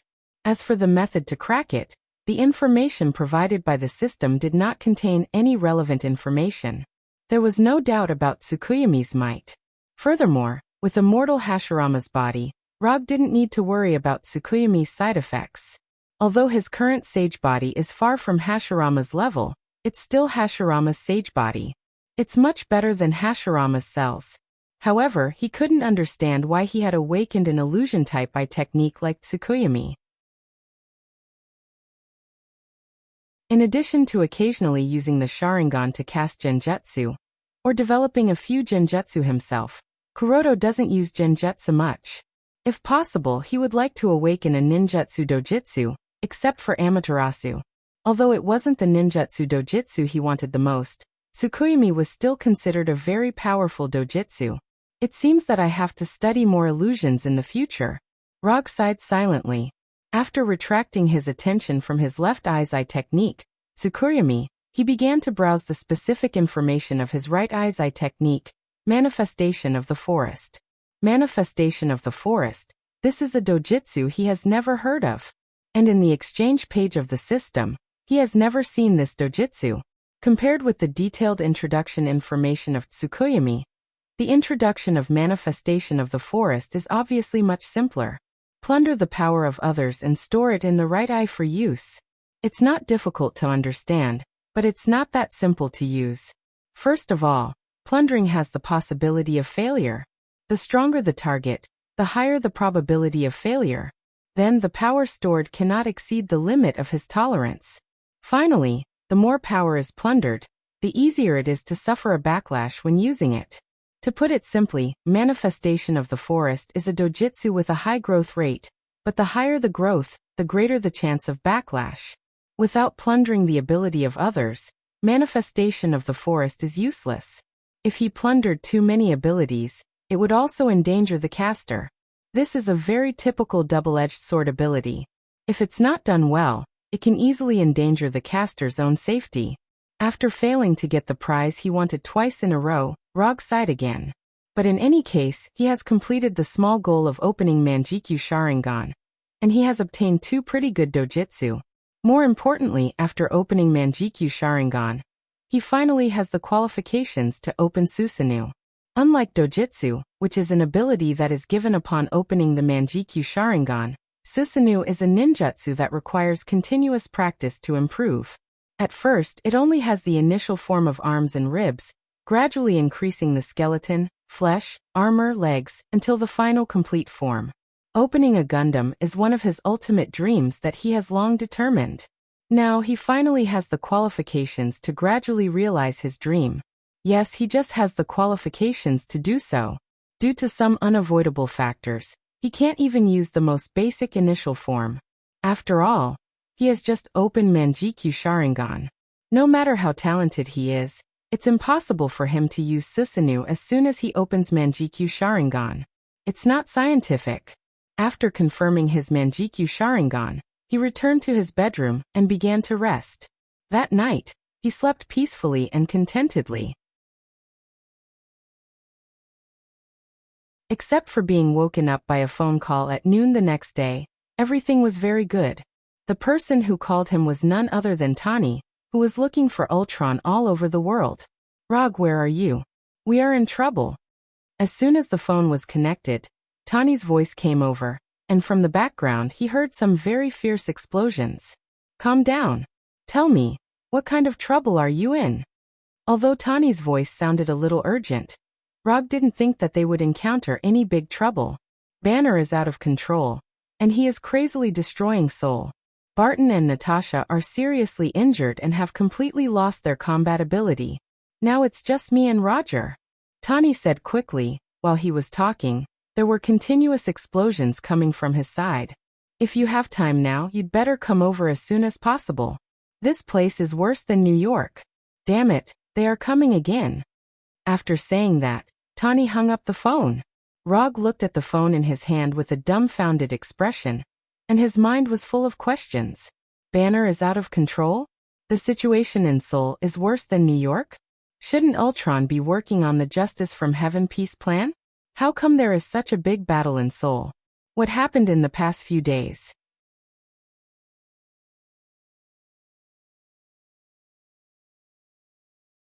Chapter 243. More than half an hour later in his office, Rog finally roughly figured out the current situation in Seoul. One word can perfectly describe it: chaos. Although he didn't know what Ao Chuang and the Avengers were doing in Seoul, according to the feedback from the intelligence department and the real-time monitoring images from the satellite, he saw a scene that only appeared in a sci-fi movie. Robots firing lasers were flying all over the sky, the people were in a mess, and explosions sounded everywhere in the city. Collapsed buildings, panicked crowds, warlike scenes were constantly playing out. Sir, the fighter jets are ready, and the desperados are ready to go. Sharon Carter, wearing a light gray office suit, stood next to Rog and slowly reported. Don't worry. Rog picked up the phone and dialed Tani's number. It takes at least 10 hours to fly from the capital to Seoul, even if they take a Quinjet. With such a long flight time, it would be too late by the time they arrive. I gave you a kunai before, do you have it with you now? After the phone was connected, Rog asked directly. If Tani has the Thor kunai he left before, then he doesn't mind taking people to Seoul. If he doesn't, then sorry, he doesn't have the time. You mean the kunai made of ordinary alloy? I don't have it. I'm not a ninja. Why would I have it?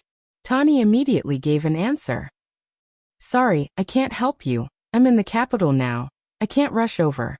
After that, he directly hung up the phone, and then said to Sharon Carter, "Tell the desperados to disband. This is the trouble caused by the Avengers. Let them deal with it themselves." As soon as Rog finished speaking, Tawny called. "I don't have your kunai with me. It's now on Veronica's satellite. I'll ask Veronica to send it over. You should come over as soon as possible. The situation here is more troublesome than I expected. Banner is really crazy." In the background of the fierce fighting, Tawny's voice sounded again. "You actually put the kunai I gave you on the satellite. You are really a genius. All right, cut the crap. Come here as soon as possible." Tawny obviously didn't want to continue this topic with Rog, so he ended the call directly. "Ask Frank, Kara, Walter, and Pietro to come to my office." After ending the call with Tawny, Rog ordered Sharon Carter. When Sharon Carter temporarily left the office, he began to think about what kind of reward to ask from Tawny this time. The Thunder Secret Service team had already been disbanded, and there was no need for such heroic actions to gain the favor of the people. Similarly, Konoha's intelligence agency is now an organization with an official background, and it doesn't need the goodwill of the public. As for himself, he can continue to do good deeds and maintain his title as the fourth Hokage, but he doesn't have much interest in it. It seemed that it had been a long time since he had completed a mission from the system. He didn't know if Tawny's mission this time would pass the system's judgment. Within a few minutes, the Punisher and others came to his office. I'll make a long story short. There is now a super intelligent robot called Ultron causing some trouble in Seoul. This is the real-time image of Seoul. Rog pointed to the TV on the wall, then continued. The Avengers are now in Seoul to stop Ultron, but they are not strong enough to stop the chaos caused by Ultron. Iron Man just contacted me, hoping that we can go over and help deal with it. I agreed to his request. If Walter and Pietro don't mind, I plan to take you two with me. If you don't want to go, it's okay. Unlike the Punisher and Moonlight Stone, Walter and Pietro are not his subordinates, so he can't order them directly. The TV on the wall kept exploding. Walter and Pietro looked at each other and said slowly, "We can go, but not to help the Avengers, but to help those innocent people." "Okay, Kara, take the two of them to get ready. We will leave in 10 minutes. Rog was not surprised by Walter and Pietro's choice. Like he said before, Walter and Pietro were not bad people. They were just a little stubborn. 10 minutes later, Rog, who had specially changed into a tight armor and a white haori, came to the hangar where they would leave. The Punisher had changed into Konoha's black combat uniform, and was covered in weapons. He even had a Gatling gun on his back. Moonlight Stone Kara had also changed into her white uniform that fully showed off her feminine charm. Compared to the Punisher and Moonlight Stone, Walter and Pietro's clothes were much more normal. They were just slightly more suitable for moving around.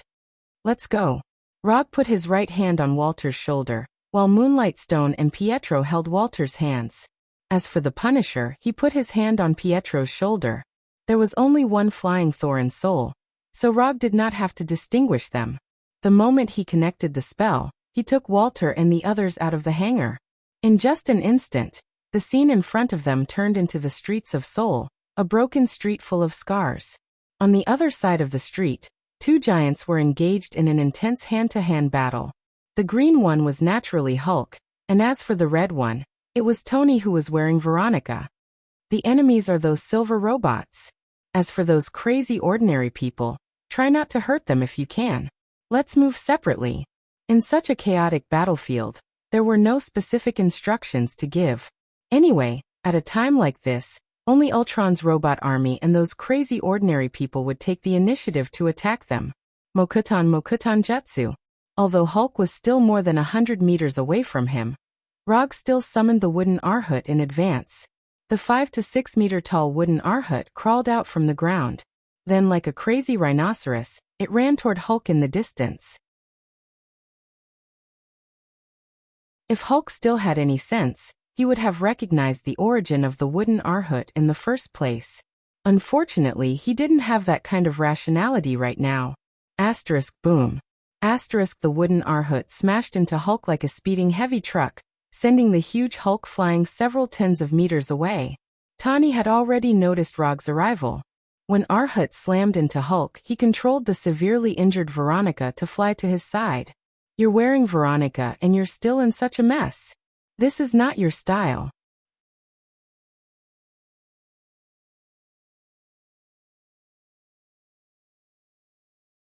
Chapter 244. That's because you haven't seen the crazy banner. He's much more powerful than he said. Tani answered tiredly.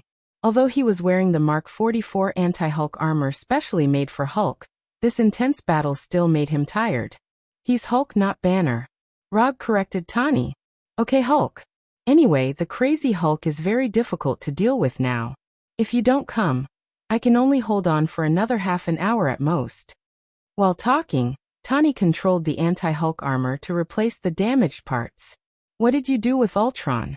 It doesn't look like it was done by Ultron at all." "Ultron has an army of robots, which is normal. After all, it's not difficult for him to produce robots. But now it's not just robots that are wildly destroying the city, there are also a large number of ordinary people. Don't mention it. Do you remember Loki's scepter? Ultron used that scepter to make Hulk and other people crazy. Tell me, what's going on? Hulk won't disturb us for the time being." With Arhut, Rog was not worried that Hulk would suddenly rush over to attack them. Although he didn't concentrate on controlling Arhut now, it was not a problem to stop Hulk. "This is the second time we've fought with Ultron. The one in the building doesn't count. A few days ago, we found that Ultron was trading vibranium with a black market weapons dealer, so we raided their trading site. But unfortunately, we didn't succeed, and Ultron eventually left with the vibranium. Although that raid failed, we also figured out that Ultron's next target was Dr. Zhao Hailuan, so we rushed here immediately. But we came too late. Ultron caught Dr. Zhao Hailuan and used Loki's scepter to confuse the minds of Hulk and a large number of ordinary people. The crazy Hulk injured Natasha and Barton, and Rogers is now commanding the army against Ultron's robot army. Then this is what you see." Tani briefly explained the ins and outs of the matter. Where did Rogers get the authority to command the army? Although this is Seoul, South Korea is a special country. There is a U.S. military base in Seoul's Yongsan district. Yes, in the capital of South Korea, there is a U.S. military base. Now, in addition to the South Korean troops, there is also a part of the U.S. military that is stopping the Ultron robot army. However, whether it was the South Korean troops or the American troops stationed in South Korea, Rogers could not command them. He doesn't have the authority to command, but those people are willing to listen to him. Tani gave an impeccable answer. This was not the first time that Rogers had done this. During the Battle of New York, those New York police officers inexplicably acknowledged his command. This might be the hidden superpower of Rogers of the American team. I have a rough understanding of the situation, but friendship is friendship. There are some things that need to be settled clearly. As soon as his voice faded, Rog took out an unused commission scroll. "No way. You still want to accept a commission at this time?" Tani said in an exaggerated tone. "I am a very ritualistic person. You know this very well." Rog threw the scroll to Tani, who had opened the anti-Hulk armor helmet, and threw him a pen at the same time. "What do you want this time?" In order to write the commission scroll, Tani, who was wearing Mark 43, had to temporarily leave the Mark 44 anti-Hulk armor, and began to write quickly. "An artificial intelligence system similar to JARV-IS. I know you have designed more than one." Tani looked up at Rog. He thought that Rog was interested in the Mark 44 anti-Hulk armor, or the whole set of Veronica, but he didn't expect that Rog just wanted a set of artificial intelligence. "No problem." Tani quickly finished the scroll, and threw it back to Rog. Rog did not look at the contents of the scroll, but directly opened the system's commission page. Commission content. Stop Hulk and take back the Cradle of Regeneration. Commission status. Incomplete. Commission reward. 50 ninja coins. The difficulty of the commission was not high. It was normal. There was nothing special. This was also normal. After all, the content of the commission was only to stop Hulk and take back the Cradle of Regeneration, not to stop Ultron. It seems that you have chosen the justice version of Ultron's body. Tani wrote Dr. Zhao Hailuan's Cradle of Regeneration into the commission, obviously for the special function of the Cradle of Regeneration. Now I am not the only one who has taken a fancy to the Cradle of Regeneration. Ultron is also building a new body with vibranium. What Ultron is doing in Dr. Zhao Hailuan's laboratory now, it's easy to guess with your toes. I'll accept your request. Although the reward of 50 ninja coins was not generous, it was enough for him to move his hands and feet. Moreover, he just wanted to test his new dojutsu. Then I will leave this to you. I will go and deal with those annoying flies first.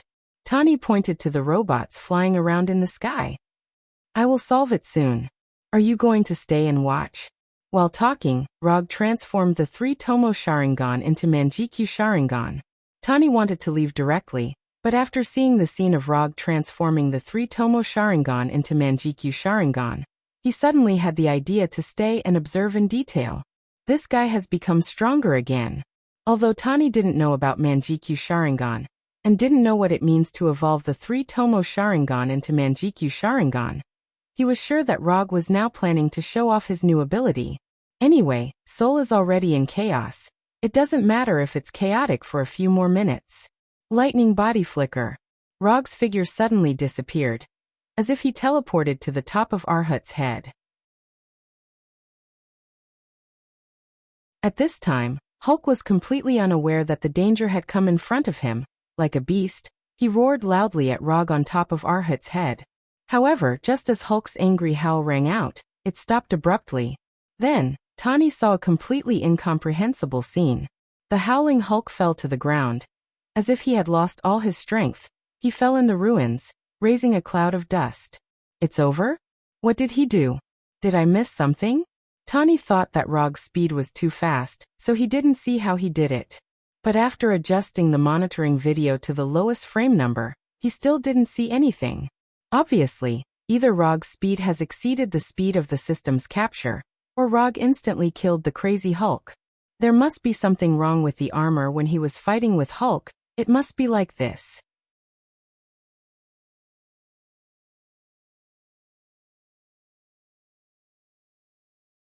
Chapter 245.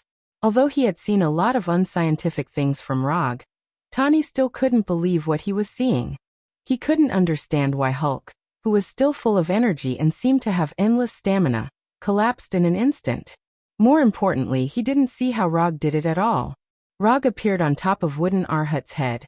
Hulk howled angrily, and Hulk lay down. Things shouldn't have developed like this.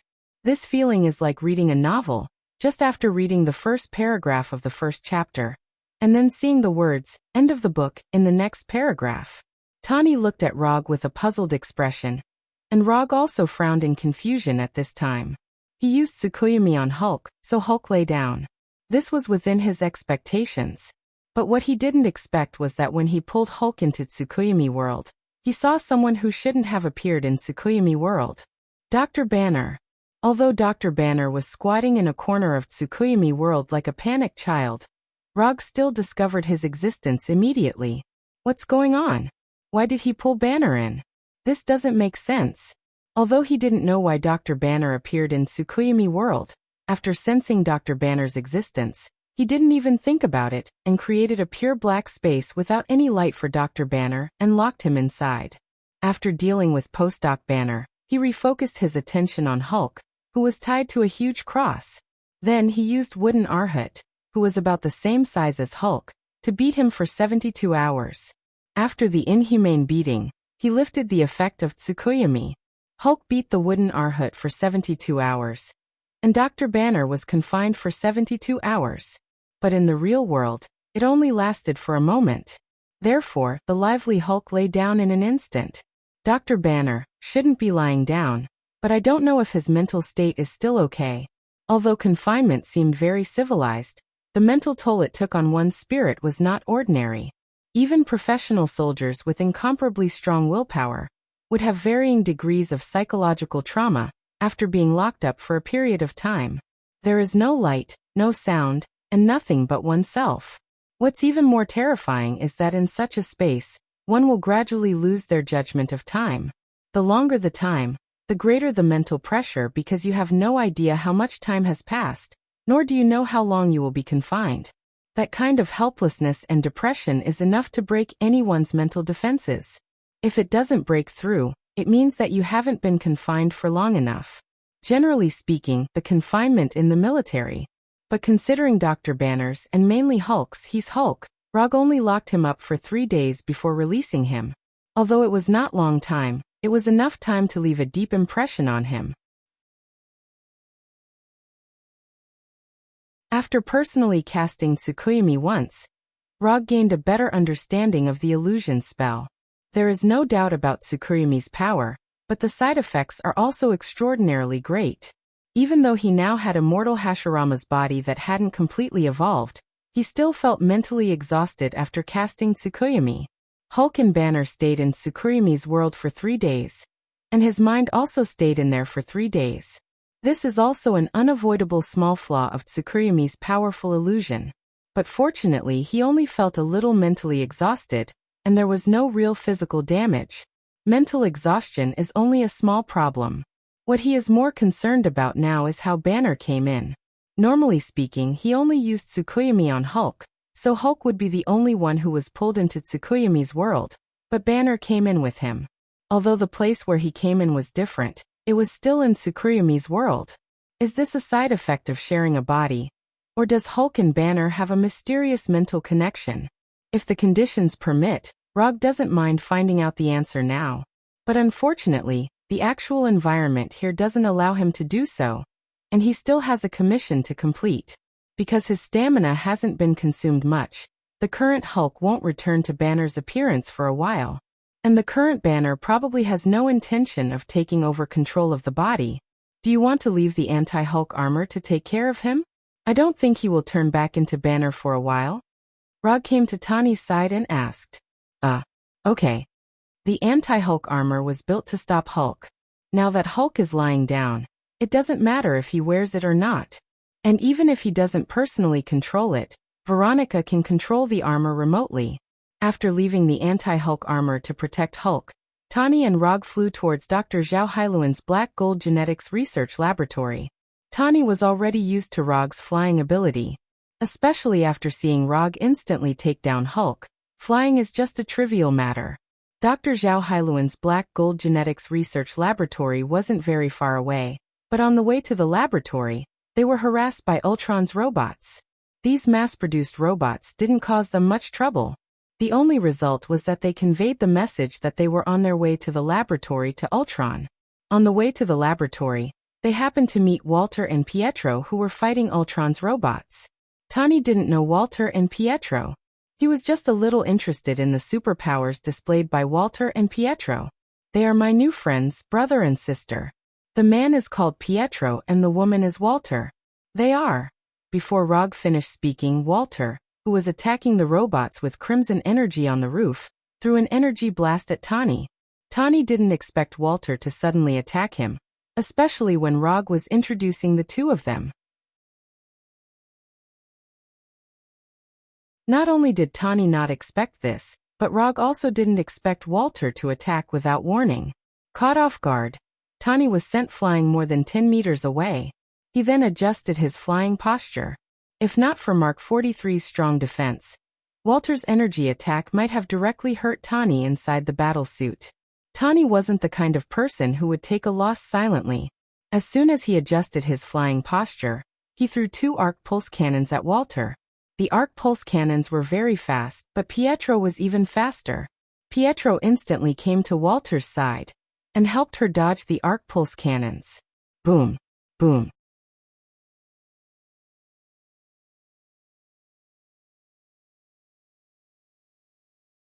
Chapter 246. It was Wangda to attack without saying anything. Facing Walter's attack, Tani did not show any weakness and immediately counterattacked.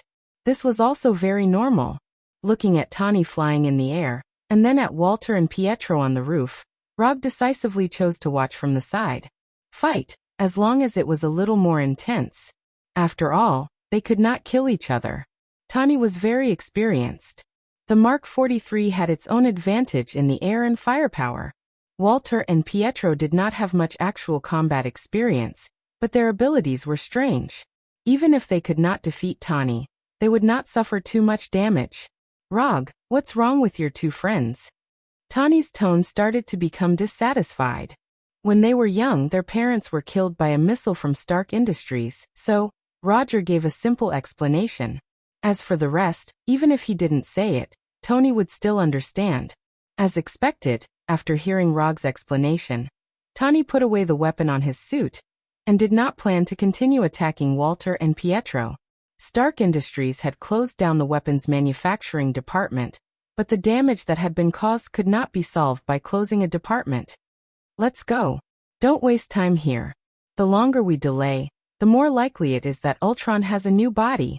With that, Tani turned around and continued flying toward Dr. Zhao Hailuan's lab. Seeing Tani leave quickly, Walter and Pietro were stunned. This Tani was very different from what they had imagined. This small interlude came suddenly and ended quickly as well. The first meeting between the siblings and Tani also ended in a relatively peaceful way. In the following time, Tani and Rog did not mention what had just happened, as if nothing had happened. This was the tacit understanding between adults. At the moment, Ultron was uploading his computation matrix to the new body of the Cradle of Regeneration. He knew that Tani and Rog were on their way to the laboratory, but he still had no intention of uploading the computation matrix. Although the androids outside weren't very strong, they had the advantage in numbers. It shouldn't be a problem for them to stop Tani and Rog for a while. When they were still a few hundred meters away from Dr. Zhao Hailuan's laboratory, Tani and Rog were already ready to attack. Tani, in particular, immediately activated all the long-range weapons on Mark 43. Various types of small missiles were launched directly. Boom, boom, boom, boom. Dozens of explosions rang out, and the robots exploded one after another like festive fireworks. The small missile launched by Mark 43 was not big, but its power was not small. And without exception, all of them were equipped with tracking and locking functions. Stark's products must be the best. How could a weapon that Tani could attach to his battle suit be an ordinary weapon that could be seen everywhere? I'll leave these small fries to you. I'll deal with Ultron. As for the Cradle of Regeneration, I'll send it directly to the laboratory in Stark Building. As soon as he finished speaking, Rog, who relied on the superlight rock technique to fly, took out the disaster pistol that was one size larger than an ordinary revolver and flew directly to Dr. Zhao Hailuan's laboratory. Rog didn't pay much attention to these androids. He almost drew a straight flight path in the air and crashed into the laboratory. As for the androids that tried to stop him, they were all shot in the head and their mechanical heads were directly blown apart. When Rog rushed into the laboratory like a falling meteor, Tani also began his large-scale clearance work.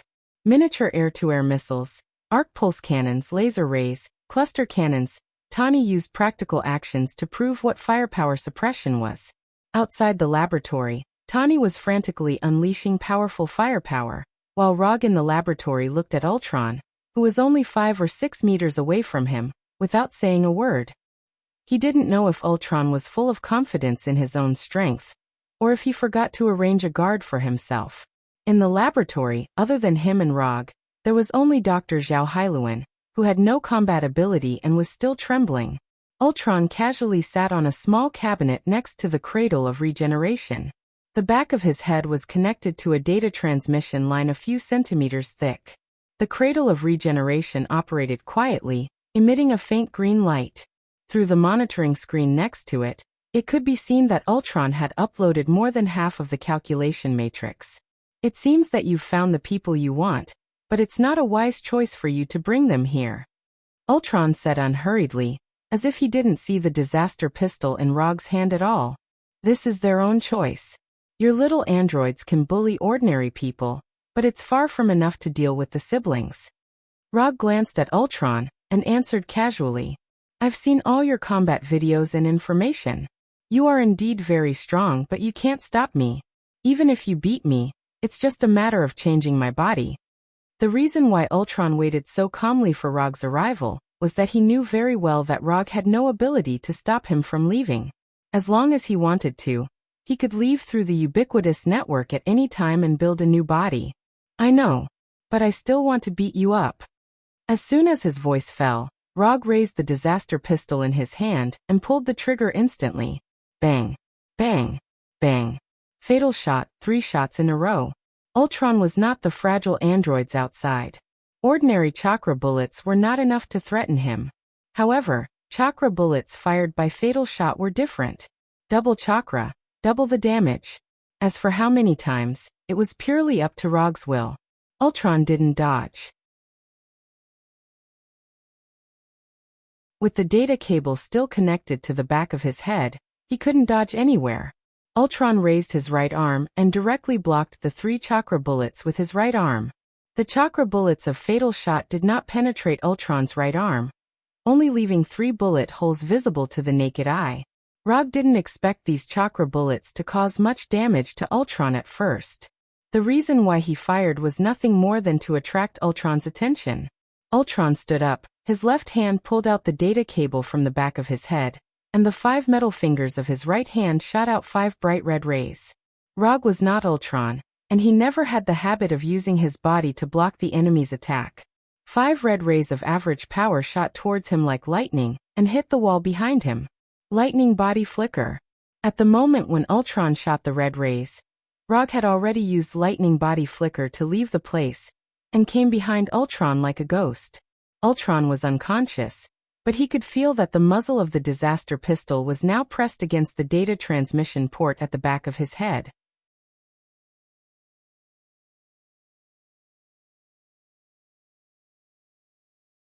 Chapter 247.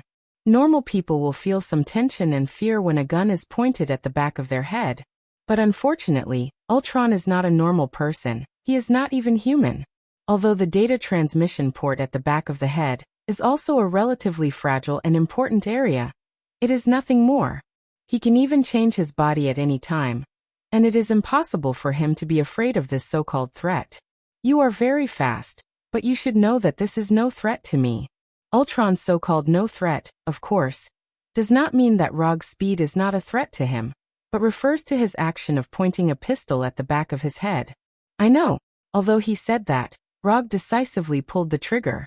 Bang. Bang. Bang. It was another 3 consecutive fatal shots. The chakra bullet exploded in the back of Ultron's head, blowing out a palm-sized gap. The huge impact from the head made Ultron involuntarily take 2 steps forward, and then suddenly turn around, and the back of his right hand lit up with a blue-white light. The moment the blue-white light lit up, a powerful attraction suddenly enveloped Rog, trying to pull him to Ultron.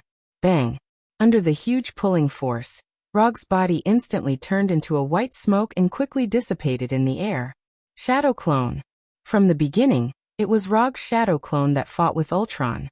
Although it was the shadow clone that fought, the disaster pistol in the shadow clone's hand was the genuine original, not a replica simulated by Chakra. Others may not know the power of the disaster pistol, but Ultron obviously knows.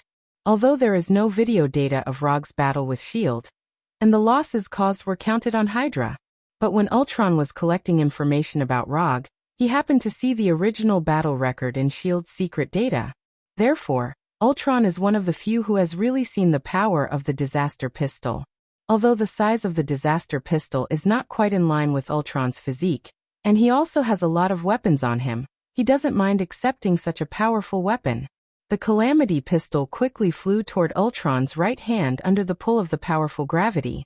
However, just as Ultron's right hand was about to touch the pistol, a figure suddenly appeared above his head. Odama Rasengan. Boom. The 1-meter diameter Odama Rasengan instantly hit Ultron's metal head. The terrifying impact and distortion force made him crash through the floor and fall all the way from the laboratory on the 3rd floor to the basement. Flying Thor 2. It had always been Rog's habit to leave the Flying Thor technique on his commonly used weapons.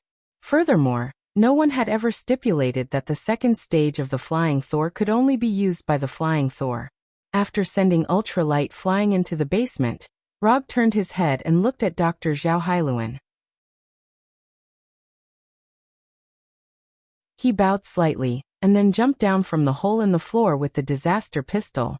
Dr. Zhao Hailuan finally breathed a sigh of relief after seeing Ultron and Rog leave. Whether it was Ultron or Rog, in Dr. Zhao Hailuan's view, they were all dangerous existences at any time. However, when she turned her head to look at the cradle of regeneration, she saw Rog again. To be precise, she saw Rog's shadow doppelganger. After coming to the laboratory, Rog created a total of 2 shadow doppelganger. One of them took the disaster pistol to deceive Ultron, and the other was left behind as a courier. The shadow doppelganger, who was left behind as a courier, ignored Dr. Zhao Hailuan's shock, and went directly to her, and pulled her to the cradle of regeneration. Then the Flying Thunder God took Dr. Zhao Hailuan, and the cradle of regeneration to the laboratory on the top floor of Stark Building. After completing the task left by the original body, the shadow doppelganger didn't say a word and directly removed its existence, leaving Dr. Zhao Hailuan, who was shocked and puzzled, in the laboratory. In the dark basement, Ultron got up from the pit that was larger than his body, and tried to control his damaged body. The mechanical eyes still emitted a weak red light, and golden electric sparks flashed on his body from time to time. Although his body was severely damaged, Ultron still maintained the most basic mobility. Of course, he didn't expect to continue fighting with this body. After obtaining vibranium, although Ultron used vibranium to slightly strengthen his body, this body was still too weak. However, his current body was still too weak after all. There was still a long way to go before he could reach the perfect body that he wanted. It was precisely because of this that he used vibranium as the main material for his new body. Just a few seconds after climbing out of the pit, Ultron realized that something was wrong. He couldn't sense the existence of the spirit gem. Without any hesitation, Ultron immediately hacked into the laboratory's monitoring system and retrieved the laboratory's surveillance footage.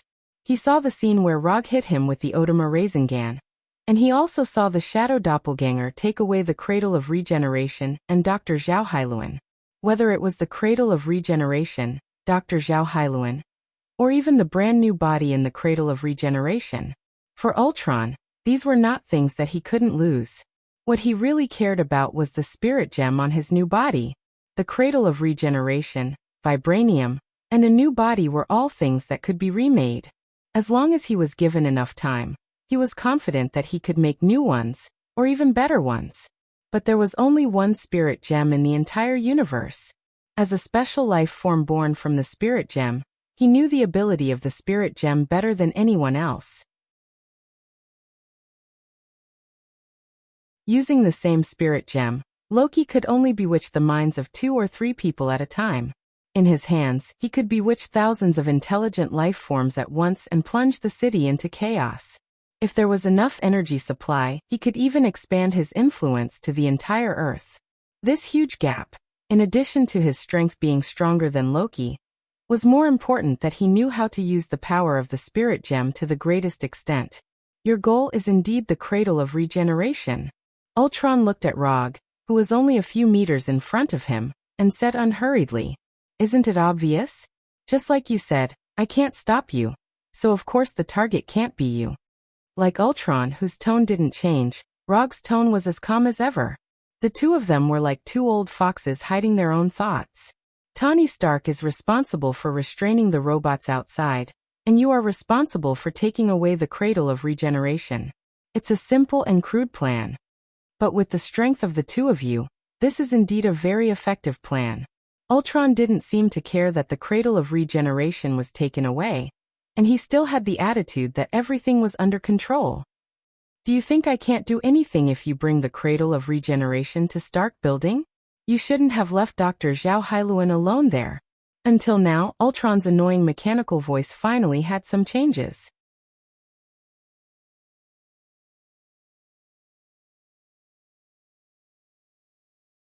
Chapter 248. Now it's my turn to say something. As expected of Ultron, who can control the network at any time, I can't hide anything from you. After Ultron's tone changed, Rog's tone finally changed as well. "Looking at you now, you shouldn't be able to fight. Do you want to sit down and talk for a while to see if I guessed anything wrong?" As soon as his voice fell, wood gushed out from the ground behind Rog and Ultron, quickly forming 2 original wooden chairs suitable for their bodies. Sit, don't be shy. Rog gestured to Ultron and then sat down directly. Ultron's mechanical eyes stared at Rog. He began to wonder what Rog was planning. Don't look at me like that. Since you know that I brought the Cradle of Regeneration to Stark Building, then you should know that even if you rush to New York through the network, I can still go there, so why don't you sit down and talk? After thinking for a few seconds, Ultron finally sat down. In fact, I haven't done this kind of thing for a long time, but it's rare to meet an opponent like you. So I just happened to have the opportunity to play like this. If I'm not mistaken, you should have guessed that I would come, right? After that, Rog took out the phone he carried with him. After seeing Rog take out the phone, Ultron adjusted his sitting position slightly. Although I asked Sky to reset the security system of the phone, it's still unrealistic to block you. You've investigated my information. With your terrifying computing power, it's easy to determine who I am. So as long as Tani calls, you can be 100% sure that I will come. At this point, Rog paused for a moment, then continued. Just like you know who I am, I know you very well. You are very confident. After the riots in Seoul, you had better choices, such as taking the Cradle of Regeneration to other places to transform your body. You just have to pick a place to buy yourself a lot of time to complete this vital work without being affected. But you didn't do that because you felt that you wouldn't lose to the humans, especially since you've already defeated the Avengers twice in a row. So, you chose a plan that wasn't very wise, but you were confident enough. I'm changing my body here. You know it, but you can't stop me. This is a very confident choice, and once it succeeds, it will bring a great sense of satisfaction.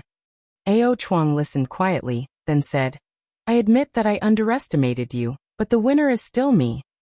Although Ultron's mechanical face could not express complex expressions like a human, it was not difficult to see that he was still confident at this time. Really?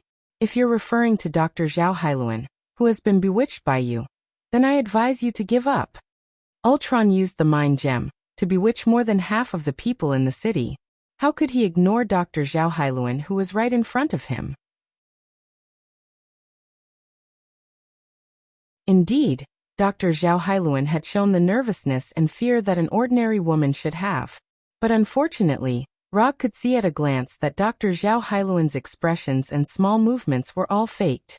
As someone who often used illusions to intimidate the enemy, how could he not tell if a person was really nervous and scared? You know something is wrong with Dr. Zhao Hailuan? Of course I know. I also know that she is now operating the Cradle of Regeneration to assist you in remote data uploading. Hearing this, Ao Chuang finally couldn't sit still and stood up with a swish. You should sit down. Since I know this, do you think I'm not prepared? Roger stretched out his finger and gestured to Ultron. His performance was not over yet. How could the audience leave now? When Ultron sat down again, he said again, back to the topic just now. In order to prove that you are stronger than us, you have to complete the body transformation in Seoul. Do it while we are aware of it. But here's the problem. Although you are confident, you are not blindly confident. You know that it is difficult for you to completely stop the Avengers or me. So you are prepared for the next plan. You caused a commotion in the city. On one hand, you wanted to divert the Avengers' attention. On the other hand, you wanted to weaken the Avengers' strength. Just as you planned, America's Rogers ran to command the army. Hulk was affected by the mind gem, and directly stopped Tani and the other two. Of course, you took my arrival into consideration. You knew that Hulk couldn't stop me for long. Sooner or later, I would come to you with Tani. So, you arranged for the robot to deliberately lead Walter and the other two to the roof. Tani saw them, and they also attacked Tani. This was all part of your plan. But you missed one thing. Tani is more magnanimous than you think. Walter and Pietro are also more rational than you think, so they didn't really fight. Speaking of this, Rog summoned a bottle of Fat Otaku Happy Drink for himself. It was frozen. There were many unexpected things in his psychic scrolls, and the frozen Fat Otaku Happy Drink was one of them. After taking a sip, he continued. Of course, you also know very well that even if Tani and Walter fought, they would at most buy you some time. So this wasn't your final preparation. I won't mention the process of entering the lab, because no matter what, I would eventually come to the lab and officially meet you. You knew that I came for the cradle of regeneration. You also knew that I would definitely be able to take it away. You also knew that I would definitely bring the cradle of regeneration to Stark Building. So you pretended to resist, allowing me to easily take the cradle of regeneration away. The only thing you weren't sure about was whether I would take Professor Zhao Hailuan away. But according to your calculations, the possibility of me taking Professor Zhao Hailuan away is very high. As long as I take Professor Zhao Hailuan away, your surface plan would all be completed. Rog deliberately emphasized the word surface.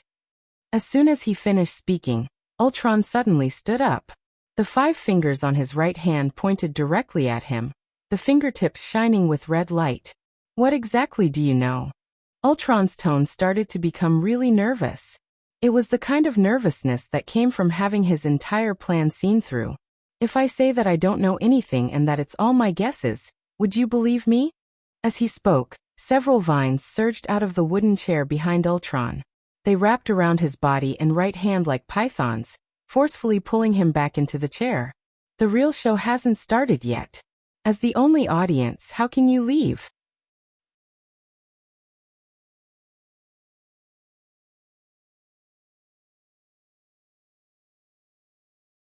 Chapter 249.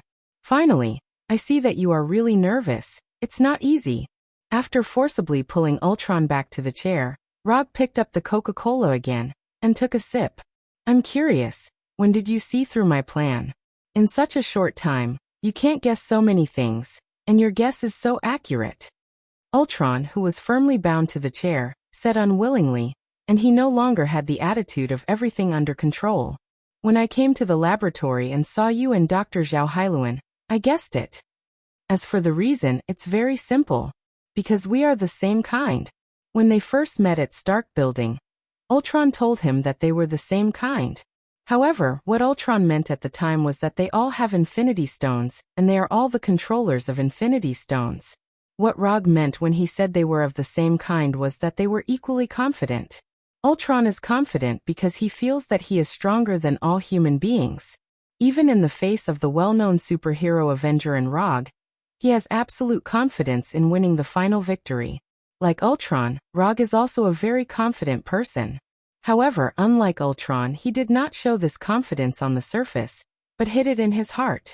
As a traveler, and a traveler who has seen the future of this world, of course, he has the confidence to make a name for himself in this world. What's more, he still has the existence of the system. If in such a situation he still has no confidence and feels that he can't surpass others, then he might as well give up early. Ultron's confidence is shown on the surface, and Rog's confidence is shown in his heart. Although the places shown are different, this does not affect the fact that the two of them will have very similar thinking.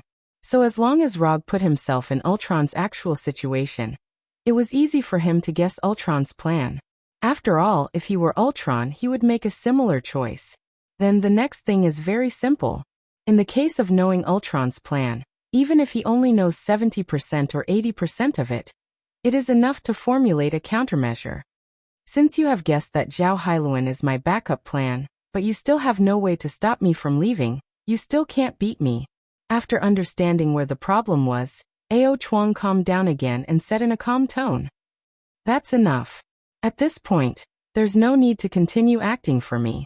Your acting is a little too much." Before Rog finished speaking, Ultron tried to connect to the internet and leave here. Then, he discovered a terrifying truth that could completely penetrate his mental defenses. His networking mechanism had failed. This is impossible. This is absolutely impossible. Did you find out that you can't connect to the internet all of a sudden? It must be very exciting. Compared with the panicked Ao Chuang, Rog was unspeakably calm at this time. Now it was time to reveal his trump card. How did you do it?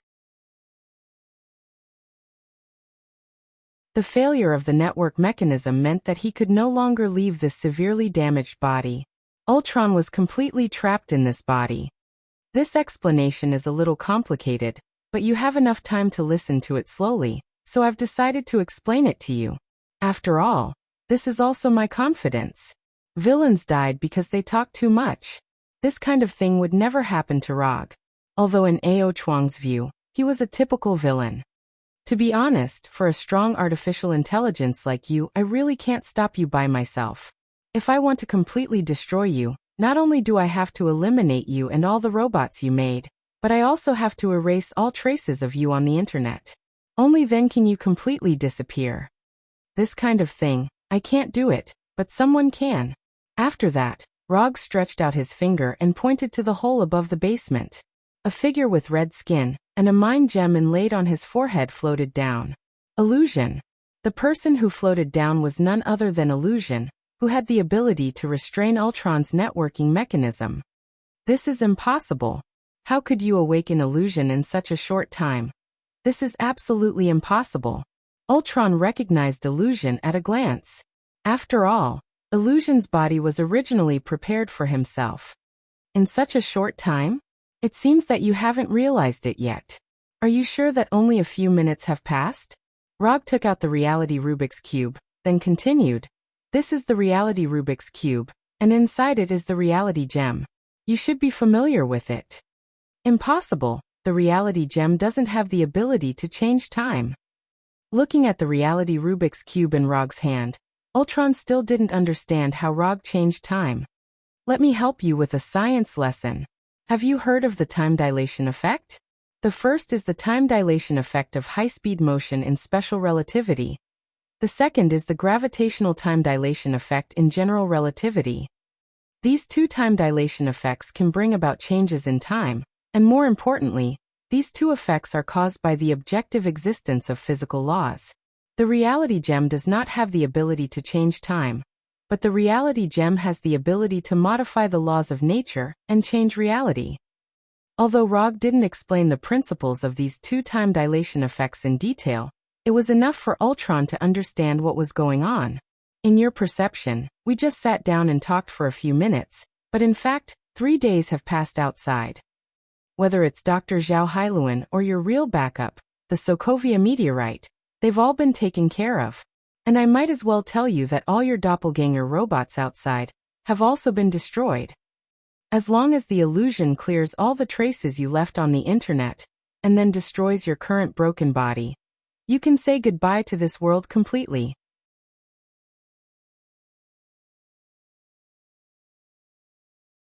When Rog finished speaking, the illusion didn't hesitate and went directly to Ultron, pressed his hands on Ultron's head, and began to remove all the traces left by Ultron on the internet. After the appearance of the illusion, Ultron's ending was basically determined. The reason why Rog asked the doppelganger to take Dr. Zhao Hailuan away was to cooperate with Ultron's plan, and on the other hand, to ensure that the illusion could be born smoothly. Although he didn't do anything excessive to Dr. Banner in the Tsukuyomi world, who knows if Dr. Banner will be depressed for several days. Just in case, he had to prepare an additional professional technician. As for the mental influence on Dr. Zhao Hailuan, a simple illusion can remove it. In order to achieve a perfect performance, Ultron didn't hesitate to take the stage himself, and used the cradle of regeneration and the mind gem as bait. Similarly, in order to make Ultron stay here obediently, Rog had to cooperate with him until the illusion appeared. Ultron's real plan was, I know you already know that I'm playing you, but I still have to cooperate with you. Rog's plan was, I know you already know that I know you're playing me, but I still have to cooperate with you and play you in reverse. This was not a contest of strength, but a contest of acting skills.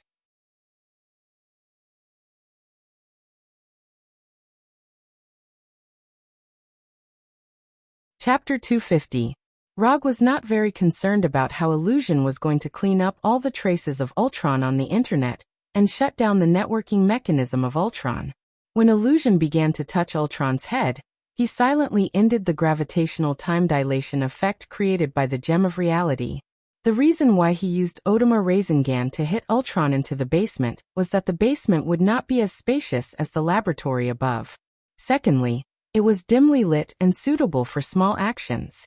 Besides, he made a chair with wood released to sit down, not to create an atmosphere or to pretend to be cool, but because using the Gem of Reality was really tiring.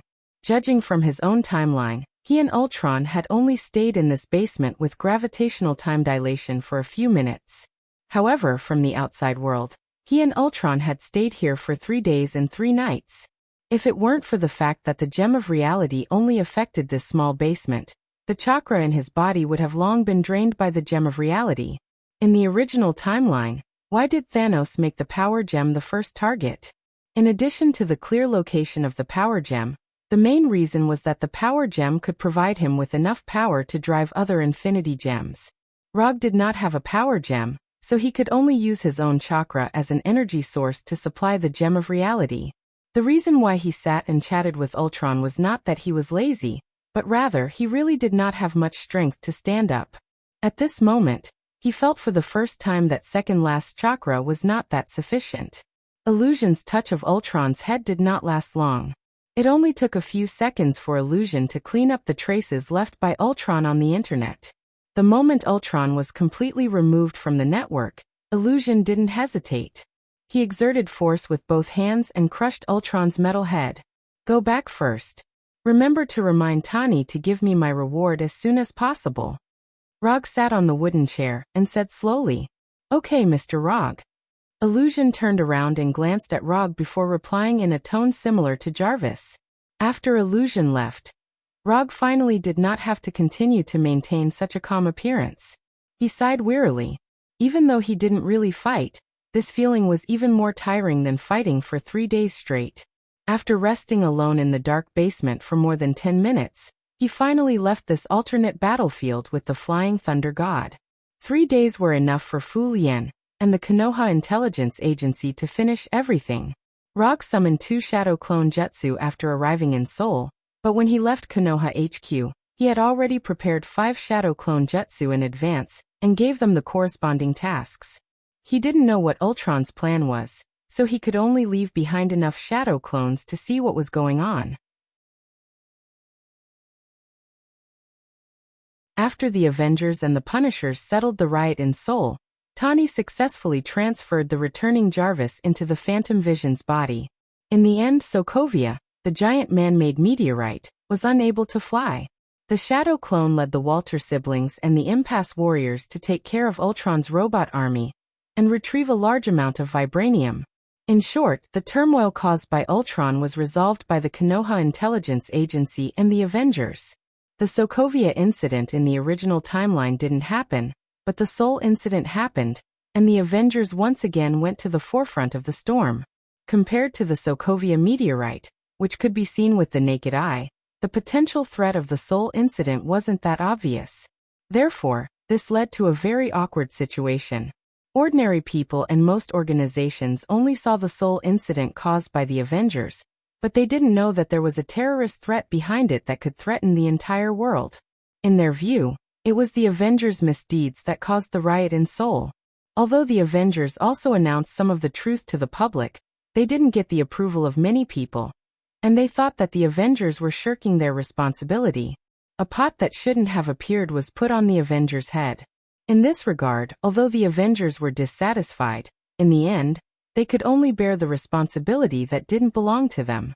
The Avengers have a lot of experience in fighting supervillains. But in the battlefield of public opinion, as superheroes, they are not much different from ordinary people. Not to mention, there are some brainless organizations that hate the rich and think that they violated human rights or trampled on the law. Of course, these are the troubles of the Avengers. As the director of the Konoha Intelligence Agency, Rog was enjoying his leisure time at this time.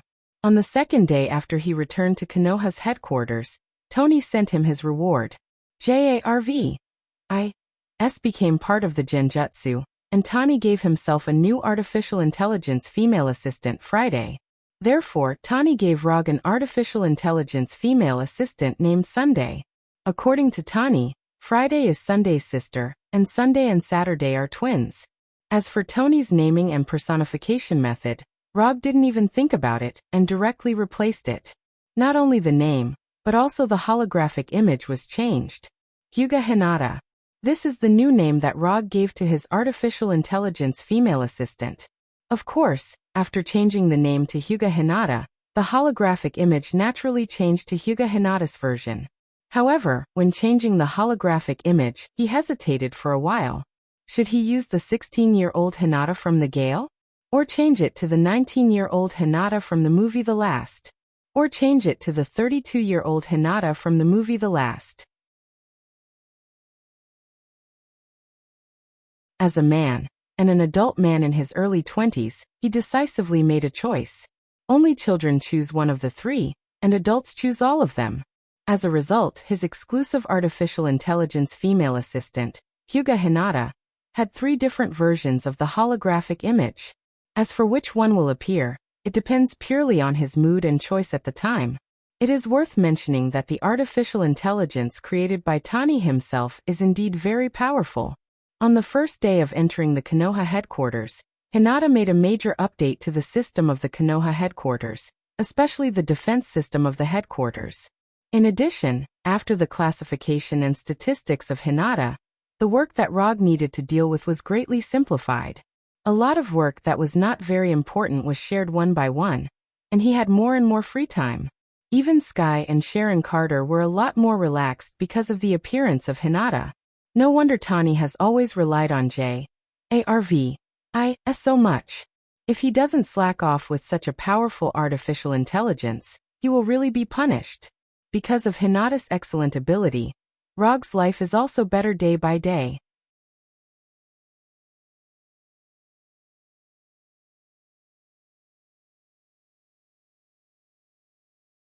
Chapter 251. With Hinata's help, Rog also resumed his long-lost cultivation. Ninjutsu, Genjutsu, Taijutsu, Manjikyu Sharingan would release Senjutsu. Whether it was exchanged from the system or developed by himself, he reorganized and cultivated all of them. In particular, the improvement of chakra and Susanoo have become his main cultivation content recently. The amount of chakra that Nihilist has gradually been unable to keep up with his actual needs, and he also needs to further improve his Senjutsu while increasing the amount of chakra. His Senjutsu inherited from Hashirama, but it doesn't mean that it is the same as Hashirama's Senjutsu. He still has a long way to go to reach the level of Hashirama's Senjutsu. According to his own estimation, his current Senjutsu should barely reach 1/3 or 1/4 of Hashirama's level. Although the degree of development is far less than Hashirama's, it is enough to ensure that he will not go blind because of excessive use of Manjikyu Sharingan. The process of cultivation is boring, especially when no one can exchange relevant cultivation experience and insights with him. This kind of boredom is particularly obvious. In order to make the process of cultivation less boring, and to expand the commission business that he has put down for a long time, Rog asked Hinata to open a new commission channel. The director of Konoha's intelligence agency, the 4th Hokage of the superhero, semi-openly accepts private commissions. This practice is not in line with his current identity, and it is even easy to cause misunderstandings by others, but he doesn't take these objections and dissatisfaction to heart. Compared with ninja coins, those objections and dissatisfaction are completely negligible. All the commission requests submitted are first filtered by Hinata, and then Rog himself, and finally have a face-to-face conversation and sign the commission scroll. Although not every commission can be judged by the system, after double screening by Hinata and Rog, the probability of the commission passing the judgment reached an amazing 90%. The amazing judgment passing rate, coupled with the fact that the difficulty of the commission is basically not high, Rog earned more than 300 ninja coins from the system in just a few months, giving him the illusion that he is taking advantage of the system. After completing Tani's commission, Kuroto's unconsumed ninja coins had reached 305. After a few months of hard work, he once again broke his record of not consuming any shinobi coins. Unconsumed ninja coins, 645 at the same time, the amount of chakra he had increased from Nibi to Sanbai. Then it once again fell into a plateau. Sir, Calvin Zabo has once again appeared at Miss Sky's operation site. Should we arrange for the members of the Dark Operation to deal with him? When Rog finished his training for the day, Hinata's voice sounded beside him. The Dark Department was a new department that Rog had just established a few months ago. There weren't many people, only about 30 of them. Although there are not many members of the Dark Department, each of them is the best among the extremist fighters, and all of them have received the second transformation of extremis. The second transformation of extremis is the latest result of Dr. Connor's research. It can further improve the strength of the extremis fighters, and it also incorporates part of the abomination serum to have more excellent defensive abilities. Don't worry about him for the time being. As long as he doesn't contact Sky, don't worry about anything else. Calvin is Sky's father, and no one knows where he got the information that Sky was in Konoha's intelligence bureau. Then, like a perverted stalker, he followed Sky. Rog didn't notice his appearance at first. It was Hinata who discovered the man who often wandered around Konoha's headquarters when she was conducting a security patrol of the headquarters. And then she determined his identity. Okay, I will focus on his next behavior and avoid him from contacting Miss Sky. In addition, Miss Gwen's dinner party has been arranged. Do you need to go there now? Hinata is now not only responsible for Rog's work arrangements, but also his daily life arrangements. Although Hinata is not a real human being, she is still so good at dealing with these interpersonal matters that people have nothing to say. I will go there in half an hour. You should let the restaurant prepare in advance. If there were no lunatics who always wanted to destroy the world, Rog would be quite satisfied with his current life.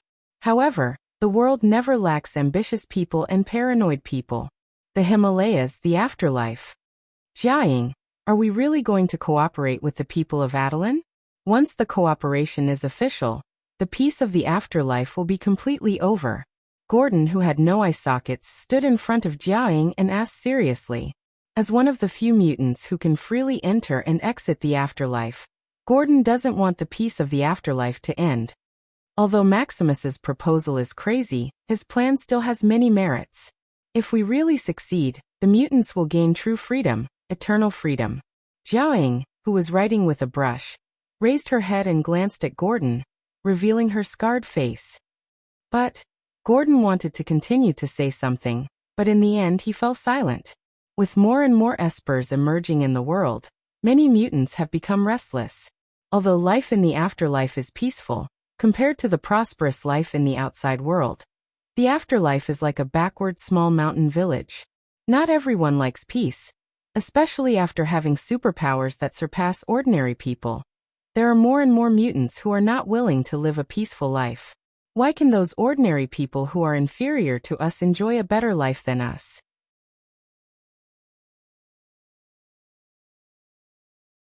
Why is it that we, who have superpowers, can only hide like rats that everyone wants to beat?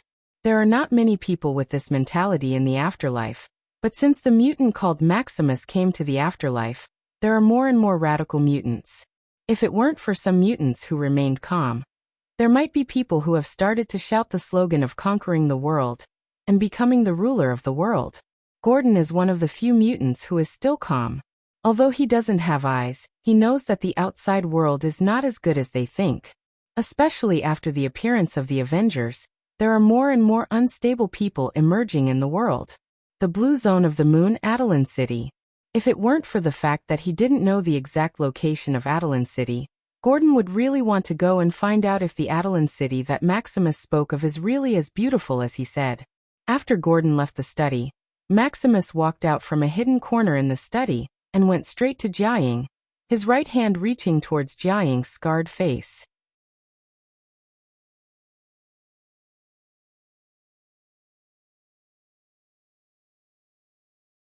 Chapter 252.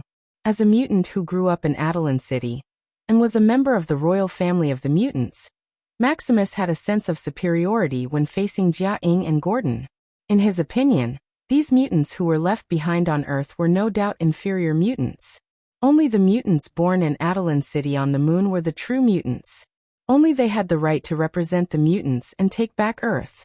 Just as Maximus' right hand was about to touch Jiaying's face, Jiaying grabbed his right hand and used her ability. The moment Jiaying grabbed his right hand, Maximus' life force began to flow out rapidly and was forcibly absorbed by Jiaying. An indescribable feeling of pain spread throughout his body. His skin darkened at a speed visible to the naked eye, and the flesh and blood in his body began to dissipate rapidly. Maximus tried to use his ability to break free from Jiaying's control and get himself out of this near-death situation. But he soon realized that his ability seemed to be disappearing along with his life force. I'll die. I'll die here. Just as Maximus's heart was filled with despair, Jiaying retracted her right hand and stopped absorbing Maximus' life force. There won't be a next time, do you understand? Jiaying's tone was as calm as ever, but Maximus could hear the threat in this calm tone. But he had no time to care about this now. Although Jiaying had stopped absorbing his life force, he, who had lost a large amount of life force in a short period of time, was as weak as a dying patient. If he had not used his hands to support himself on the edge of the table, he would not even have the strength to stand. Maximus did not expect that Jiaying would dare to make a move on him, and in such a domineering way. If it were not for the fact that the next plan still needed Maximus to contact Adeline City, Jiaying would not have minded directly turning him into a paralyzed person. On the surface, Jiaying looked like a weak woman. Her body was weak, her personality was gentle, and she treated people kindly. But as the ruler of the afterlife, how could she look as weak as she looked? In the past, she might have lacked some ruthlessness and dominance.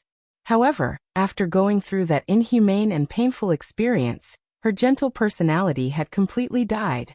Now, she was the leader of the mutants in the afterlife, an ambitious person who did not hesitate to plunge the entire world into chaos to achieve her goals. And all of this was taught to her by Hydra's Whitehall. After standing there like a puppet for more than 10 minutes, Maximus finally regained the strength to walk on his own, and staggered out of Jiaying's study. Rog knew nothing about what had happened in the next life. Right now, he was enjoying the gentle experience brought by Gwen. After a crazy night, he was woken up by Hinata's call. "Sir, Miss Sky is missing." Hinata didn't say any unnecessary nonsense and reported the current situation to Rog. Sky, who was supposed to set off with the action team this morning, did not appear. Hinata immediately checked the entry and exit records and surveillance records of the headquarters. Then he found nothing. Sky hadn't appeared since the surveillance video captured Sky returning to his room at 9 o'clock last night. There were no records of entry or exit, and the defense system was not damaged in any way. There was no one in the room either. After further retrieving the hidden energy monitoring system, Hinata found a trace of clues. Not long after Sky returned to his room, an abnormal energy appeared in Sky's room. Subsequently, the abnormal energy disappeared, and Sky's life energy signal also disappeared at the same time. See if Calvin is still outside the headquarters? Rog frowned, and a bad premonition emerged in his mind. No trace of Calvin Zabo has been found. Hinata immediately gave a reply. "Okay, I know what's going on. Let Kara perform this mission instead of Sky, and I'll take care of the rest." When Calvin Zabo inexplicably appeared near Konoha's headquarters, he had secretly sent people to pay attention to the situation in the afterlife. He doesn't care if the afterlife will do some messy terrorist activities, he only cares if Jiaying will have ideas about Sky. In terms of identity, Jiaying is Sky's mother, but he doesn't think Jiaying is a qualified mother. Although Sky's identity has been tampered with by S.H.I.E.L.D., if Jiaying really wants to find Sky, it won't be particularly difficult for her. Even Calvin Zabo can find some clues. If Jiaying, who controls the afterlife, wants to investigate, it will only be easier. But obviously, Jiaying has no idea of looking for Sky. Sky needs a family, but she doesn't need a family who treats her as a tool, but a family who really cares about her. Something happened in Konoha, I have to go back. After getting dressed, Rog said to Gwen, who was still lying in bed. Since he became the director of Konoha Intelligence Agency, his secret nest in New York has become Gwen's secret stronghold. Of course, when he returns to New York, it will become a warm little home for him and Gwen. It's like this every time, can't you stay for a few more days? Gwen is also dissatisfied with Rog's practice of only staying for a few days each time. Next time. As soon as the voice fell, Rog's figure disappeared and returned to Konoha's headquarters in Washington. Help me arrange Kunchi and a team of Umbu. I'm going to the afterlife to visit Sky's mother. 5 minutes later, Rog flew to the afterlife with an Umbu team. Jiaying has taken the initiative to send someone to Konoha. He has to pay a return visit, otherwise, it will seem that he doesn't understand etiquette. At this time, Sky in the afterlife is having her first dinner with Jiaying after the mother and daughter reunion.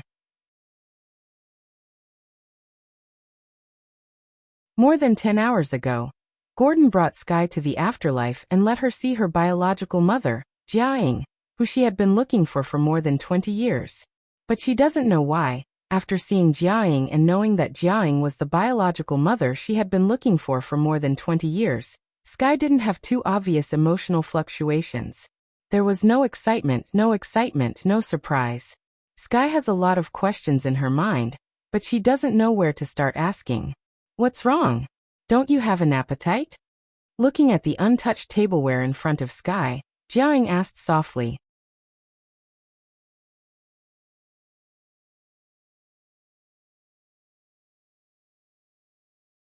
Chapter 253. No, I'm just not used to it.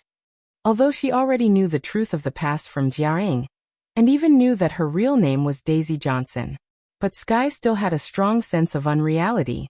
It shouldn't be like this. The scene of a reunion shouldn't be like this.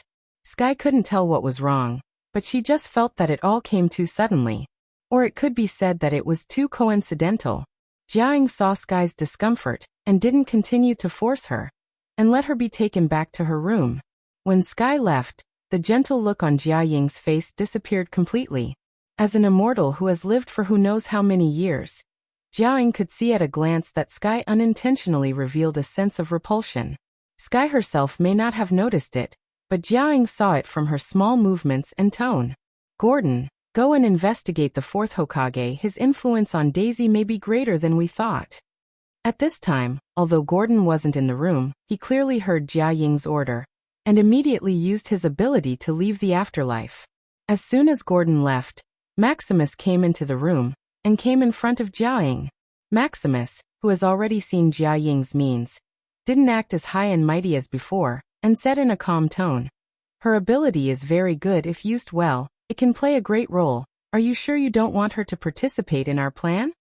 Maximus didn't dare to use a commanding tone to Jiaying. Although Jiaying's ability can only be used when in contact, Maximus didn't dare to gamble with his life. On the surface, there are only a few combatants in the afterlife. But no one can guarantee that Jiaying doesn't have a backup plan.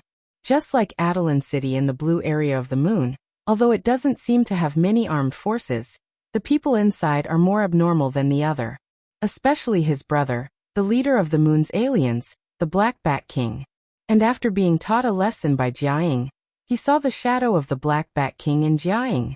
The Black Bat King is a man of few words, and Jiaying is a woman of few words.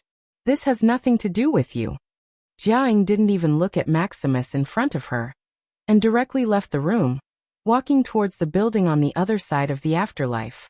Looking at Jiaying's disappearing figure, Maximus's eyes flashed with a sharp light.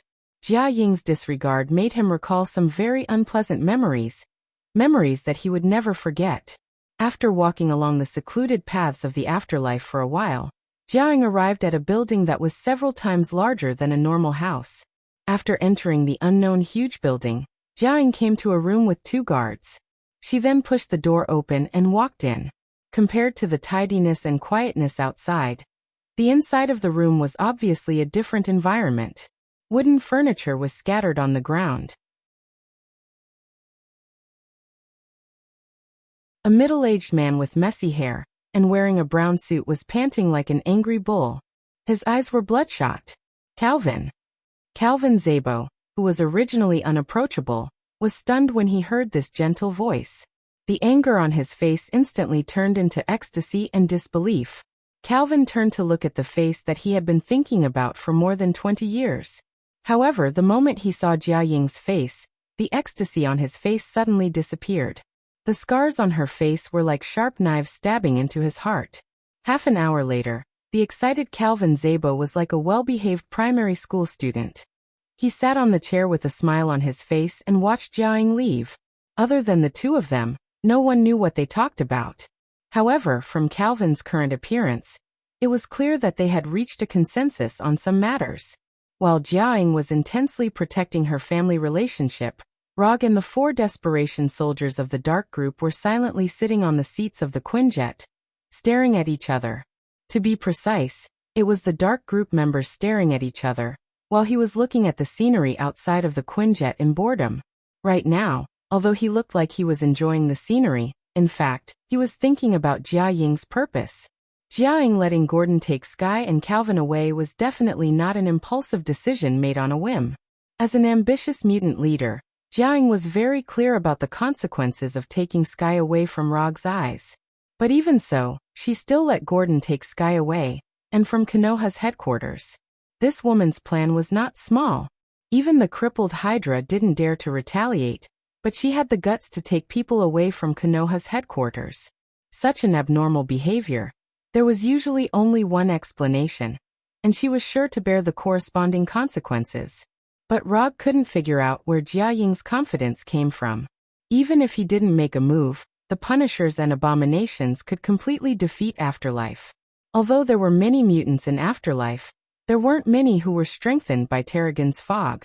As long as the awakened superpowers of these mutants weren't particularly special, they were basically ordinary people who had mastered superpowers. For this kind of enemy, usually a bullet was enough. Jia Ying was definitely not the kind of mutant without a brain, especially after the incident with Whitehall. Her consideration of potential threats would only be more profound than ordinary mutants. Forget it, don't think about it, it's just a few mutants, they can't make any waves. It's not that Rog is arrogant, but on Earth, as long as he doesn't meet those hidden bosses, he is basically equivalent to the ceiling of Earth's combat power. With his strength, he can completely crush most of the enemies. After flying for nearly 10 hours, Rog finally arrived at Afterlife hidden in the Himalayas.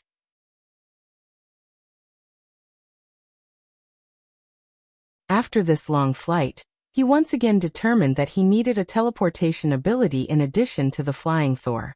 The Flying Thor is useful, but the premise of its usefulness is that there is a technique. It seems that it's time to add a teleportation ability to himself. And in Afterlife, there just happened to be a mutant who can teleport all over the world. Gordon, it's you. In fact, besides Gordon, he also has other options. For example, go to Kamartage to learn the portal technique, or get Sasuke's 6-Tomo Rinnegan. Of these three methods, Gordon is undoubtedly the least difficult one. And it is also the most suitable one for him at present. As a non-native resident, he has always tried to avoid meeting the big boss like Ancient One. Although the main duty of Ancient One is to prevent the invasion of other dimensions, who knows if crossing through other dimensions counts as an invasion of other dimensions in Ancient One's eyes. So for the sake of safety, it's better not to meet this kind of big boss.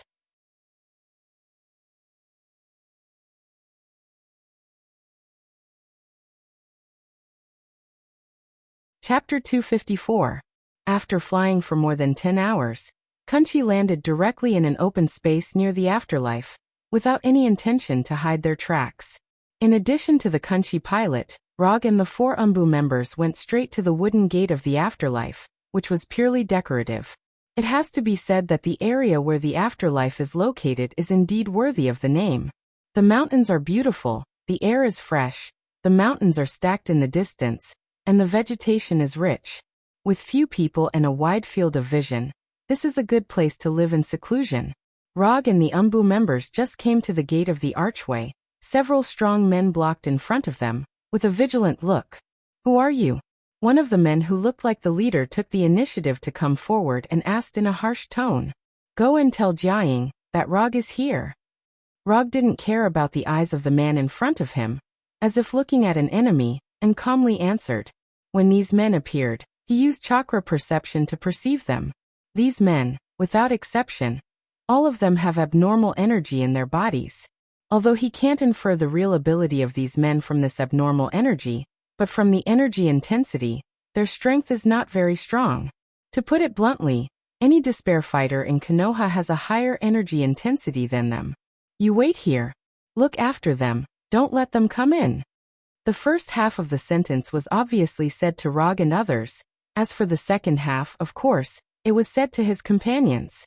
Before leaving, the man who seemed to be the leader turned his head to look at Logue, as if he wanted to engrave Logue's appearance in his mind. The 4 members of the Umbu, at this time, were all wearing white animal masks, and a few simple lines were casually outlined on the masks. He didn't know why. The leader always felt that there was something wrong with these 4 Umbu members. There was a very strange feeling. However, he couldn't tell what was strange about it. Rog saw the doubts of the leader.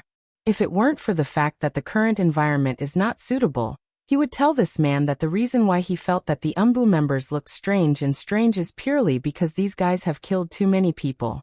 To be more precise, his killing intent was too strong. Although the 4 members of the Dark Operation didn't say a word, in their eyes, these Inhumans who were blocking their way were no different from a group of chickens waiting to be slaughtered. The afterlife wasn't very big. 5 to 6 minutes later, Rog saw the true ruler of the afterlife, Jia Ying, and her most loyal subordinate, Gordon. Other than the 2 of them, there was also Sky and Maximus. Rog didn't remember that there was a person called Maximus in the afterlife, and there was nothing about him that was worthy of his attention. Therefore, he chose to ignore it. Just like the few mutants who had stopped them, he wasn't even interested in knowing their names. It was this kind of person again. That expression again. Maximus saw Rog's disregard, and his sensitive heart instantly became turbulent. However, he controlled his expression and actions very well, and did not show the dissatisfaction in his heart. He had experienced Rog's attitude too many times in Adelan City, to the point that he was already used to it. Although he was a member of the royal family, and was the younger brother of the Black Bat King. However, his awakened abilities were not very advanced, or rather, in the eyes of the Moon's Inhumans, they were not very advanced. Therefore, his status in Adelan City was not very high.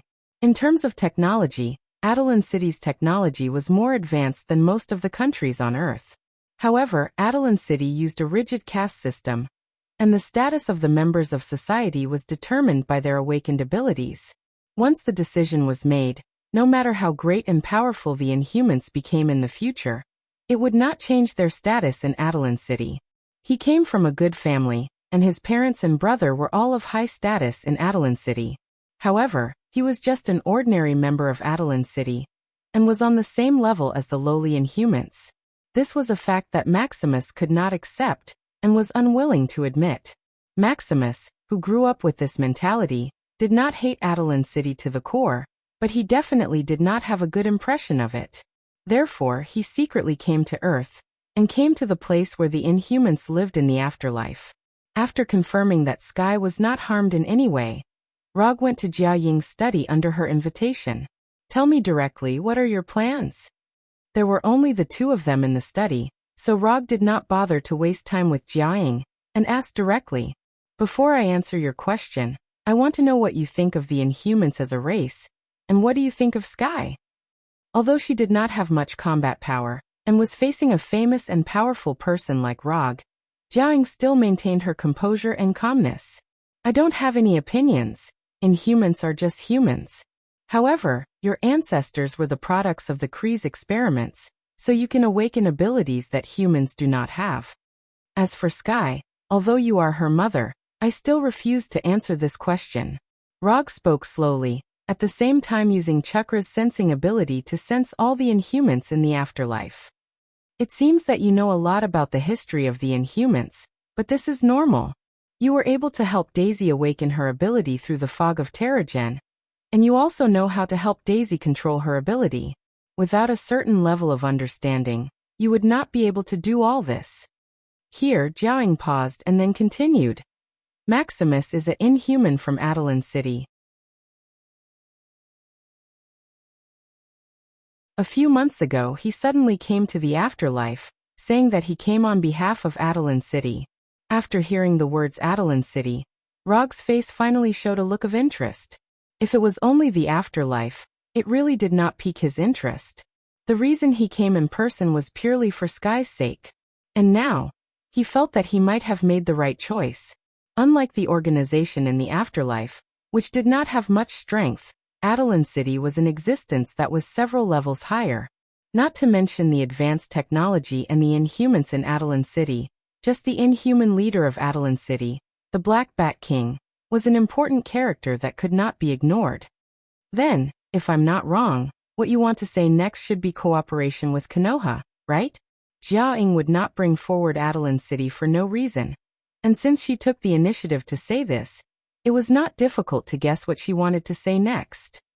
That's right, I hope that Konoha can cooperate with the afterlife. And the benefits? No one will cooperate with you if there are no benefits.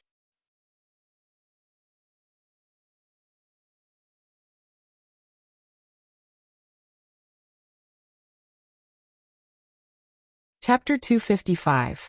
You are the director of Konoha's intelligence agency, and the famous Yondaime Hokage. You may not be interested in the reward that the afterlife can give you. Although that was what she said, Jia Ying's expression clearly meant something else. Don't talk nonsense, just say it. What kind of reward can you give me? If Jia Ying can't give him any valuable reward, Rog doesn't care whether she is Sky's mother or not. It's impossible for him to work for free. With this kind of time and energy, he might as well go back and accompany Gwen. Speaking of this, the spider serum seems to be strengthening Gwen more and more. Some of the things that he couldn't do before were now easy to do. Next time when he goes back to New York, maybe he can try Rog, who had a serious face on the surface, couldn't help but think of some unhealthy pictures. Well, then I'll say it. The afterlife can give you a planet suitable for human habitation. I don't know if this reward is enough for you to do it. Jia Ying's tone was very flat, but the content of what she said was not flat at all. A planet? A planet suitable for human habitation? When did the afterlife become so rich? To the point of using a planet as a reward. Rog didn't directly answer Jia Ying, but began to quickly recall.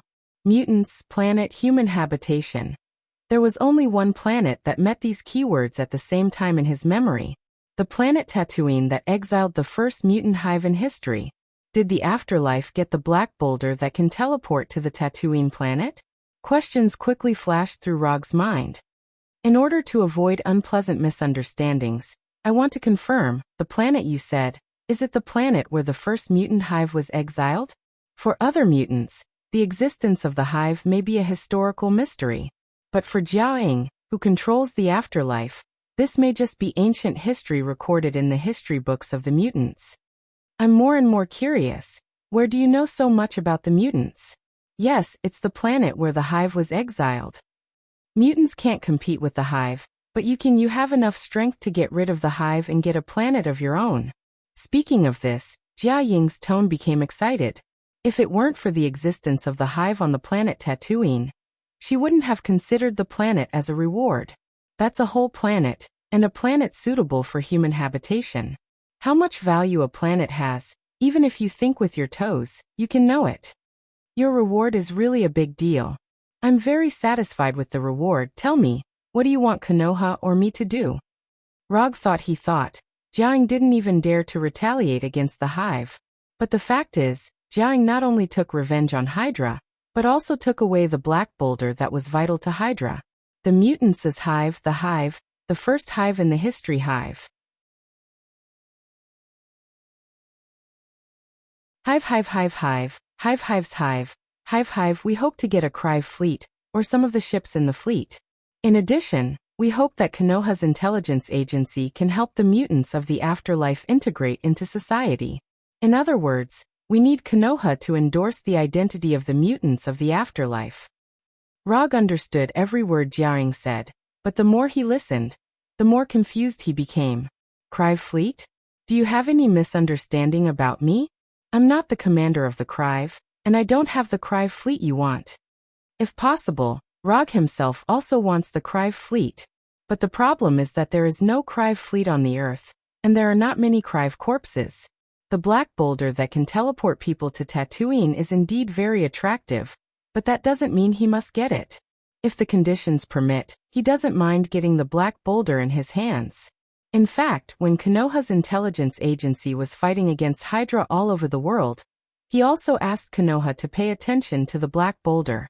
But unfortunately, there has been no harvest. The Crive fleet will appear by itself, you just have to take them before they retreat. Jia Ying apparently had considered this problem for a long time, and answered confidently. What's going on? The development of things is getting more and more bizarre, and Rog suddenly has a feeling that he can't keep up with the times. The black boulder is, after all, something on the Earth. As long as you look carefully, you can find it sooner or later.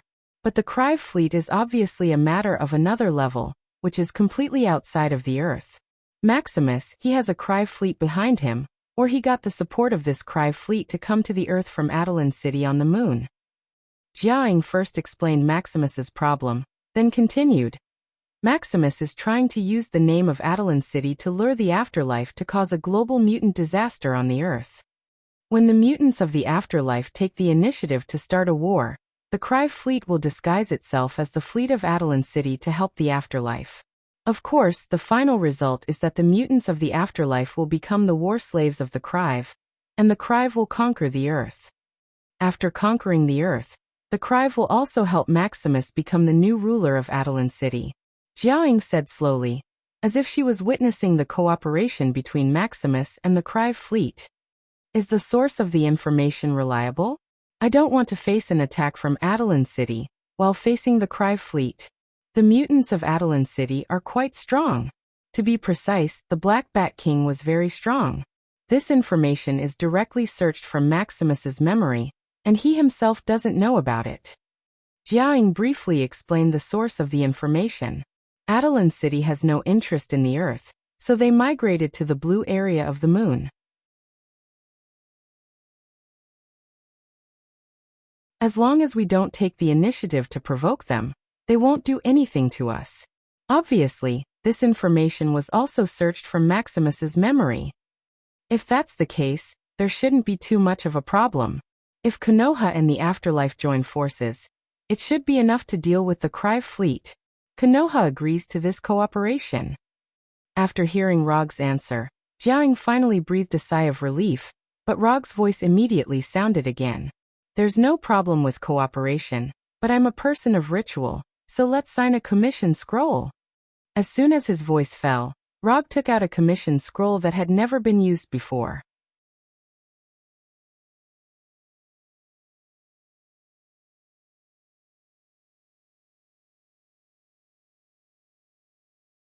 Chapter 256.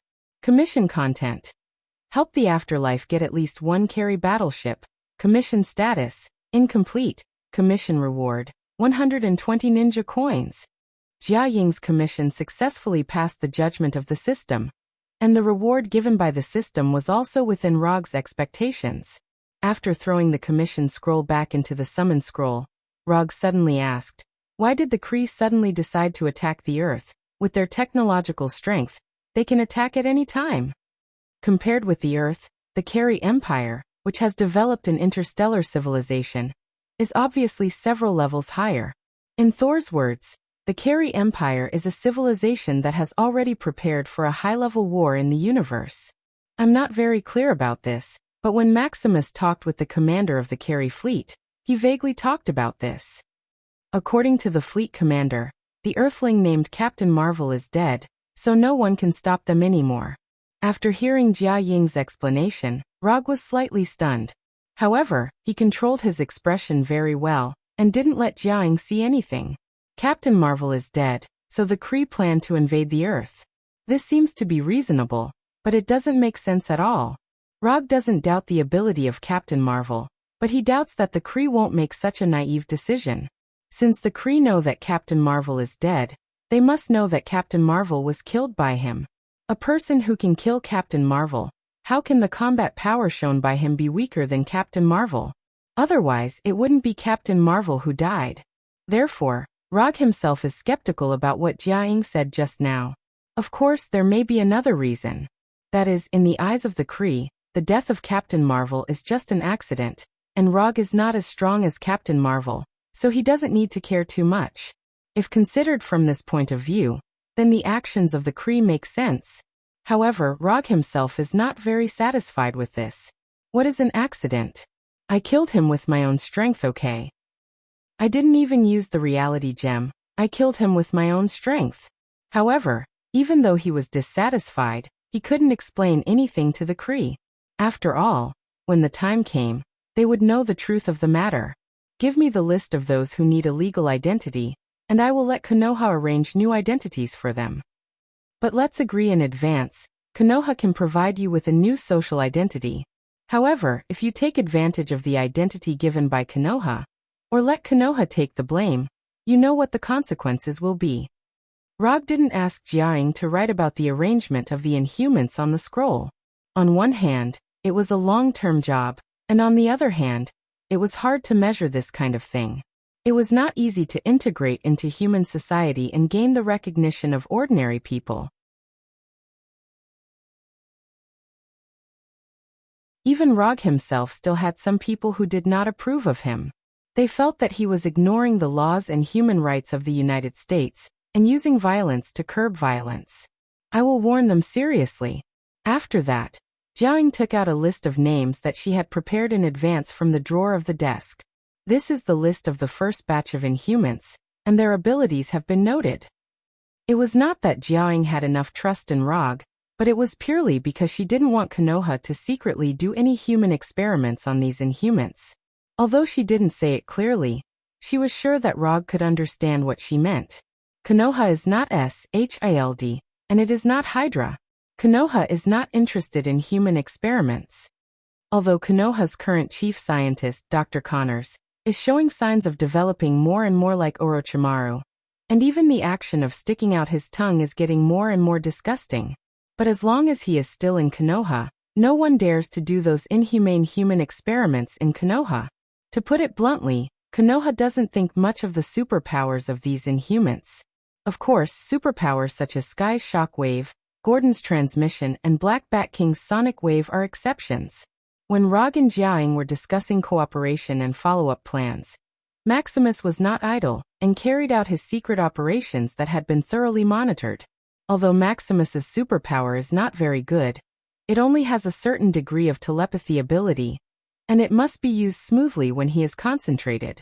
What's more troublesome is that his own mental state is not very stable, so his telepathy ability is sometimes absent. In order to make up for his own strength, he became a relatively rare inventor among the Inhumans, and he is also a genius inventor, who can use simple materials to make exquisite machines. For example, for this mission, he deliberately combined his telepathy ability and invented a small hypnosis gun to make up for the fact that his superpowers sometimes don't work. If conditions permit, he doesn't mind inventing a few more weapons for himself. But in order to avoid stimulating the Inhumans in the coming world, he only carried this hypnosis gun, and deliberately made the shape of the hypnosis gun into a cylinder more than 10 centimeters long. After taking this hypnosis gun, which has no gun shape at all, Maximus walked towards the room where Sky was resting. Sky's shockwave ability, he had heard about it for a long time, and he saw it with his own eyes yesterday. If used well, Sky's ability can play an instant role in changing the situation on the battlefield. This ability should not appear on an Inhuman from Earth. Only an Inhuman from the royal family like himself is worthy of such a powerful ability. On the way to Sky's room, Maximus even fantasized about the beautiful scene when he has Sky's ability.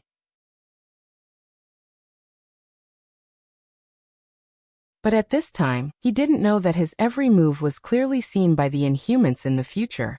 Maximus's arrival has caused many Inhumans to become fanatical, to the point that they are willing to violate the rules of the future. But as long as Jiaying is still in the future, as long as the Inhuman soldiers loyal to Jiaying are still around, the future will not be chaotic. Just as Maximus was about to arrive at Sky's room, the eyeless Gordon suddenly teleported to his side and grabbed his shoulder. "What are you doing?" Gordon clearly has no intention of answering him, and teleported Maximus to Jiaying's study room again. Is he Maximus? He doesn't look very smart. Rog sized Maximus up and said casually, "What do you mean? Are you going to start a war with the Inhumans?" Maximus sharply sensed that something is wrong. Jiaying and Gordon's actions made him realize something, so he didn't even think about it and put a big label on Rog's head, changing the concept of attacking him to starting a war with the Inhumans.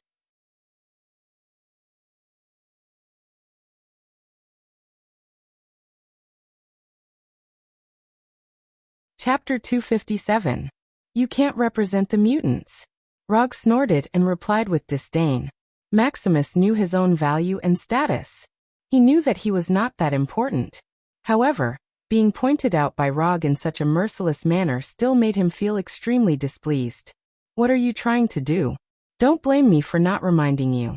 My brother is the Black Bat King. If anything happens to me, he won't let you go. If possible, Maximus wanted to draw a clear line between himself and the Black Bat King. However, he knew very well that not only could he not draw a clear line between himself and the Black Bat King, but he also had to use the Black Bat King's influence as much as possible. Although he did not know what Rog and Jiaing had talked about, the current situation was very unfavorable for him. If your brother really cared about you that much, you wouldn't have to work with the Creoles. So you should stop bluffing like this. Rog did not care whether Maximus had the Black Bat King's support or not. No one could stop him from completing his mission. Maximus could not, and neither could the Black Bat King. Working with the Creoles? How did they know about my cooperation with the Creoles? Other than me and the Creoles, no one else could have known about this. Maximus's face turned ugly, and his psychological defenses began to show signs of collapsing. The reason he dared to stay in the afterlife was because he knew that these people in the afterlife would not know about his true purpose. These indigenous mutants who have never left Earth could not have seen through my plan. They don't have any mutants who can read minds here. With that in mind, Maximus shifted his attention to Rog. From Maximus's point of view, Rog was indeed the most suspicious one. However, he did not expect that the one who saw through his plan was not Rog, but Jiaing and the other indigenous mutants who he had always looked down on. Are you sure this will lure the Creoles out? They want a mutant disaster that will sweep across the entire Earth. If they don't see the disaster in their plan, they might not appear. Jiaing didn't look at Maximus. Ever since she had reached an agreement with Logue, Maximus had become a dispensable existence. Of course not. I'm not a Cree. How would I know what kind of decision they would make? But since they are still interested in the Inhumans, then they will definitely be interested in the honeycomb. After all, compared to controlling a group of mutants, controlling one mutant is obviously much easier. And with the beehive, it's basically the same as having the key to controlling all the Inhumans. According to the agreement between Maximus and the Kree would conquer the Inhumans and Earth in the afterlife after the Inhuman calamity. Neither Rog nor Jiaing had any interest in causing a global Inhuman disaster. Therefore, they had to consider other ways to lure the Kree out.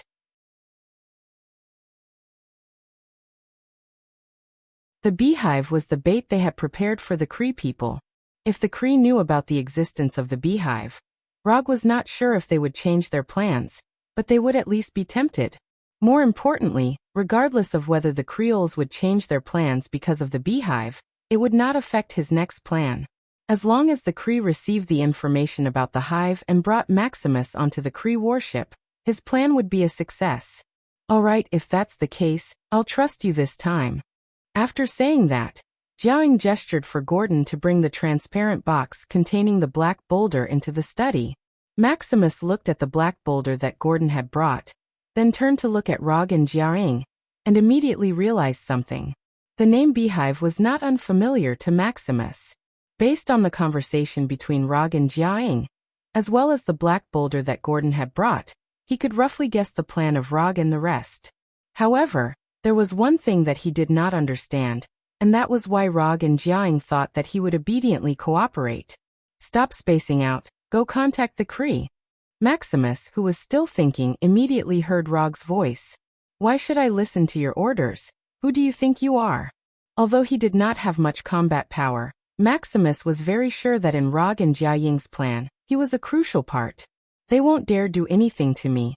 Only I can contact the Kree. Without my help, they won't be able to do anything. Maximus felt that he had grasped the crux of the matter and regained control of the situation.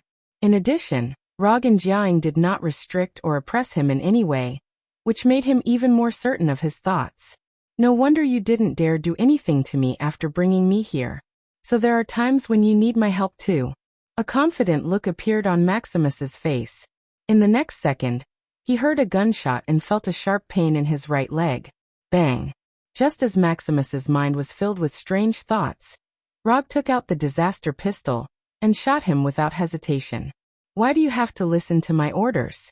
The reason is simple. Because if you say no, I'll shoot you right now. Rog's tone was very calm, but the three present could tell that he was not joking. Lunatic, he's a lunatic. Maximus endured the intense pain from his right leg and looked at Rog and the disaster pistol in his hand with an incredulous expression. Not only was Maximus shocked, but even Jia Ying and Gordon did not expect that Rog would shoot him so decisively. Without saying a word, he pulled out the gun and shot. No, it was not just a word, he didn't even say a word and shot him directly. As soon as Maximus opened his mouth, Rog's voice sounded again. Think carefully before you answer. You only have one chance. Maximus was indeed the only one who could contact the Kree, but this did not mean that Rog needed to be controlled by him. Even if Maximus was the only one who could contact the Kree, he could still bring the dead Maximus back. Although this would consume some ninja coins, which would quickly reduce the cost-performance ratio of the whole mission. Enduring the intense pain from his right leg and the intense anger in his heart, Maximus took a deep breath and said word by word, I will do as you say. Wouldn't it have been better if he had answered like this from the start? Why did he have to make trouble? After hearing Maximus's answer, Rog put away the disaster pistol with satisfaction, then stood up from the chair, went straight to Maximus, and patted him on the shoulder. I know why you can't compare to your brother, you really can't. That you're tuning in to the Echoes of the Heart YouTube channel. Don't forget to subscribe and join us on this journey to catch the most captivating stories.